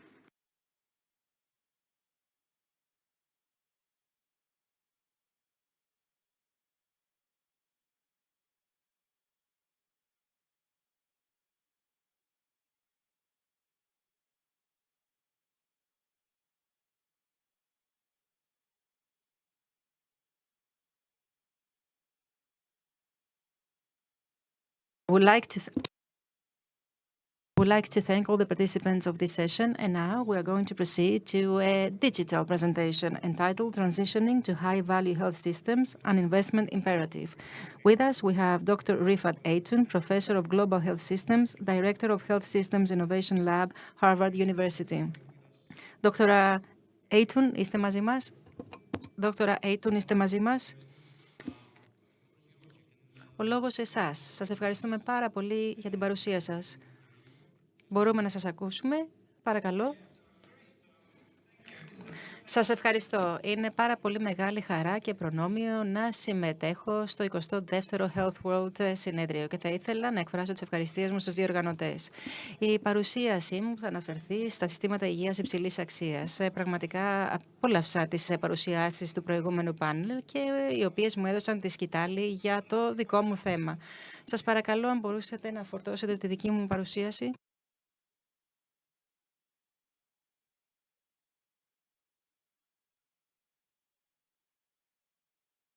Γιατί λοιπόν η μετάβαση σε συστήματα υγείας υψηλής αξίας? Έχουμε την τέλεια κατοικίδα στα συστήματα υγείας, λόγω του πλαισίου που αλλάζει.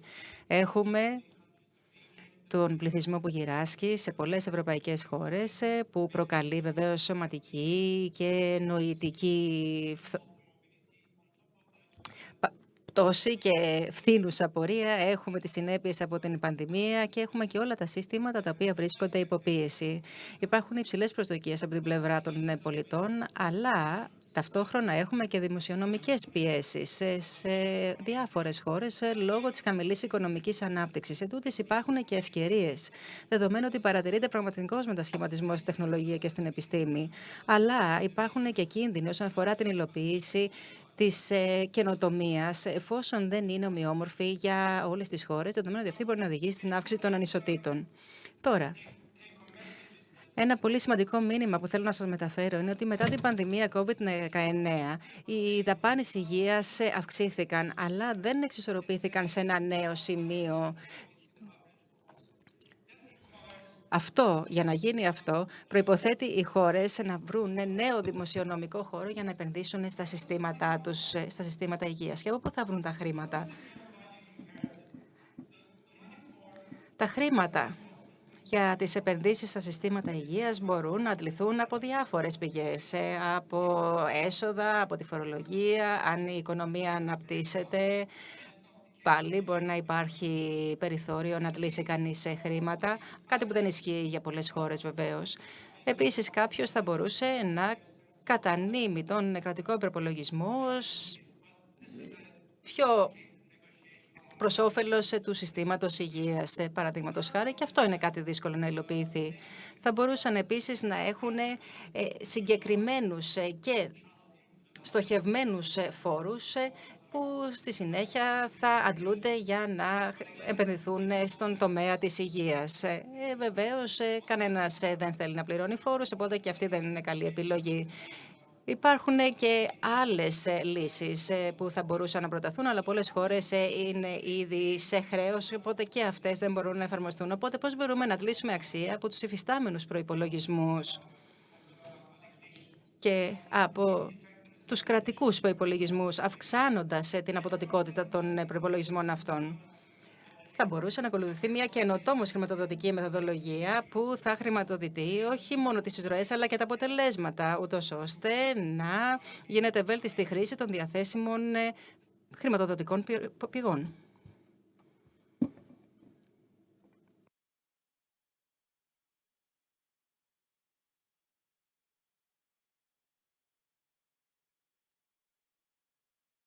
Η συγκυρία είναι καταπληκτική, διότι στην Προεδρία του G20 έγινε πολλής λόγος για τη μετάβαση στα συστήματα υγείας υψηλής αξίας. Και αυτό συμπεριλήφθη και στην δήλωση των Υπουργών Υγείας της Ευρωπαϊκής Ένωσης, καθώς και των επικεφαλής κρατών και κυβερνήσεων. Δηλαδή, πόσο σημαντική είναι η μετάβαση προς τα συστήματα υγείας υψηλής αξίας, που θεωρείται κρίσιμη για την καθολική κάλυψη υγείας. Πώς θα γίνει λοιπόν αυτό? Πρώτα απ' όλα, πρέπει να είμαστε σε θέση να εισαγάγουμε μεταρρυθμίσεις στον τομέα της υγείας για να διασφαλίσουμε αυτήν τη μετάβαση. Τα δεδομένα είναι σημαντικά, αλλά δεν είναι επαρκή. Πρέπει να έχουμε την κατάλληλη οργάνωση, τον κατάλληλο οργανωτικό σχεδιασμό, αλλά και τους κατάλληλους πόρους, προκειμένου να αυξήσουμε τα αποτελέσματα, τα outputs, τόσο σε μεμονωμένες υπηρεσίες, όσο και γενικά στις υπηρεσίες υγείας, ούτως ώστε έτσι να μπορούμε να ανταποκρινόμαστε αποδοτικά στις ανάγκες των πολιτών και να πετύχουμε και τα επιθυμητά αποτελέσματα για την υγεία. Και πράγματι, σε πάρα πολλές χώρες η μετάβαση αυτή που θα διασφαλίζει υψηλότερη αξία στους υφιστάμενους προϋπολογισμούς γίνεται μέσω της βελτίωσης της φροντίδας που παρέχεται και μέσω της δημιουργίας αξίας για πολλούς, διασφαλίζοντας ότι οι υπηρεσίες είναι ισότιμες, προσβάσιμες από όλους, ούτως ώστε όλοι να ωφελούνται και ούτως ώστε αυτές οι υπηρεσίες να ανταποκρίνονται στις ανάγκες των χρηστών και στα πλαίσια που διαρκώς αλλάζουν. Και βιώνουμε ένα πάρα πολύ σημαντικό σημείο ως προς το θέμα της καινοτομίας και της τεχνολογίας. Πλέον γίνεται η μετάβαση από την αναλογική στην ψηφιακή τεχνολογία. Έχουμε σημαντικές βελτιώσεις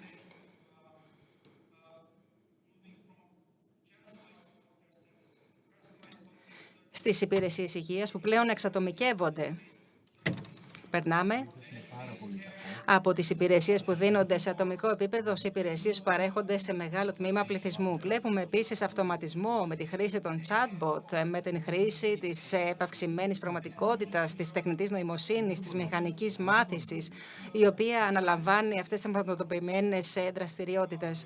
Οπότε, αυξάνουμε τον αυτοματισμό, περνάμε από μεμονωμένες λύσεις σε πολυτροπικές ολοκληρωμένες λύσεις και στην καρδιά όλων αυτών βρίσκονται τα δεδομένα. Και τέλος, περνάμε από την χρηματοδότηση των εισρώων ή των δραστηριοτήτων στην χρηματοδότηση παρεμβάσεων που δημιουργούν αξία μέσω της βελτίωσης των αποτελεσμάτων. Και υπάρχουν πάρα πολλά παραδείγματα αυτού. Μπορώ να πω ότι είναι ένας λευκός πίνακας που έχουμε μπροστά μας που μπορούμε να αξιοποιήσουμε για να δημιουργήσουμε αξία. Και έχουν γίνει και πάρα πολλές περιπτωσιολογικές μελέτες στο πλαίσιο της μελέτης του G20. Παραδείγματα από την Ευρώπη επίσης υπάρχουν. Παραδείγματα προσεγγίσεων που βασίζονται στη δημιουργία αξίας, επίσης που έχουν εφαρμοστεί στις Ηνωμένες Πολιτείες, που έχει ένα πάρα πολύ ευνοϊκό περιβάλλον και όπου τα μοντέλα που έχουν εφαρμόσει έχουν αποδειχθεί πάρα πολύ αποτελεσματικά. Αλλά και στην Ευρώπη έχουμε πάρα πολύ καλά παραδείγματα. Παραδείγματος χάρη,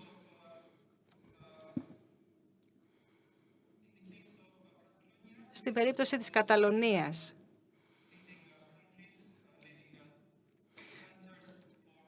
που είναι πλέον κορυφαίο κέντρο παροχής υπηρεσιών υψηλής αξίας, έχουν υλοποιήσει μία λύση για την διαχείριση της καρδιακής αρρυθμίας.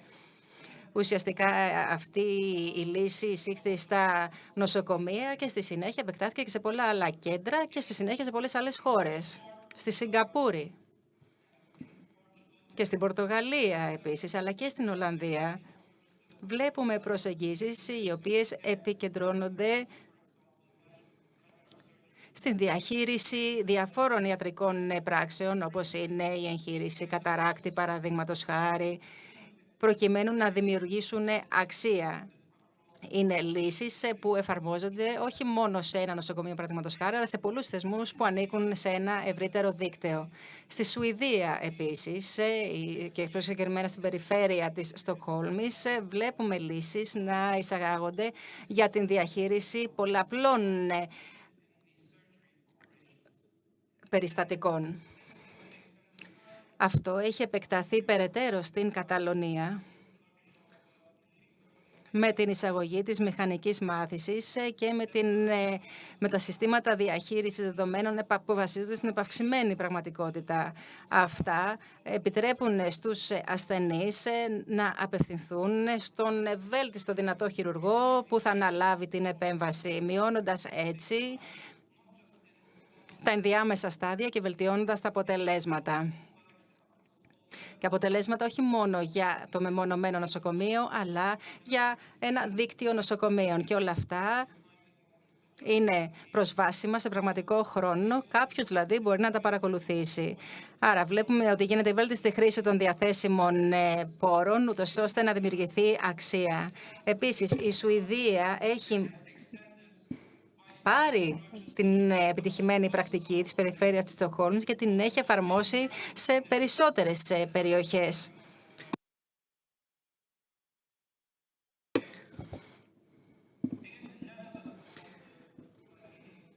Στην Ολλανδία, που είναι μια κορυφαία χώρα ως προς τη μετάβαση σε προσεγγίσεις που δημιουργούν αξία, βλέπουμε καινοτόμες λύσεις για τη διαχείριση της φροντίδας για τον διαβήτη.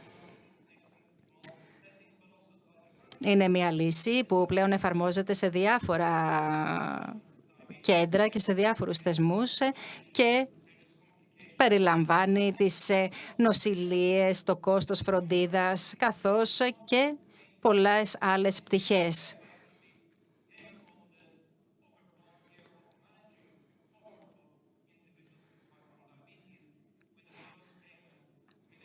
Και αυτή η λύση βασίζεται επίσης και στη σύνδεση μεταξύ του αποτελέσματος φροντίδας και της καταβολής μπόνους.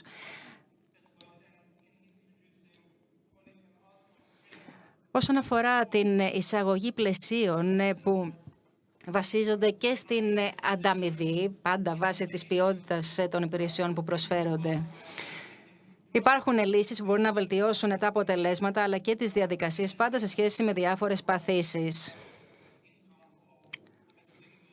Αυτές οι ανταμοιβές μπορούν να ανέλθουν στο 25% του ετούσιου μισθού ενός γιατρού. Είναι λύσεις που μπορούν να εφαρμοστούν σε εθνικό επίπεδο.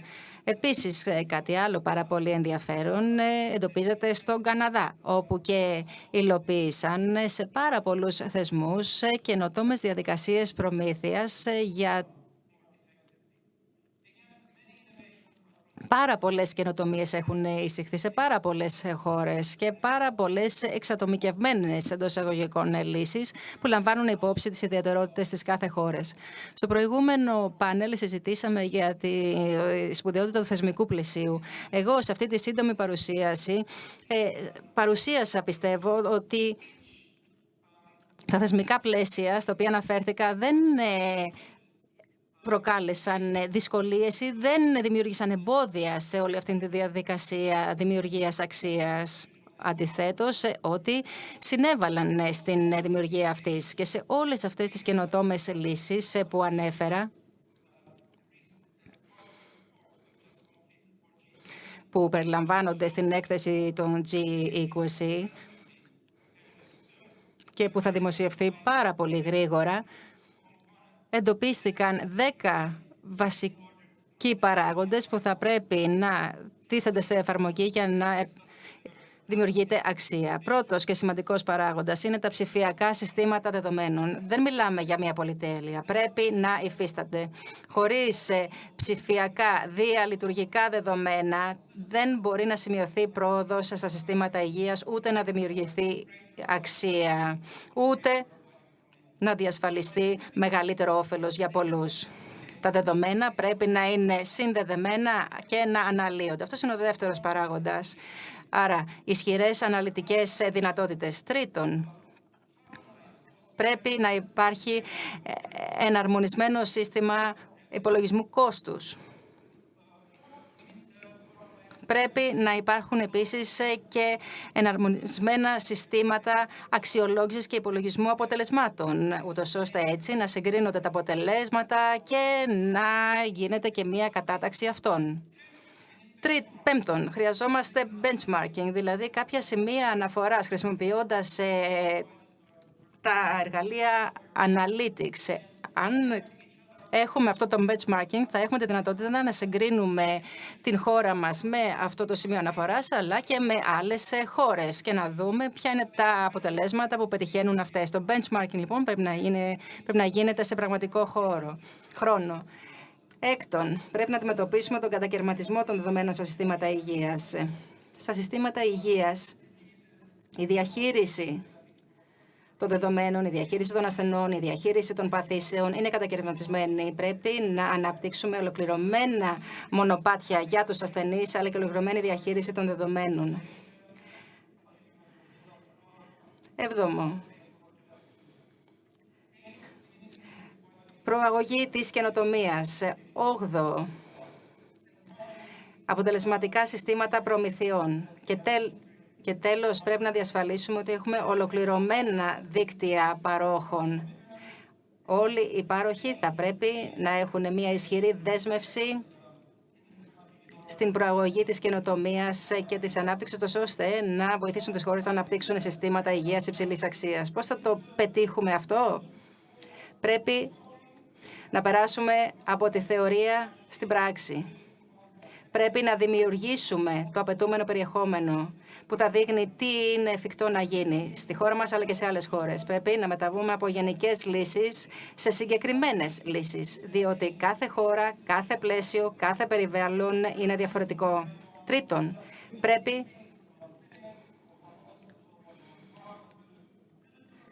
να εφαρμόσουμε τις λύσεις και τις καινοτομίες σε όλο το σύστημα υγείας, όχι μόνο σε μεμονωμένα νοσοκομεία ή κλινικές. Και τέλος, πρέπει να επενδύσουμε στα συστήματα υγείας, έχοντας μια στρατηγική κατεύθυνση, παραδείγματος χάρη, να επενδύσουμε στη ψηφιακή ανάλυση των δεδομένων, που θα μας επιτρέψει να έχουμε μια κρίσιμη μάζα δεδομένων, που στη συνέχεια αυτή θα μας επιτρέψει να αναπτύξουμε συστήματα υγείας υψηλής αξίας, που θα προσφέρει ωφέλη και αξία στους πολλούς. Σας ευχαριστώ πολύ.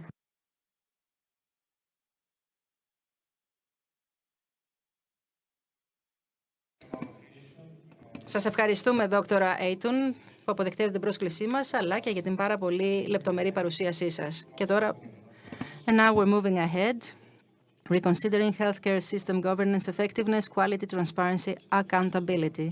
The moderator is Mr. Athanasakis. We have with us Mr. Souiotis, Kalamitsis, Mr. Krokidis, Mr. Vardaros. Please, if you could please take your seats so we can start our panel discussion. Dear Kostas, once again, you are the moderator.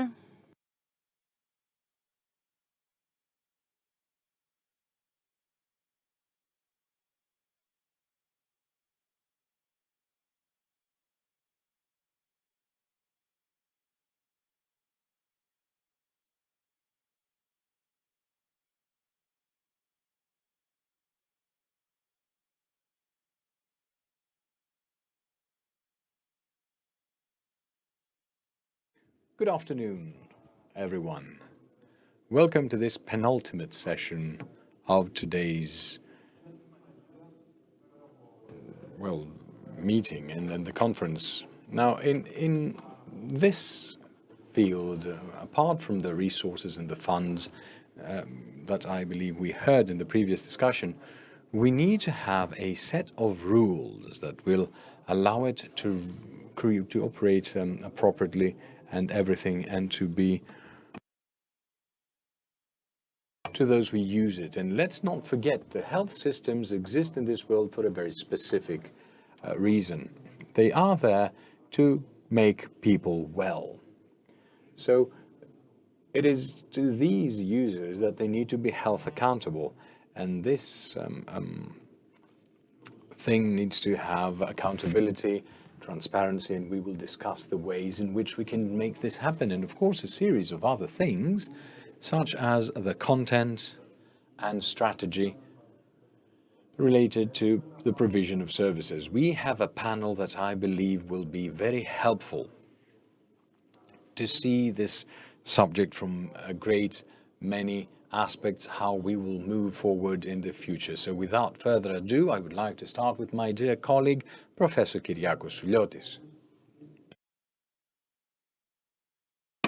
who will kick off this discussion today by giving us the data and the information we have, and which I mentioned earlier regarding the value framework. He will delve into subjects that have to do with how the new health policy is formulated and the way in which we can see priorities, apply tools, and do all these things in this very particular framework where we have these things in a political framework. I believe that's ours all the more so. Dear Kyriakos, you have the floor.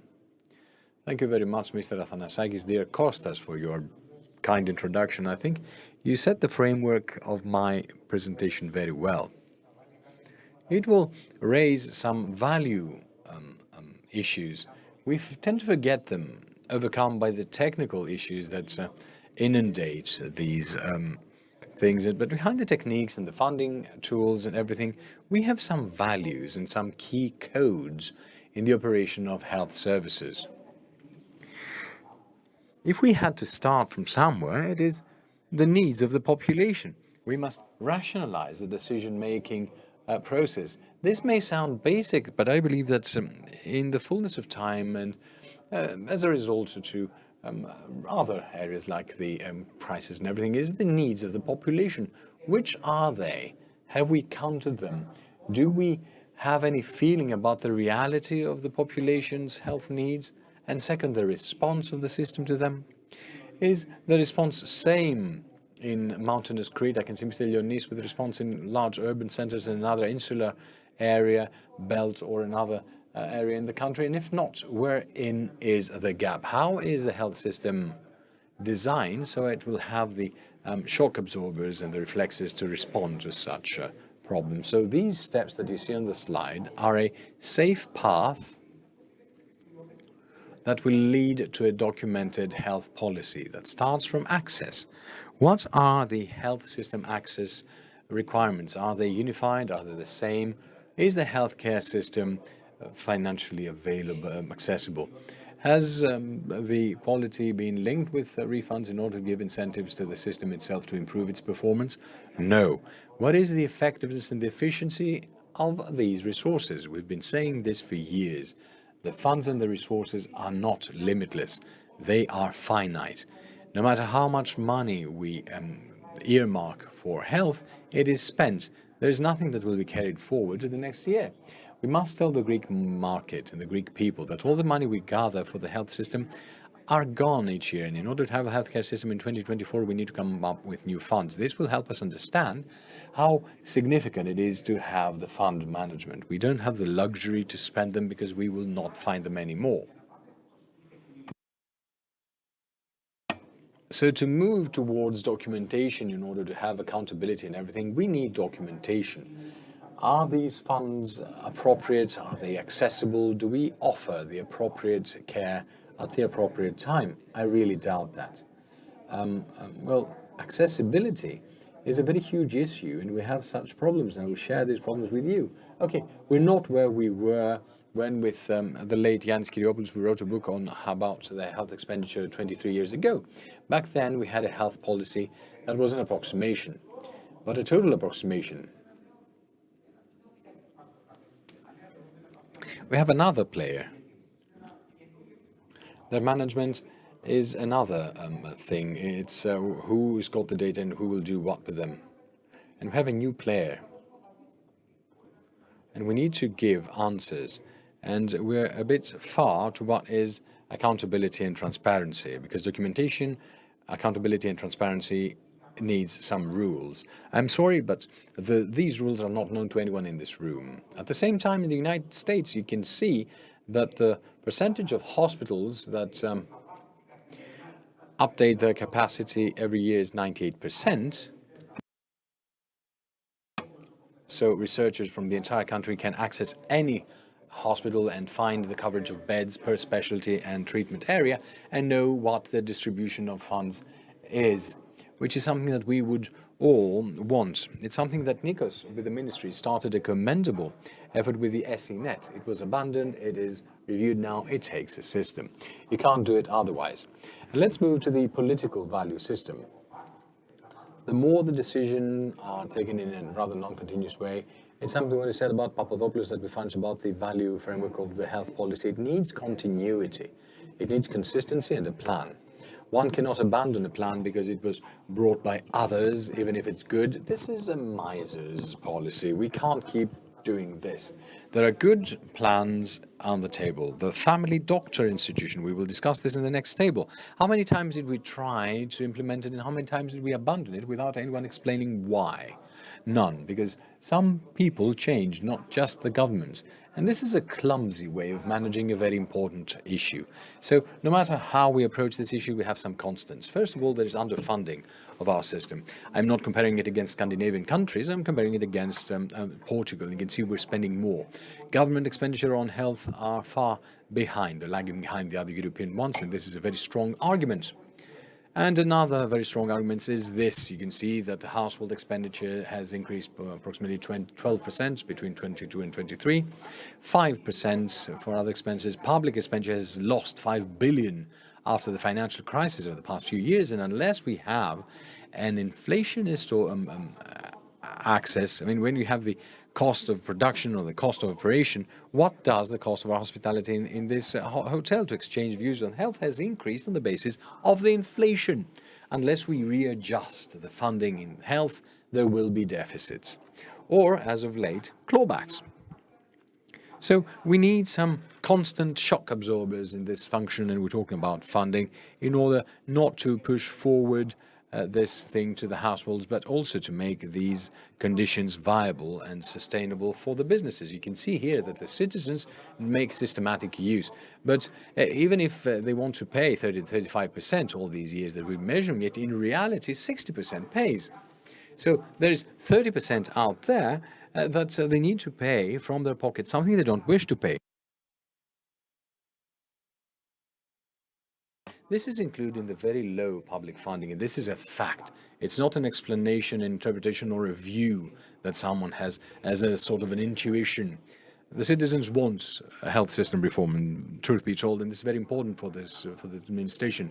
But then the health minister will not want to do this or the other, and I'm very happy to see that there is such a reform aura. There needs to be something implemented, because we can see that the citizen has second thoughts regarding whether boldness is there, Mr. Leonis, and whether these things will not burden down and weigh down everything. So I would like to close with this. We really need to change the way we see things and reform. They lack color, party, or whatever. These are reforms. They touch many companies and they enter each household, and we need to see them in terms of consensus, and these consensuses need to be an object of policy.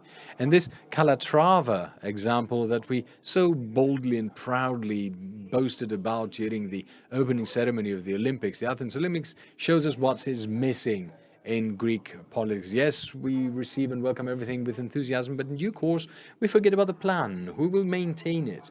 Who will keep this thing safe and secure? And we're playing, Nikos, you see, it's a miracle we're still alive. We're playing for years. Without a plan, you can't go anywhere. When you buy a piece of equipment or you design a health system, you need to design how it will work this year, next year, and 5 years. When we get a new health technology, we need to see its lifespan and what we will do to replace it after its shelf life. We do have the information, but I'm sorry, we need action and plan zero rather than running after the developments. When we do all these and we have a plan and a will and everything, these are the fundamental principles that you said, Mr. Moderator, very correctly. I applaud you, sir. Thank you very much. I will resist the temptation to say what would happen if today we shot these fireworks from the Calatrava roof and everything, and what would remain afterwards. I mean, it's what the stuff cartoons are made of. But this was a series of very important issues you raised during the presentation. And I would like, later on, in the second round, how we could see and how we could raise things such as values and the preferences of the citizens in the decision-making process. I think this is a new thing that will make sense to be revisited. But before we get there, let's ask those who represent at the time the other side, the recipients of the health services. We have Mr. George Kalamitsis with us. He represents today the Greek Patients Association. But he's also a very active citizen. So he does have an opinion about how healthcare systems work. It's a very good and it's a very long-term one. And I would like to ask you, Mr. Kalamitsis, what it means for the users of the healthcare system to have transparency and accountability. What would be for you very important, representing, and I would like your personal opinion, the ensemble of the users, a healthcare system to have to secure that to you, the users, and to those that it's accountable to secure and ensure issues that have to do with transparency and social accountability. Would they be indicators, some fail-safes, the publication of data and results? Your floor is yours. Thank you very much for the invitation. It's a great honor to take part in this panel discussion among distinguished friends and guests. I listened carefully to what Mr. Soyoti said.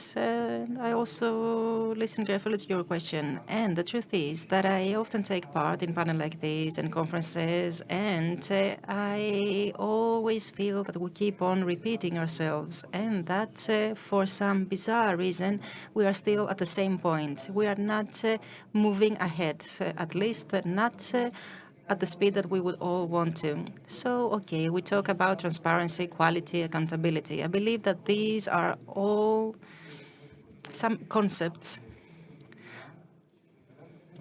that do not exist in the view and the minds of the Greek citizens. There has been no collective reaction to the absence of these concepts. However, there have been many reforms introduced, and of course, there are other more competent people to talk about these reforms that will bring about significant results, since there is the political will to proceed with these reforms. However, there were certain moves that were made in the past, several efforts made, which, by the way, I would like to mention here today, so that all the interested parties can hear me. Some years ago, 2017, I was elected president of the Committee for the Rights of Health Services Users. One of the competences of this committee was to manage the users' offices in each hospital. There is office in the biggest hospitals of the country. We're talking about a lot of people. We're talking about 2 employees in every hospital, depending, of course, on the size of the hospital. We're talking about a reform, a service, if you like, that presumably offered the Greek state to the Greek users. And unfortunately, most of us who supposedly know a thing or two about health, we don't know where these offices are and what is the purpose or what they really can offer to the citizen. In the first effort that was made back then, an attempt to register the relevant data was made. Data about where these offices were, whether the spaces were adequate and appropriate. Okay, I don't want to give the names of hospitals, but there were certain hospitals which, although they had received the funding and they had the human resources required, they were using the space that was supposedly for the user's office in order to provide other services. And the point is that there was no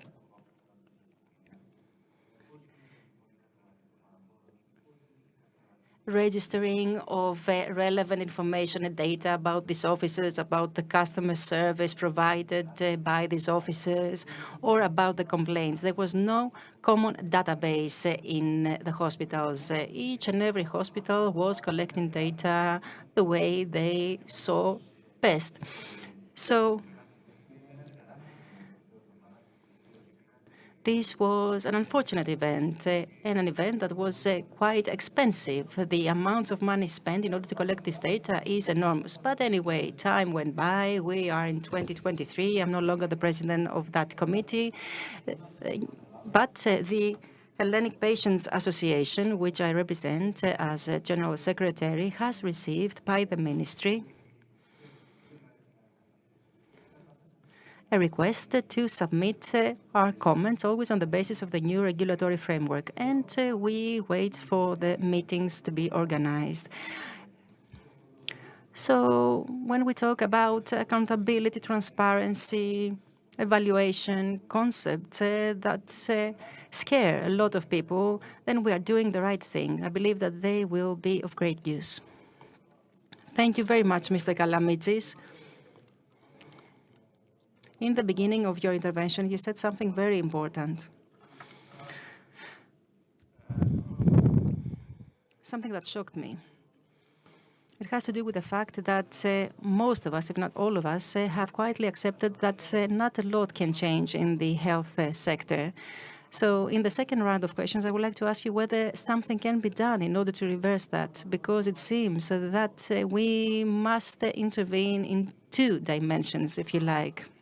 The first one pertains to the production of policies and reforms, and on the other hand, in the dimension of the users of health services, always promoting a mobilization on the part, if you like. However, think about these 2 points, and I will ask about them later on. And I would like to ask Mr. Krokidis, who is the alternate Secretary General in the health sector of PASOK. In 12, 14 days from today, we are going to celebrate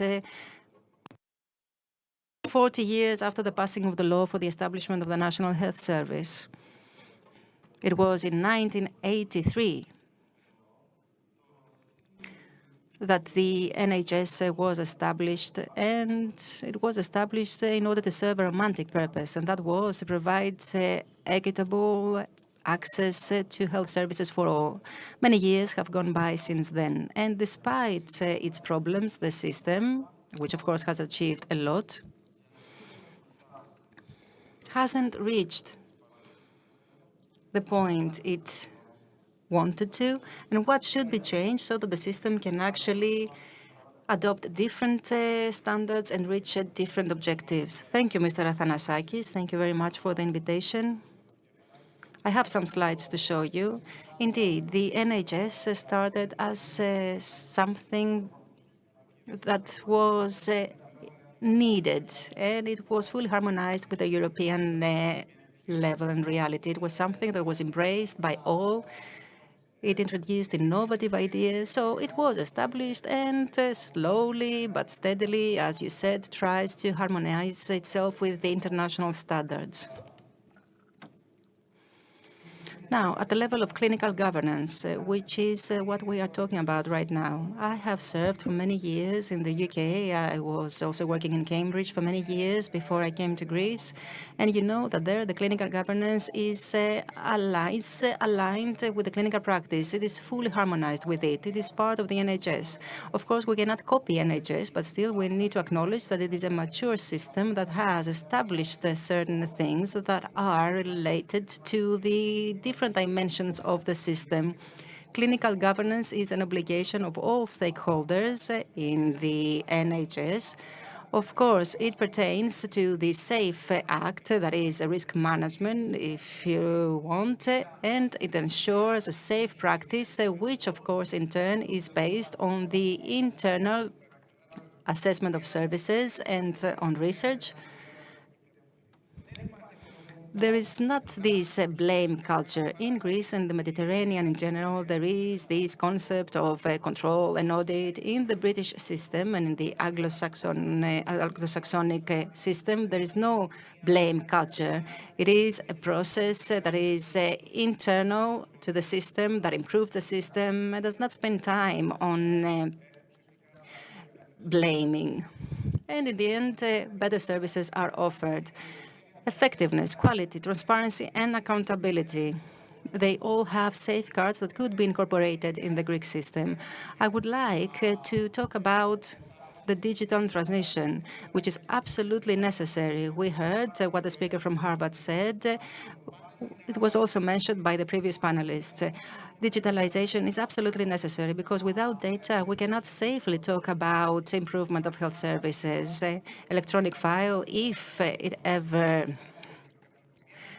is developed, then this will be to the benefit of all. Then medical images.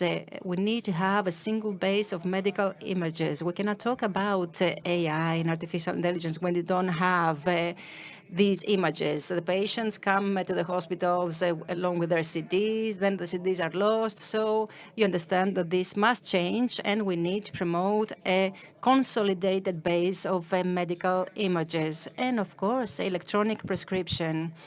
The representative of IDICA said previously that this is a major transition that has been made, but still I don't believe that is prevalent in the hospitals. I don't think we have digitalized what we truly need in the health system.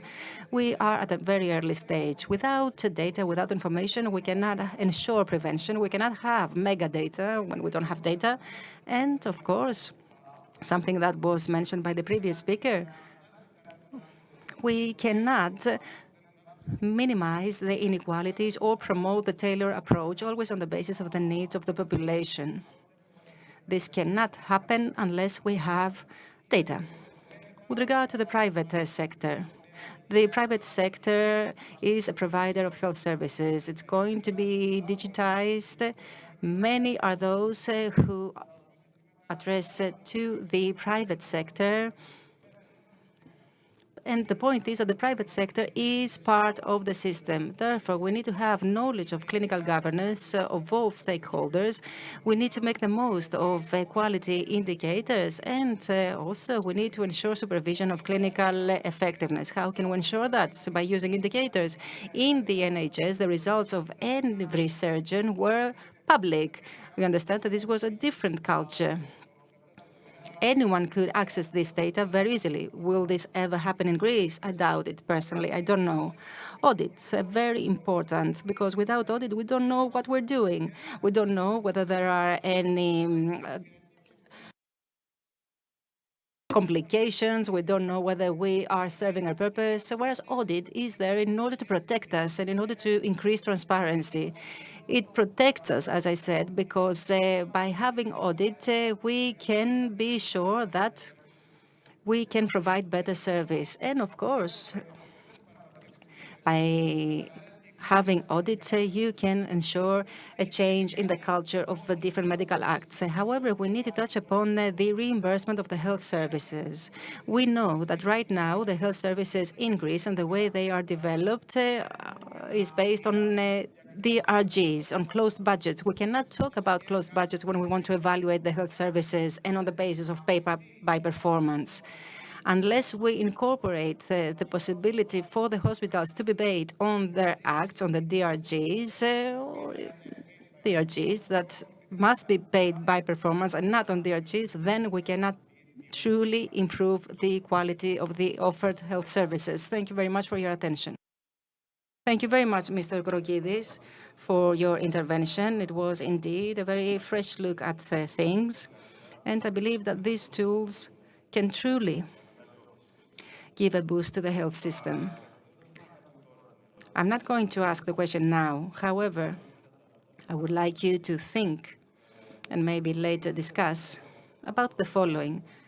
Apart from the tools, you are also suggesting a change of culture. You showed the slides and you were saying that we all have the obligation to change the current reality. How can we do that? Through audit? Is this enough? Don't answer now. Then, in the second round of questions, and then I'm going also to ask you how we can reimburse the health professionals on the basis of performance and results. Now, what are the results from the side of the administration regarding a system that will be governed by systems such as transparency and accountability? Which must be the goals? What could be a targeted reform or restructuring to move that way? Right. Mr. Athanasakis, thank you, dear Kostas.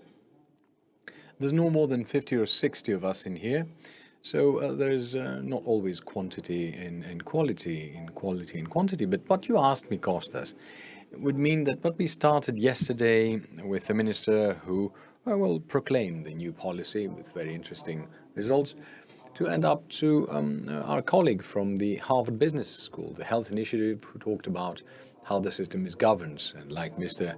Souliotis said, dear Kyriakos, the question that neither you nor I have resolved is policy goes hand in hand with administration or not. I would say that policy is continuation and administration is continuation with policy rather than stopping or have lack of momentum. Now in Greece, not only do we change policies, we change ministers and we change policies as a result thereof.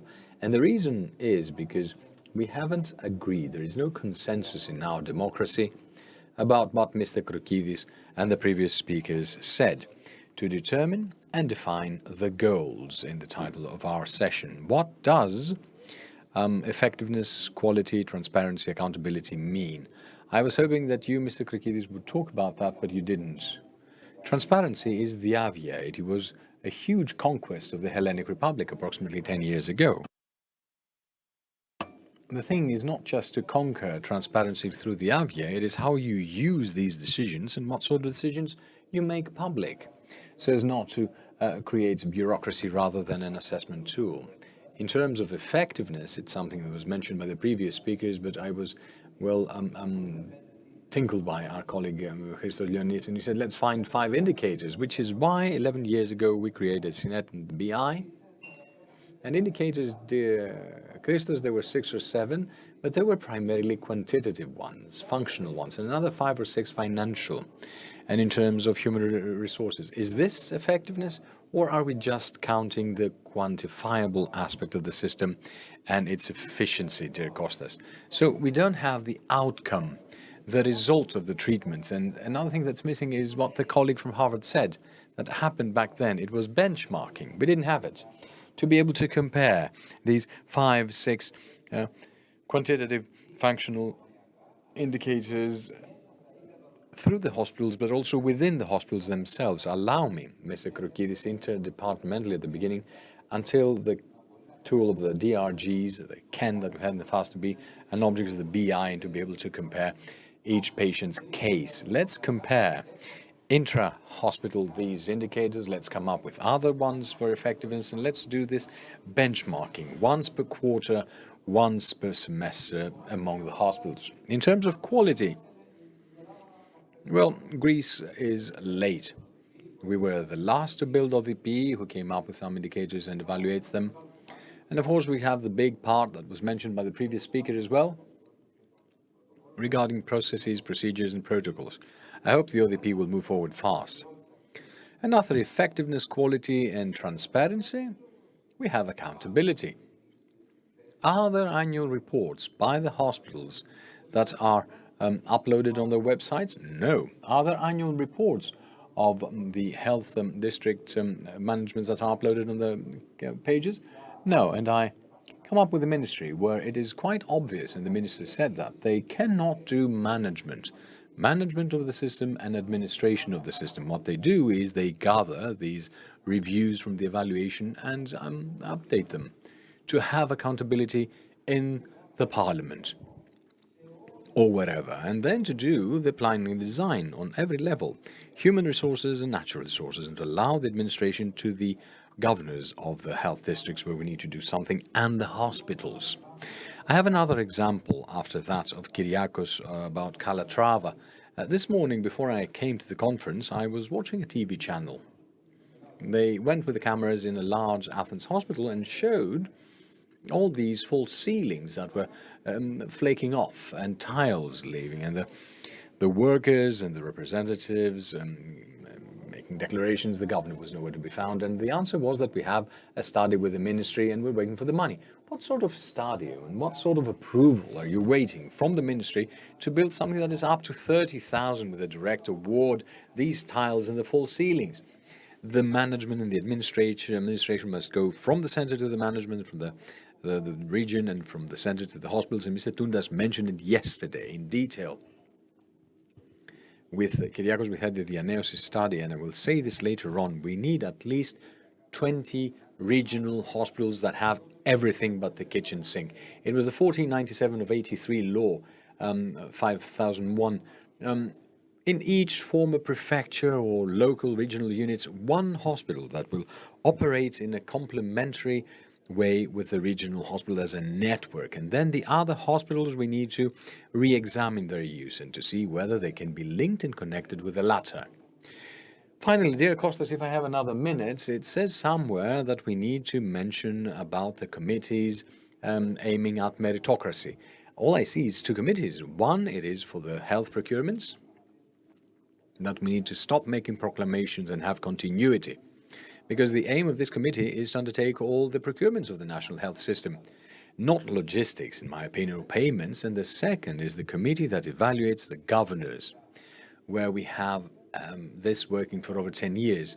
There we need criteria, to group these criteria together so that the system, with the hospitals and beyond, to be governed by those who are worthy, and to see their fees as well. Thank you very much indeed. Thank you very much, Professor Polizos. Dear Nikos, please allow me 2 questions, if I may, and 2 brief things about what you said, and we will double back and ask the questions, or get answers to the questions I asked the other colleagues. We talked about accountability through indicators. Indicators and SENets was a very good first attempt, first try. But it was like Calatrava's roof. I mean, we built them, we enjoyed them, we're happy for them, and we never rebuilt them or maintained them. Why? No, it was like the Philadelphia that was worse than Calatrava. Yes, but there we got a stadium at the end of the day. Why is my question number one. And question number two is benchmarking that helps the health system evolve, and it typically has two forms. It's me against myself through time and me against the others. Who must be these others? Must they be the other hospitals in the country? This is something that I don't know and I would like to ask you. It's good, but it takes you up to a point and it's slightly introvert. Should it be something else, best practice at the European level? How would you see that? Well, it is two stages in benchmarking, dear Kostas, and two tools, like you said as well. And you almost answered your own question. First of all, we need to compare similar hospitals amongst themselves, and then we need to compare departments. Evangelismos has 4 GP clinics and 4 surgery clinics. I mean, we need to compare them. How? Using these quantitative indicators that are problematic, and we need to have efficiency indicators, what they produce, these clinics, what they produce, and second, to move into the processes, to standardize. In the beginning, the easy part, which is the management, financial, technical one, and there are no processes there. And then to move back to the clinical one, the medicals and the nurses, where things are tougher. What about the AVIA, which you mentioned earlier, which was a good reform, and I agree in that. I think there's a single person who doesn't agree. It's something that's been around for over 10 years, maybe 15 if memory serves, maybe even more than that. And this is something that's maintained, and it's a deviation to what happens normally in the Greek political system. It's still there. Now, maintaining the indicators, why can't it have a trend of continuity and consistency like that system? What does it need? Well, we'll go back and circle back to the beginning. It's the link between politics and policy with administration, how much it wants to be effective and how much it imposes on administration. I'm not interested in the AVIA or an SENet that is the telltale or the whistleblower. It needs to be something that helps us see the weights. If each political leadership sees this, and there is serious resistance there, and please allow me, Mr. Krokidis, all parties through time. So if it imposes that on public administration and it finds the worthy who will not be paid peanuts, then maybe we can see some results. One example, Attikon Hospital in Evangelismos in 2022 purchased 300 million worth of materials, drugs, consumables and everything. Their governors receive 2,500 euros per month. Peanuts. And it's true, I mean, how one manages a business of millions of euros in budget without the necessary incentives for the administration is a question. There is another question. It's a matter of culture. And it's something that Mr. Krokidis talked about extensively. And so, Mr. Krokidis, how do we make these things the obligation of everyone? You have a great experience with NHS in the United Kingdom.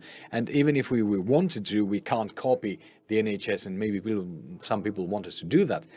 But the element of culture and the avoidance of noble aim culture, no blame culture. What tools could be used to change this culture that we have already set? Now we'll circle back to my initial view about the national healthcare system and the design as something that we're nationally proud of. When you're working with an organization that is that gets proud, like the NHS in the past or the Greek national health system, it creates a different mindset with the employees. Of course, this is something that needs to be supported by the agency and the organization, from the level of fees that need to be, well, at least decent, to development, growth, training, and the position it has within society. Because, for instance, no one can support the growth of health in Greece, that the most difficult treatments and the most difficult surgeries are in the private sector and then become simple things. It needs to go the other way around. The private sector to be there and to be developed as a, let's call it, a fail-safe for the implementation of health services. That's our bread and butter. But the heavy stuff, the necessary ones, the difficult ones, needs to be carried out within the public system. To import patients from abroad to have their treatments in our national health system. When you have such an environment that is healthy, it's educational, it is proud, the culture is bound to change throughout the population. It is clearly not an easy thing. It takes costs, it needs significant leadership, and it requires transparency at all levels, that one doesn't feel that they're working without moving forward. The AVIA is one of the very necessary reforms we had in the past. And choosing the governors, these are important points that were raised because they are that breed this sense of duty among the employees to create stable ground, to have this culture. I think these are the structural changes. Yes, this is very important, and if any other of the interlocutors would like to say something, I do think we have a little time more to discuss, but it's very important what you said earlier, Kyriakos. It's something about incentives. We all agree that we need to increase HCP salaries as an additional incentive, but can we discuss this in modern terms? Can we discuss salaries as a function of effectiveness? Would this be acceptable? Well, first of all, we need to increase salaries, the base salaries, the baseline salaries, okay, a de facto thing. Now, productiveness bonus or effectiveness bonus, I don't know whether we can talk about in salaries, but through their development and growth through the system. We could possibly start with the fact that the hospital needs to be paid on the basis of its performance. If you have more surgeries, then you create an environment that serves a larger part of the population. If you introduce new technologies, you must at least be allowed to grow, to bring in new nurses, to have an autonomy in the hirings, to bring in medical technology. These things do not exist at the moment. Unless we have this, there's nothing to talk about. No one will work more in the national healthcare system to receive a salary. There must be a salary that is decent to begin with. But the money that is introduced there by the provider must support the service that is doing well. This is the reciprocity of the system. This is the drive of the system. This is where we need to focus. I think we all agree, just as a bit of information for our audience, I would like to say that in theory, as of the 1st of January of next year, reimbursements through DRGs must be a reality. And if not January 1st, within 2024, at least according to the plans of the country, we're expecting to see this in action. Mr. Kalamitsis.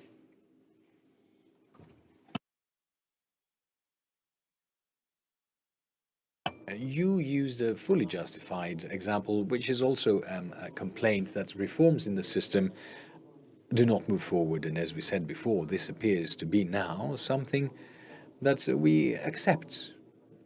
Why, in your opinion, do reforms in the health system do not move forward, although we all want them? Why do we accept it, and what needs to be changed? Well, I think it's a clear-cut answer, and I think it concerns the politicians of this country. It has to do with political cost. There is no other explanation to this phenomenon. If they're not willing to clash with the big interests and the labor unions that are behind health, there's a tremendous political cost. Depending on the period or the era, this is a big cost. Sometimes it's lesser. Sometimes there's lack of boldness. Sometimes positions of power are conquered and someone wants to stay there and they want to sit there and they don't want to get their hands dirty. These are things we've seen. No elbow grease. This is common knowledge. It's a common secret. And there's an example that I can't fathom, and it's no one within entrepreneurship can fathom. You said it earlier. How can it be for a governor to govern an organization or a business person to govern an organization where their subordinate receives more money than they do in remuneration? And as a matter of fact, the money received by the subordinate is not received directly by him, but it's indirectly by another organization. I really can't fathom this. I mean, how can one manage and administer such an organization? Of course, what Professor Mr. Polizo said, there is no assessment and evaluation among the clinics, but we're talking about the fundamentals of management. And we've been discussing these time and again for years. I mean, I may sound as a critic, but I do have a feeling and I do have an understanding about this. I mean, we have this relationship of power. It's very difficult to clash the beliefs and the convictions of an entire people, but this is what you need to do if you want to be a successful politician. To do this and to take steps forward that will allow to live a Greece and a health system better for our children. We received from our predecessors a beautiful national healthcare system that we were proud of, and we're delivering it to the next generation, handing it down slightly wrinkled, I would say. And it's not just that we need to give better salaries, we need to have competitive salaries as compared to what is called the global market. I mean, it's an easy thing. I mean, we just jump on a plane and go to Sweden. We have 2 flights per day. We will see very frequently our family and the sea and the sun and the other S, and we will receive more money. And why not do it? And so many people do it, and they do it on a daily basis. Thank you for the very honest answer. Indeed, we need to talk about that if we truly want to find solutions to the problems. And one last comment by Professor Mr. Souyotis. Dear Kyriakos, one final comment. You said something very important before. You wondered how preferences can be incorporated in the decision-making process. Please, could you share your thoughts with us about that? And maybe you could also talk about measures and proposals that could be made. For example, the fact that we have many disastrous expenditure that we don't want to have. This is, in my view, is a typical expression of the value structure of the Greek society that proves that certain people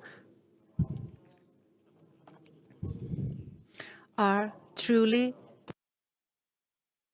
in solidarity with others. Do you think that we are close or far from that? It depends.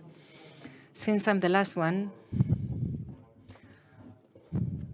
I ask for your understanding, but in order to restore the truth, I want to tell you that there are hospitals that publish analytical reports on what they have done. There is a hospital that publishes a report of things done by every department and every clinic. And I urge you to take a look at that, since it can become a guide for all other hospitals.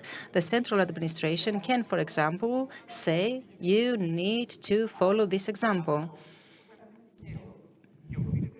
But when this is accidental and it's the result of an initiative taken by one single person, we cannot possibly claim that there are truly rules or results. However, I have seen that, I admire that, and I believe that it's a good example.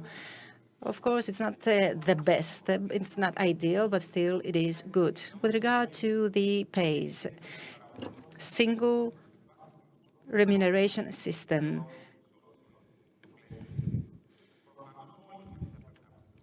cannot be guaranteed. Of course, all remunerations need to increase. But if you ask them,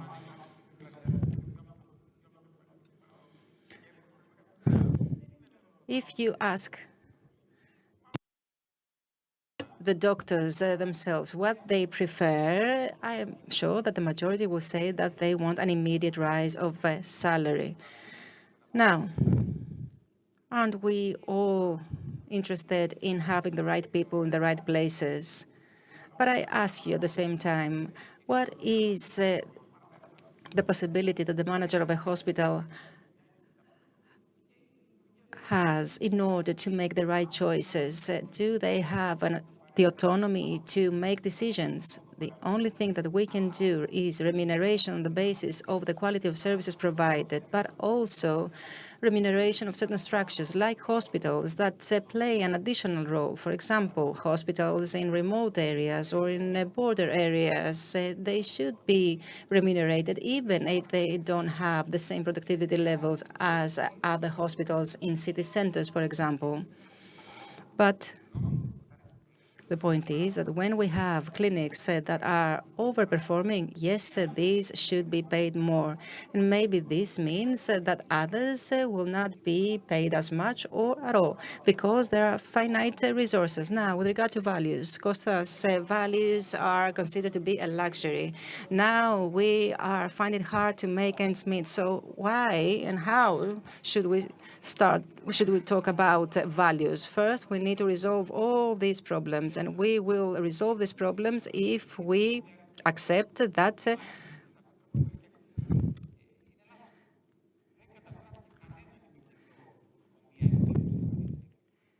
we have a system that we are reimbursing very generously,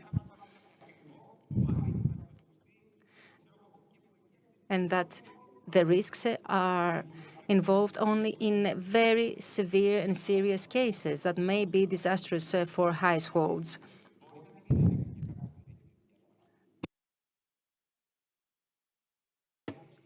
My view is, and this is the case, that when it comes to very severe cases, these are managed by the public health system because they are not that attractive for the private health system.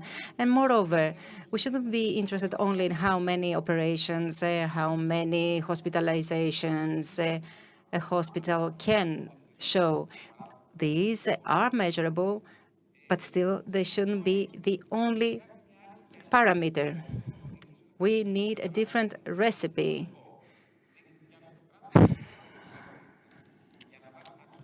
And when it comes to those who are worthy, you need to provide them an attractive working environment. And an attractive working environment for the university graduates is not that it's based only on pays. It is an environment that provides a certain degree of autonomy, because this is the only way that they can actually show their talent. Everything that is determined by the central administration actually leads to the recruitment of people that have complete ignorance of risk and danger. And the fact is that the state uses this in order to serve certain people that will, in their turn, help the state out. Kostas, if you allow me for a minute. Do I have a minute? The moderator of the next panel session is here with us, so we can do whatever we want. We shouldn't think that the national health system is a mess. I would say that there are sectors of the public administration that are far worse. And this is the case because an effort has truly been made during the last 20 years. The only thing is that it hasn't been consistent. What you said about the contract of performance, the business plan, and all this should become common practice for all. Look, Nikos, I confess that as I was preparing to close this discussion, I wasn't feeling pessimistic. I think that the discussion was actually a discussion that helps us feel hopeful for the future. In the discussion, we heard very interesting things about tools that we can use in order to improve the national health system. I believe that there is a lot of space for improvement. We are willing to make the necessary efforts, and we will never give up. So no pessimism, on the contrary. And I believe you agree with me. I don't know if anyone would like to make a final comment. Kyriakos, Mr. Krokidis, George, would you like to make a comment on that? But I think no pessimism, on the contrary.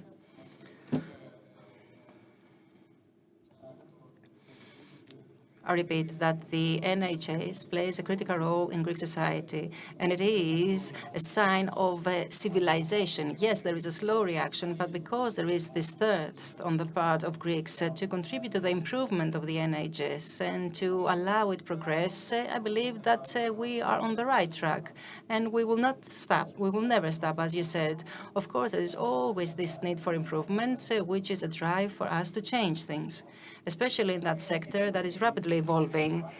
even if you reach the ideal state, you will be obsolete in a very limited period of time. Look, the speaker from Harvard said that the national health systems are under great pressure, especially after the pandemic. They are under enormous financial pressure. I'm not talking only about NHS. I'm talking about the systems of advanced states with increased budgets. Even there, they are faced with difficulties. I believe that given the reality, we are moving ahead. If we change the culture and the mentality, we will do even better. There is a great fatigue of the health professionals. We can see in developed systems with higher pays, people not being able to cope. So we need to keep this in mind as well.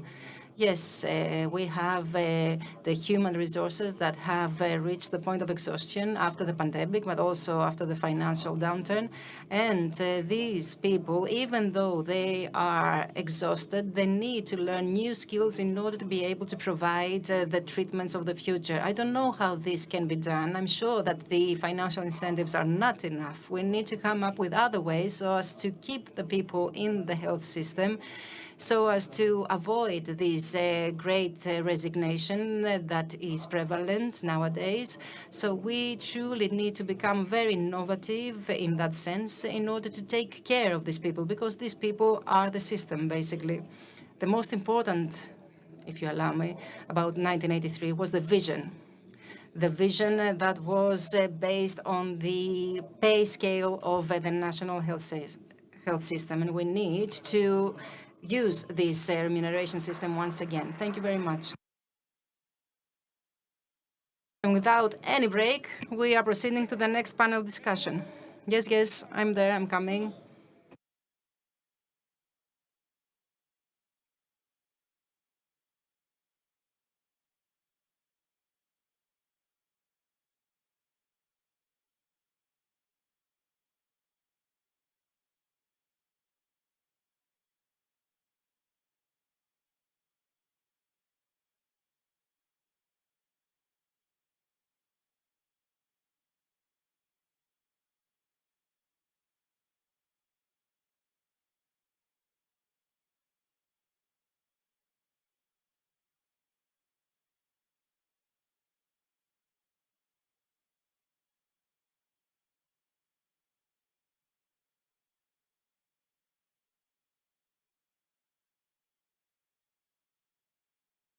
Well done, everyone, for hanging on. Very important. Would like to invite Mr. Ioannis. I'm sure that you all know him. He's an emeritus professor of general practice and primary healthcare in the Faculty of Medicine at the University of Crete, where the heart of the primary healthcare started beating. Ms. Memi Tsakoura, board member, Greek Patients Association and president of the Butterfly Bone Health Society. Our dear Charalambos Gogos, emeritus professor of medicine in the University of Patras and now director of medicine infectious diseases unit at the Metropolitan General Hospital, and Mr. Anargyros Mariolis, who will be with us online. General practitioner, director of the Aeropolis Health Center in Mani, and president of the Hellenic Academy of General Practice, Family Medicine, and of Primary Healthcare.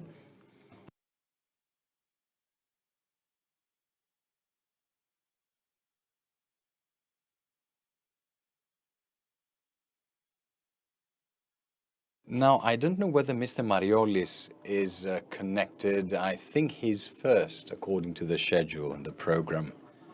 Now, do we have Mr. Mariolis with us? Mr. Mariolis.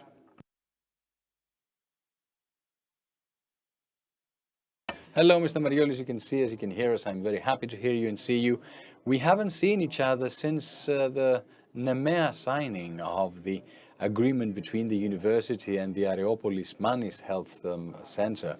Now, our table is entitled Primary Healthcare Shaping the Ideal Model of the Future.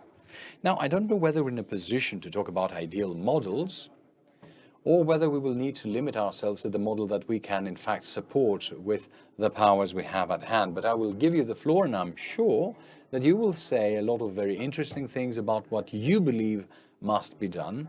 And please allow me to not resist the temptation to ask you where you would start from, because what this conference is all about is priorities. What is the key point that you think is there for the healthcare system in the country? Mr. Suyotis, thank you very much for the invitation.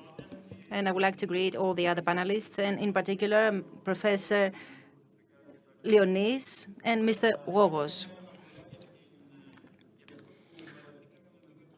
I would like to refer to what we have been saying for so many years, that is the restructuring of the primary healthcare. What we need to do is to re-establish it. We need to create from scratch a new primary healthcare on the basis of new foundations and new values. And I would like to reply to your question. These values should be against of state prevalence, clientele relations, and lack of meritocracy. I'm not going to talk about primary healthcare as a pillar, something that we have been doing for the last quarter of the century, that is a pillar of a health system, but as a wider vision, which of course has a prerequisite, the achievement of the vision for universal coverage, and how this can be done through a stable financing basis. You know far better than I do, which was the financing adequacy in the first 20 years of the introduction of primary healthcare. What we want to do is to create a primary healthcare that will be based on new models of care and of provision of services. And this new model will differ to the one of the model of a practitioner that is working on an individual basis, that responds to acute cases and operates independently from a network of health services. This is the current model that needs to be changed. These are the reforms that we need to promote in the health system. And these reforms need to be based on indicators that reflect the true pillars of primary healthcare. The most basic, in my view, is continuity in care. You understand how things are in our country. Will it be human-centric? Will it be at the same time based on an approach of on the basis of age of the population? Of course, an equally important factor is the quality of health services, the prevention. Will it be effective? And in order to talk about the autonomy of people, that is both of the citizens and of the patients, what we have in the private sector is the customization of the care, which is now called primary care.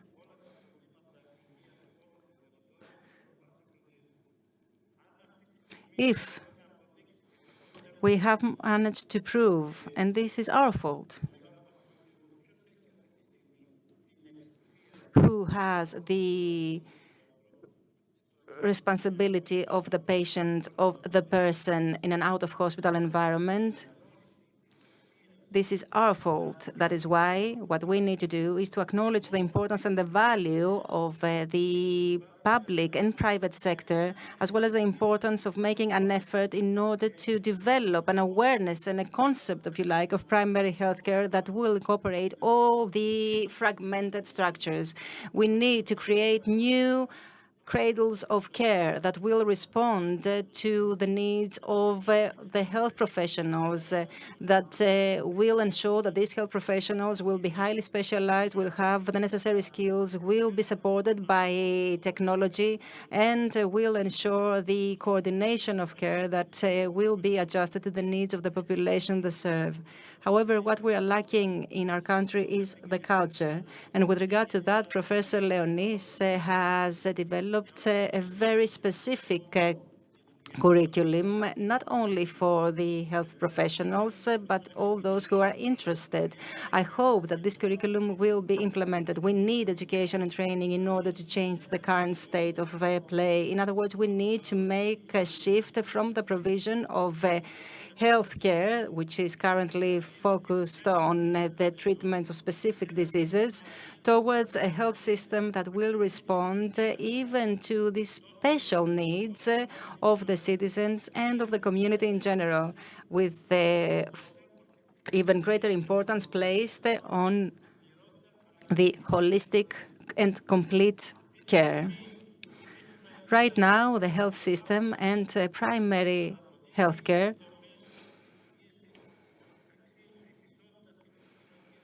are they truly based on the values of solidarity and equality? Do all citizens share the same rights? For example, citizens in remote areas, do they enjoy the same level of health services? Or are there distinctions? And in conclusion, I would like to tell you that the principles and the values that are necessary in order to maintain such a health system are fairness and effectiveness. And I would like to pose some questions. The capability to monitor the progress. Is there such a monitoring? Is there a leadership in primary healthcare? Is there a vision? No. Is there responsibility and accountability of the governments for what they have done during the last 30 years for primary healthcare? No. Is there sustainability? No. Is there any orientation towards the highest standards of quality and safety? No. Nor is there any interdisciplinarity. Thank you very much, and I expect your questions. Thank you very much, Mr. Mariolis. As was expected, you touched upon some very critical issues, and you actually said something that can be elaborated further by Mr. Leonie. We talked about autonomy, for example, and I would like to remind you of the successful experiment of Crete. Mr. Professor, you have the floor. Before Professor takes the floor, I would like to thank him for being the beacon for primary healthcare in our country. Thank you very much. Thank you very much for your kind words.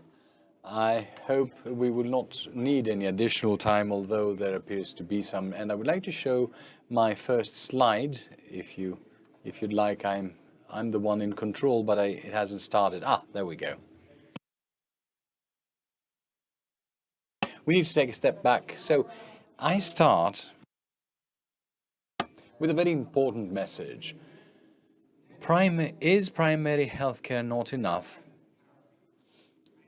That's what 2 weeks ago was written by Richard Horton in an editorial in Lancet. And then you can see our answer, our response, and the answer we have by 5 people from the academia, and say, no.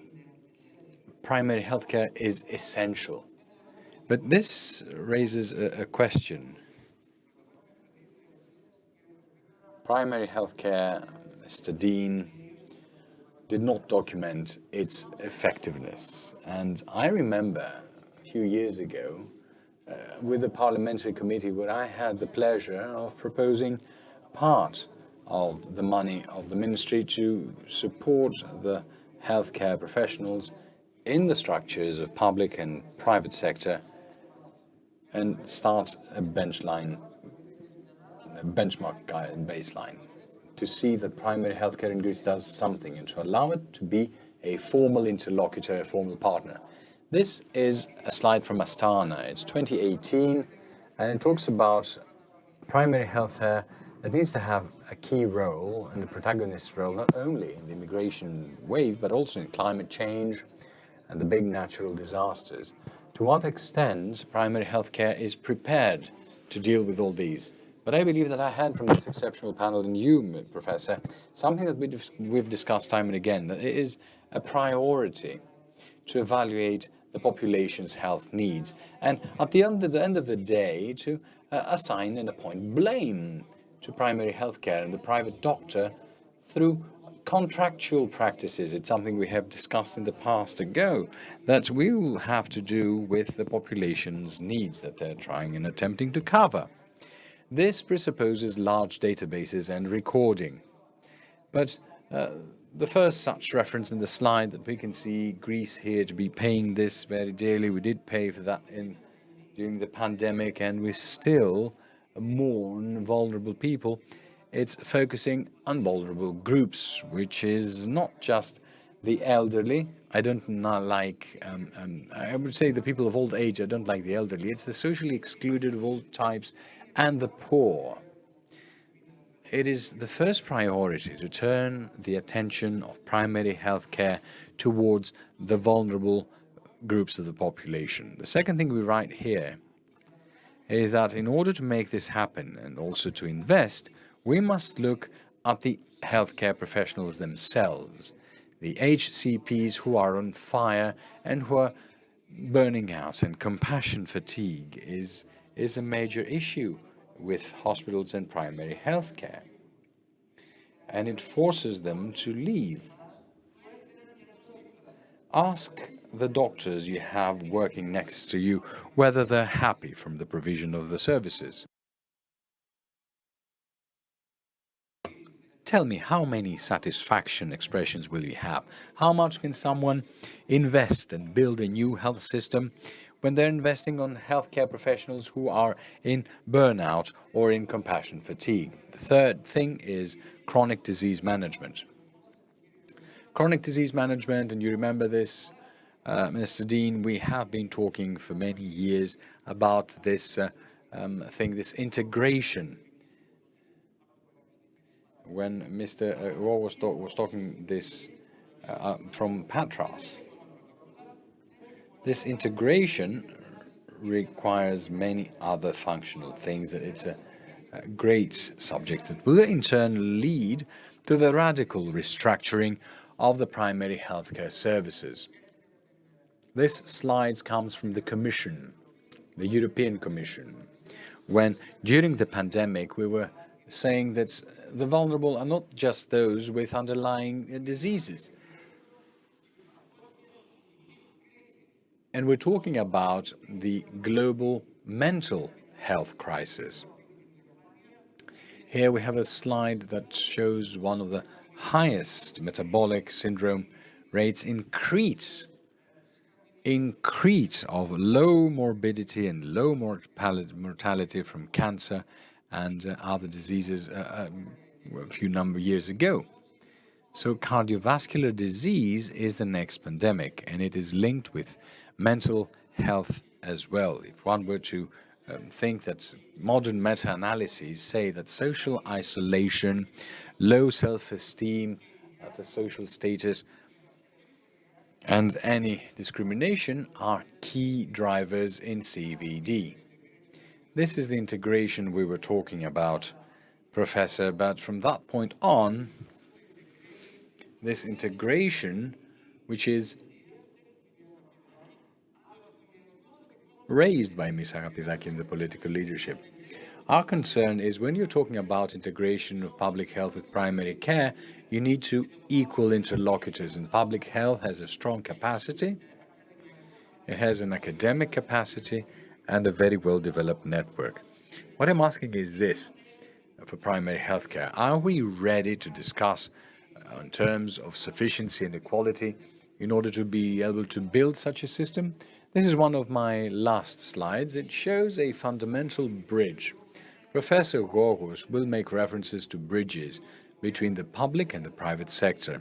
And I would kindly ask you, Professor, to talk with me again about the bridge between the sector of social care, that is now reports to the Social Cohesion Ministry and Family, with health, so as not to mourn again and talk about those private structures that really show decrepit pictures on television. And the last one, another bridge, mental health integration with primary care. We want the personal doctor today primarily to handle and manage mental health disorders. Unfortunately, primary care HCPs have as a priority the training to urgent and emergency medicine, which is a serious choice, but no one is asking for the further training and education. So we're talking about what the president of the Academy, Hellenic Academy mentioned, Mr. Mariolis of General Practice.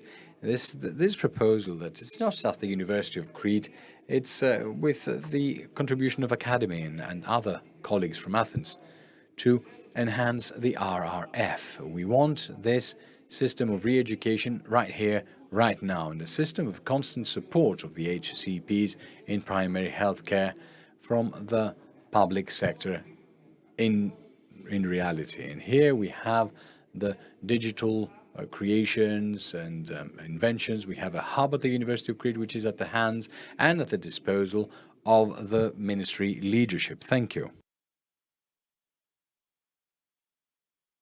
Thank you very much. While you were speaking, I was thinking about social care, and you actually caught me there. And apart from these colossal issues of social vulnerability that creates an explosive mixture of needs with some populations, I think we need to see somewhat differently. Take a step back and look at public health with primary health care, with social care.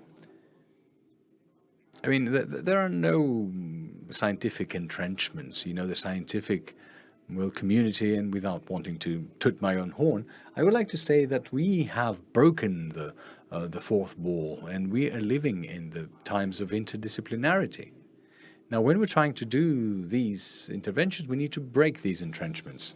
Social care, primary health care, and health are one and the same. Those who assign and decide the intensity, what we will do, is the needs of the population, which leads me to introduce the esteemed representative of this society, Mrs. Tsekura, whom I would like to give the floor to. Now, I would like to take the floor and receive the pass from Mr. Leonis, who, just like you, is a pillar for the Patients Association, and you are a tremendous help in the scientific part, who said the word interlocutor. The Patients Association, although we have been established by the state, we do not participate in crucial matters where we should have a voice. Now, we have an assigned status, and we should be a partner in the decision-making process, and I think it very necessary to hear the voice of the patients in the design and the changes and the reform of the primary health care and the health system. So the key goal should be the creation and the access to the e-medical record, both by the doctors and the patients themselves. There is a tremendous deficit and lack in this issue. We, with the association, give a great example to the literacy and prevention and all these things. These are two fields that I believe will bring about significant change to primary health care. When we say literacy and prevention, and these are two very heavy notions and things that are significant and of health and civilization. And when we're talking about literacy, it's something very precise. It has to do with everyone. And we look at literacy and we propose as it starts from all various degrees of teaching, from the schools to become a mandatory class in health-related schools that have to do with health, and the universities as well. I mean, it's unthinkable to have a health scientist without knowing how to behave, who is the patient, what their needs are, and to know everything there is about anatomy, and that's it. What have we done to talk about literacy? Because, well, talks are nice and words are nice, but actions are better. The Patients Association has started the gradual further training of its members through the SH Hub networking program supported by the Bodosaki Foundation, which is our pride and joy. One of the most common terms used by the HCPs and the doctors to the more specialized things like drug policy, clinical trials, familiarization with the digital transformation, the patients are trained to have an active role and to develop skills about everything in all issues that pertain to their health and are required in order to avoid mis- and disinformation. Misinformation is very important, which must be stressed, and we deal with it on a daily basis. Also, Patients' Right Day, which is something that we raised as our key goal. It was a landmark. It was an awakening when 14 patients shared their experiences and their personal stories. 14 rights defined by the WHO. These were communicated the world over. And our vision is to create a patient's academy with skills so that the patient may understand and fathom all meanings and everything, and to have a constant training of everyone who is involved, the healthcare professionals, but also the local government. We can't remove local governments the same way we can't eject the pharmacists. In a nutshell, we need to create a therapeutic or treatment alliance that will allow the patients to know where they can go, whom to speak to have access to knowledge. Now, regarding prevention, which is a very important thing, and which our association is doing everything it can through campaign and raising awareness, information, we can contribute to prevention, both the association as a whole, as well as the different clubs that are members of the association in collaboration with the social and the association, the scientific community, local communities, in order to reduce hospital expenditure and not to leave from primary healthcare, and to have the personal doctor, which is something that the people want. Very recently, during presentation, well, because you asked me to convey my personal experience, there was a presentation at a conference that was held 3 days ago. It was a room that was filled to the brim, not just with patients and their families. I asked them this question: what does primary healthcare mean for you and to you, and what is the personal doctor? And they said, what is primary healthcare?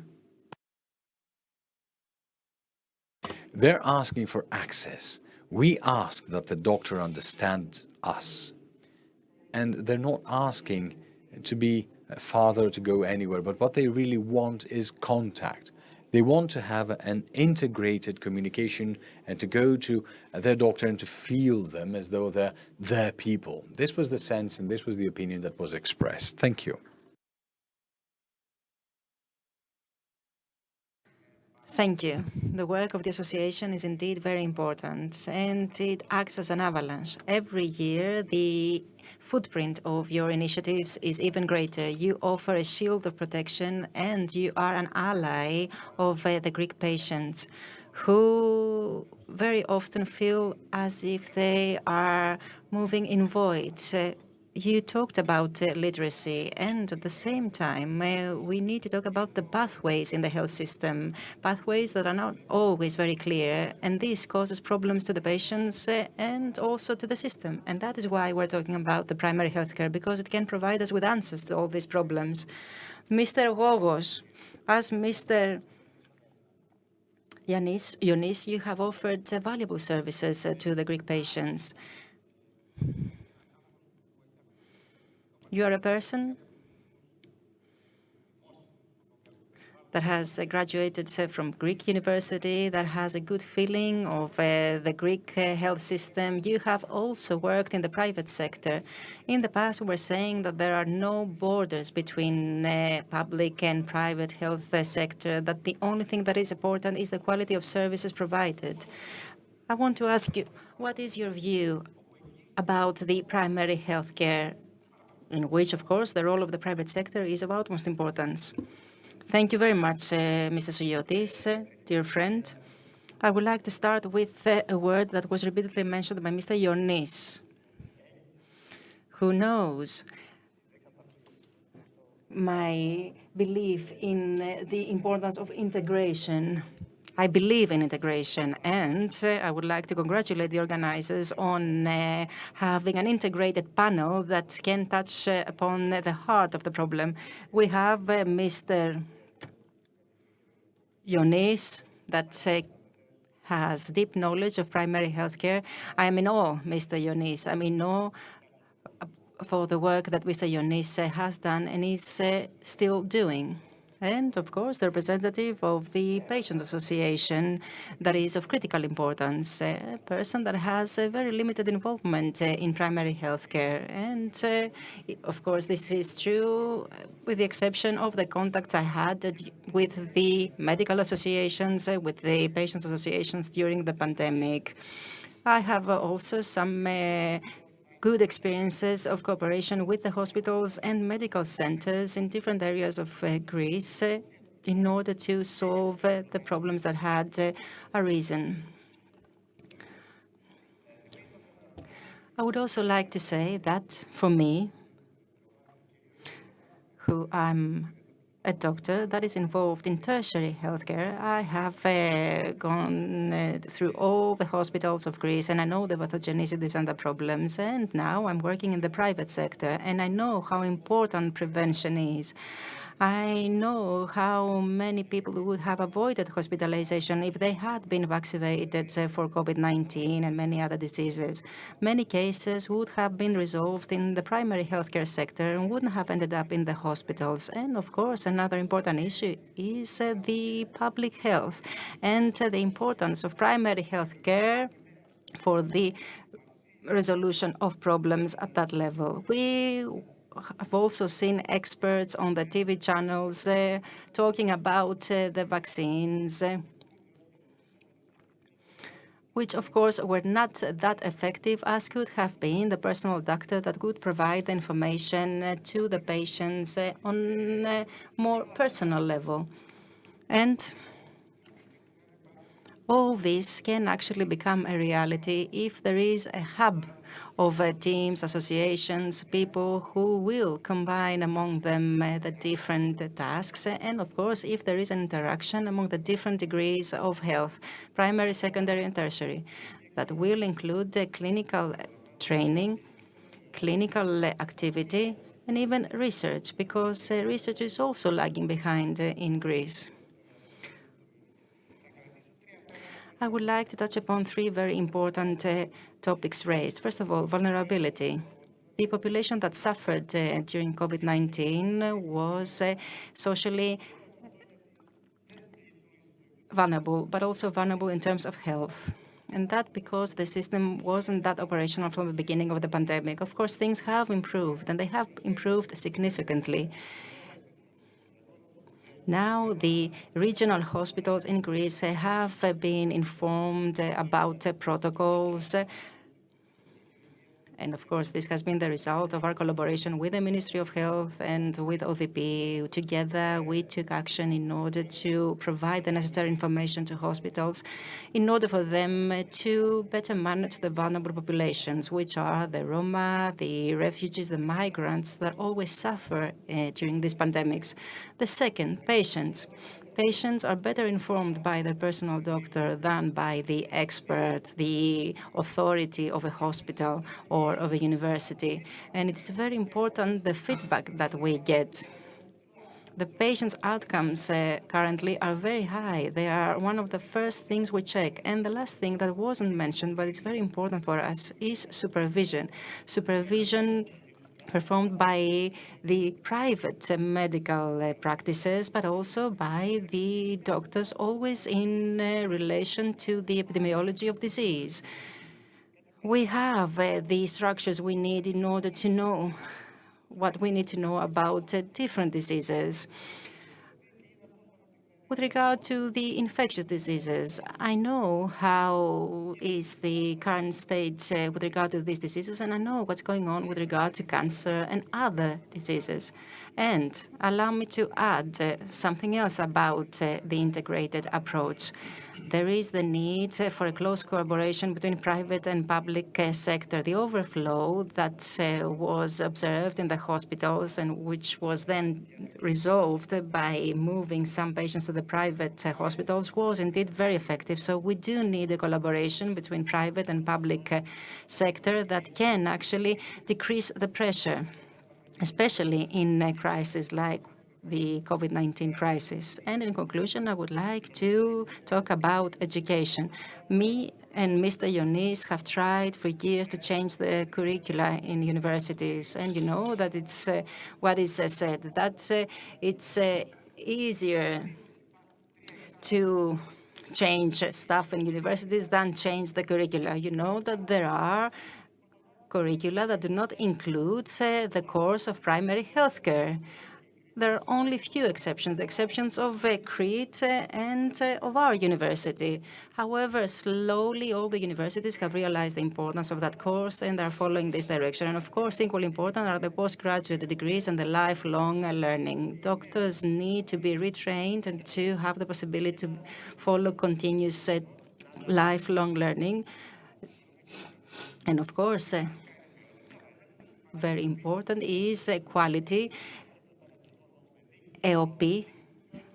It needs to use quality indicators, but Mr. Leonis, this indicator should be introduced to primary healthcare because this is the only way to have a clear view of what's going on in the country.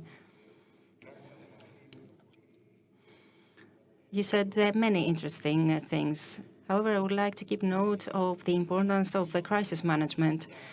I would like to remind you of one event of the pandemic. There was a negotiation going on with the doctors of the private sector during the crisis. I think that it would have been better to have a ready crisis management plan than having the negotiations while the storm was ongoing. We could have an agreement for crisis management so that in case a need arises, we will know exactly what to do. We will know whether the staff is appropriately trained or whether there is a need to provide training. So do you think that, Mr. Mariolis, do you think that we are ready to ensure the autonomy of the primary healthcare if there is a relevant decision taken? And if not, what is missing? Mr. Souliotis, next to you is the pioneer of the implementation of this procedure, Mr. Leonis. A few years ago, he successfully implemented this procedure despite the reactions. Without autonomy and with the integration of all fragmented structures that exist in the primary healthcare, that is, by establishing primary healthcare networks and by ensuring the autonomy of health centers, he managed to get results. And this is the only way that we can actually get results. Now, what you said about the family doctor, it is a component of primary care. It is not the integrated primary care. It is important since the family doctor can take on the role of a guide, can provide continuous and concerted care. It can provide guidance.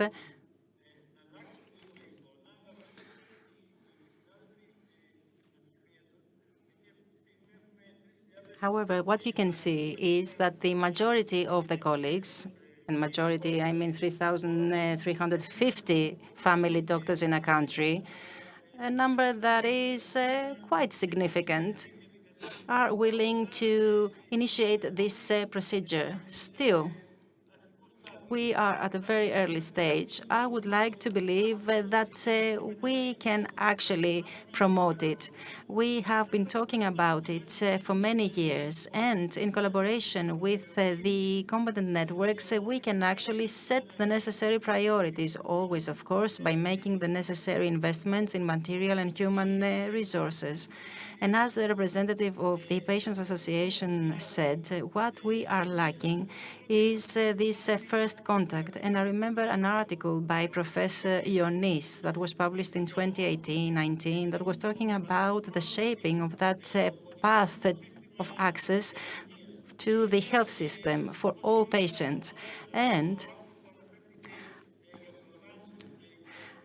with regard to the article published in Lancet, an article that was talking about a powerful primary care, what do we see? On the basis of these two articles, we can see a deficit in the primary healthcare, and especially with regard to the management of the chronic diseases. And as Mr. Kokalakis had said many years ago, the family doctors are not experts in diseases. They are experts in patients. And this has been my guide throughout all these years, and it helped me realize the role of the family doctors in the health system. This deficit, if you like, in access, this deficit in coordination of care and interconnection is indeed very important, since it is associated with our ineffectiveness in managing the chronic diseases. I'm not going to talk about prevention. That has become a rhetorical matter without us fully understanding it. What I would suggest is the development of an interconnected, integrated primary care system in the form of what we call indicator of services that will ensure the universal and equitable coverage of needs, health and care needs. Mr. Ioannis talked about the future and talked about the integration of regions in the primary health care, something that could ensure sustainable management of patients and diseases, something that, of course, is based on exchange of data at the level of primary care. I talked about the efforts made by the governments in the direction we need to assess the results of those efforts and to see whether we could actually deal with the deficit that can be observed in the management of chronic diseases, a deficit that is very strong, especially with regard to the 10 chronic diseases that we have determined. This deficit in the integrated care, but also the absence of interconnection of services are two major issues on which we need to focus. Moreover, mental health. Mental health is a sector in which regional authorities are involved.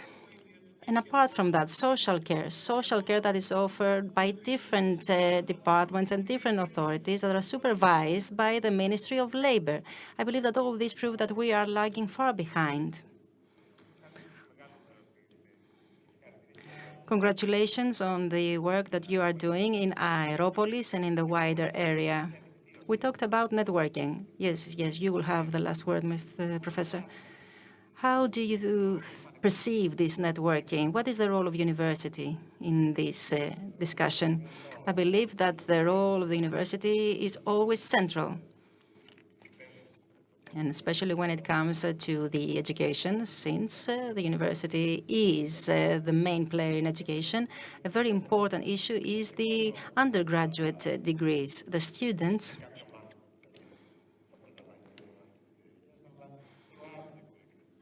need to be able to attend courses on primary healthcare throughout the curriculum. Students need to be educated about what it means to deal with patients, how to manage patients. We need to learn that the patients are the center of everything, and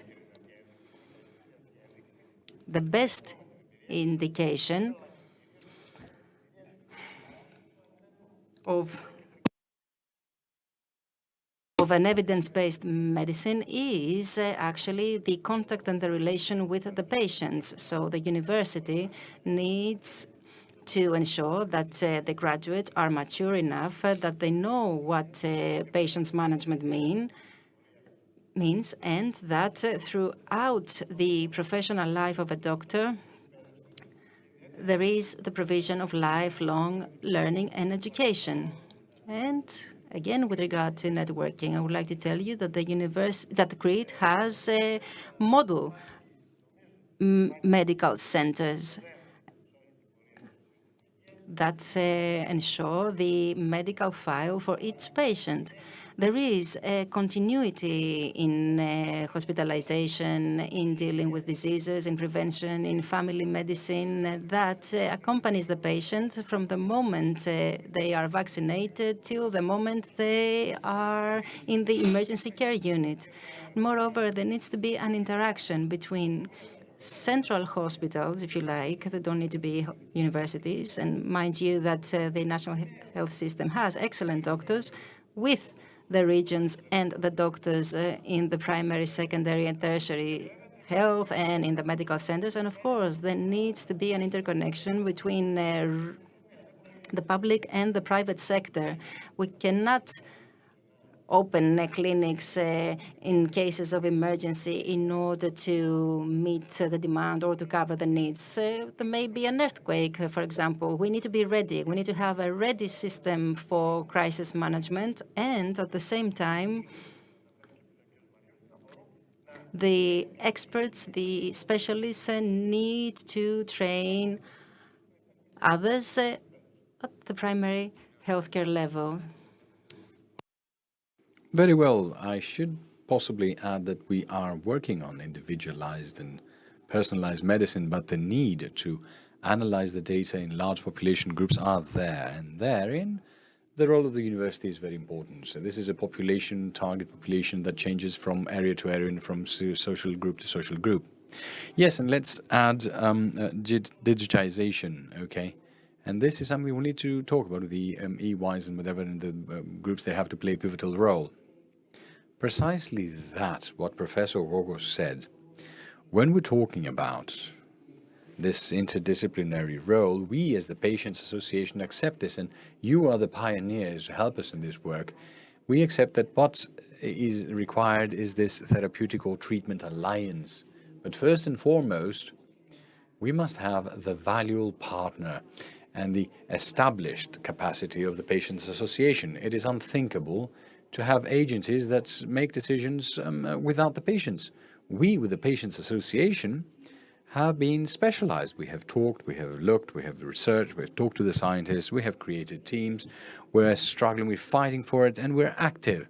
And unfortunately, they do not invite us, not to tell our opinion, but the opinion of the patients, which has been documented by the university, by hospitals, and by everyone from every aspect. So you understand that unless we have a concerted effort and a treatment or therapeutic alliance, which is in my own words, with the participation of all stakeholders, how can the recipient, which is the patient, have faith and trust in the doctor or the local health unit or whatnot? There is a gap.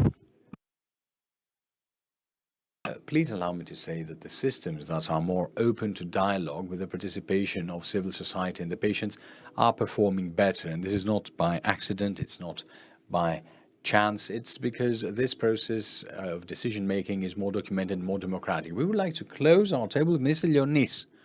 Please allow me to say that we have known each other and worked together for over 10 years, and it is, we believe that we owe him a lot, both our country and the system, and the next generations of people who are serving there. And we'd like to say that Mr. Leonis, Professor Leonis, is working in a synthetic way.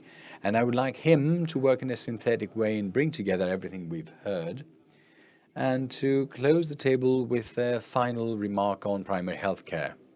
Thank you very much for your kind words, and please allow me this.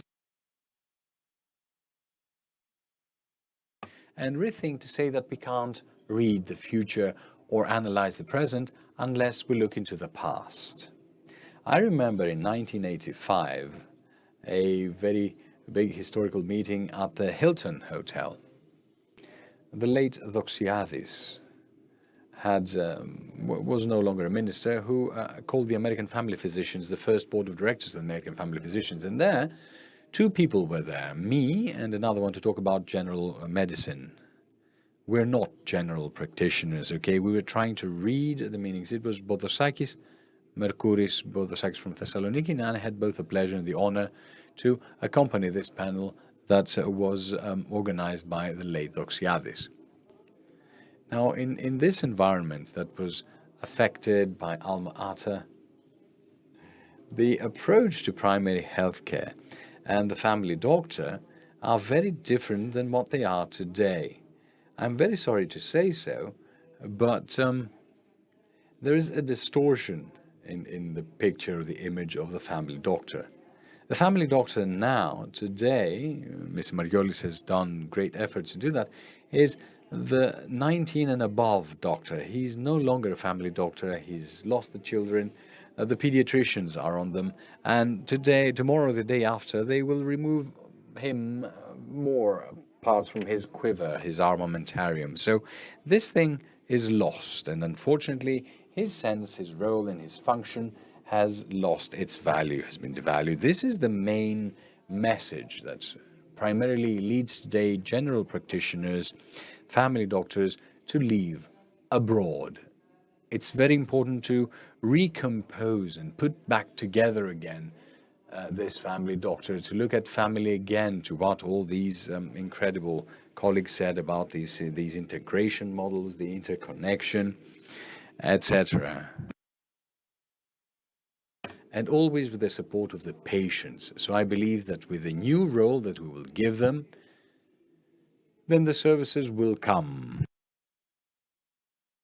And then we will have support and everything. Right now, family doctors in the system are considered as, and they're attributed with a very final and last and lesser role, which leads to their depreciation and their under appreciation. And this is my proposal.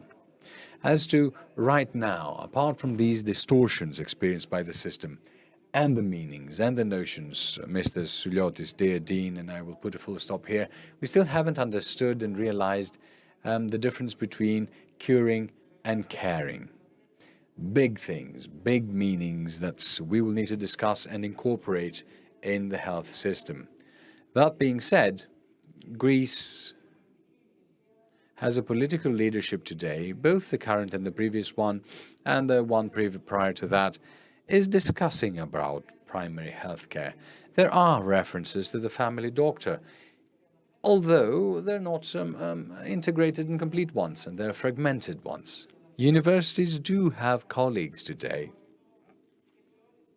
In Corinth and in all medical schools and in healthcare professional school, there is a brilliant academic body. All these agents need to talk amongst themselves. We need to hear the voice of the nurses, of the social workers, of their own agency. I believe that it is through these voices and academic prospects, and by incorporating all research proposals of the patients, Greece has the prospects.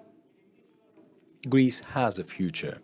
And we who became the wise demogerons, we became the wise elders now, are very proud of our young colleagues.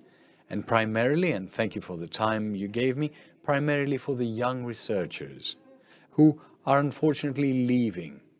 The brain drain is not just the HCPs, it's the creme de la creme of your researchers. It's the people who were given merits, academic skills, and we don't have jobs for them. And this is a cry, a desperate cry to the Ministry of Education. Come and help the Ministry of Health, really, and then the system that is collapsing by giving them academic jobs and by keeping these young people at all costs.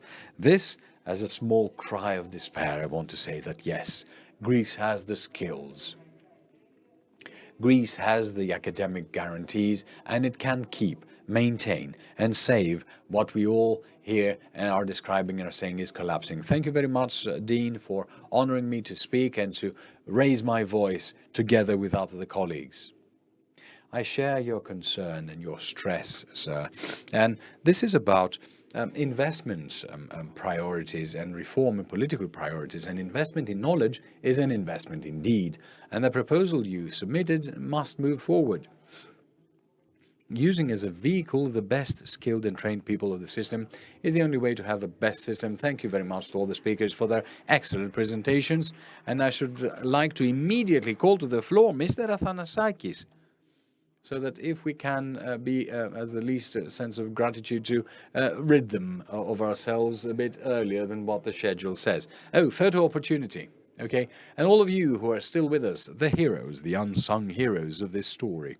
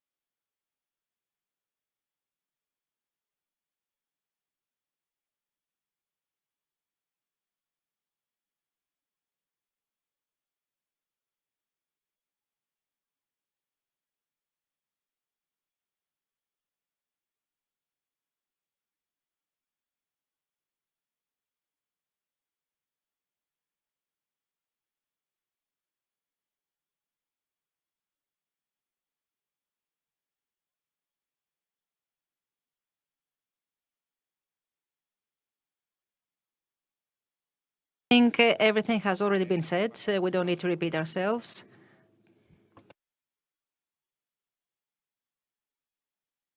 So can you hear us? Yes, okay. So there are only a few left. We had 2 very productive days. I didn't expect anything less. I have been taking part in this conference for many years, and I can say that every year it becomes better. It becomes more mature, just like we are becoming more mature. I have only one comment to make. I said it in the panel yesterday. This conference is held just like the dialogue is held for decision-making. In other words, people that are the most competent one to make decisions, along with the investors, along with the patients, scientists, decision makers, are all taking part in this dialogue. And this is exactly what we need to maintain. We need to maintain this spirit as the legacy of this conference. Yes, we did something special this year. We touched upon hospitals, financing, drugs, pharmaceutical policy, data, primary care. We opened many discussions, but we have also made specific proposals, and I believe that this is the legacy for next year. Of course, I would like to convey the greetings of Ilias Kyriopoulos. He couldn't be with us since he had to be in London, and I would also thank Mr. Spiritounias, Mr. Rizoglu, and all the team of AmCham. Thank you for the excellent work, and we expect to see you all in the next conference that will have even greater participation, and we will touch upon more topics. I believe that we also had well-moderated panel discussions, and this is again one of the positive aspects of this conference. Vula, can you please come here for a photo?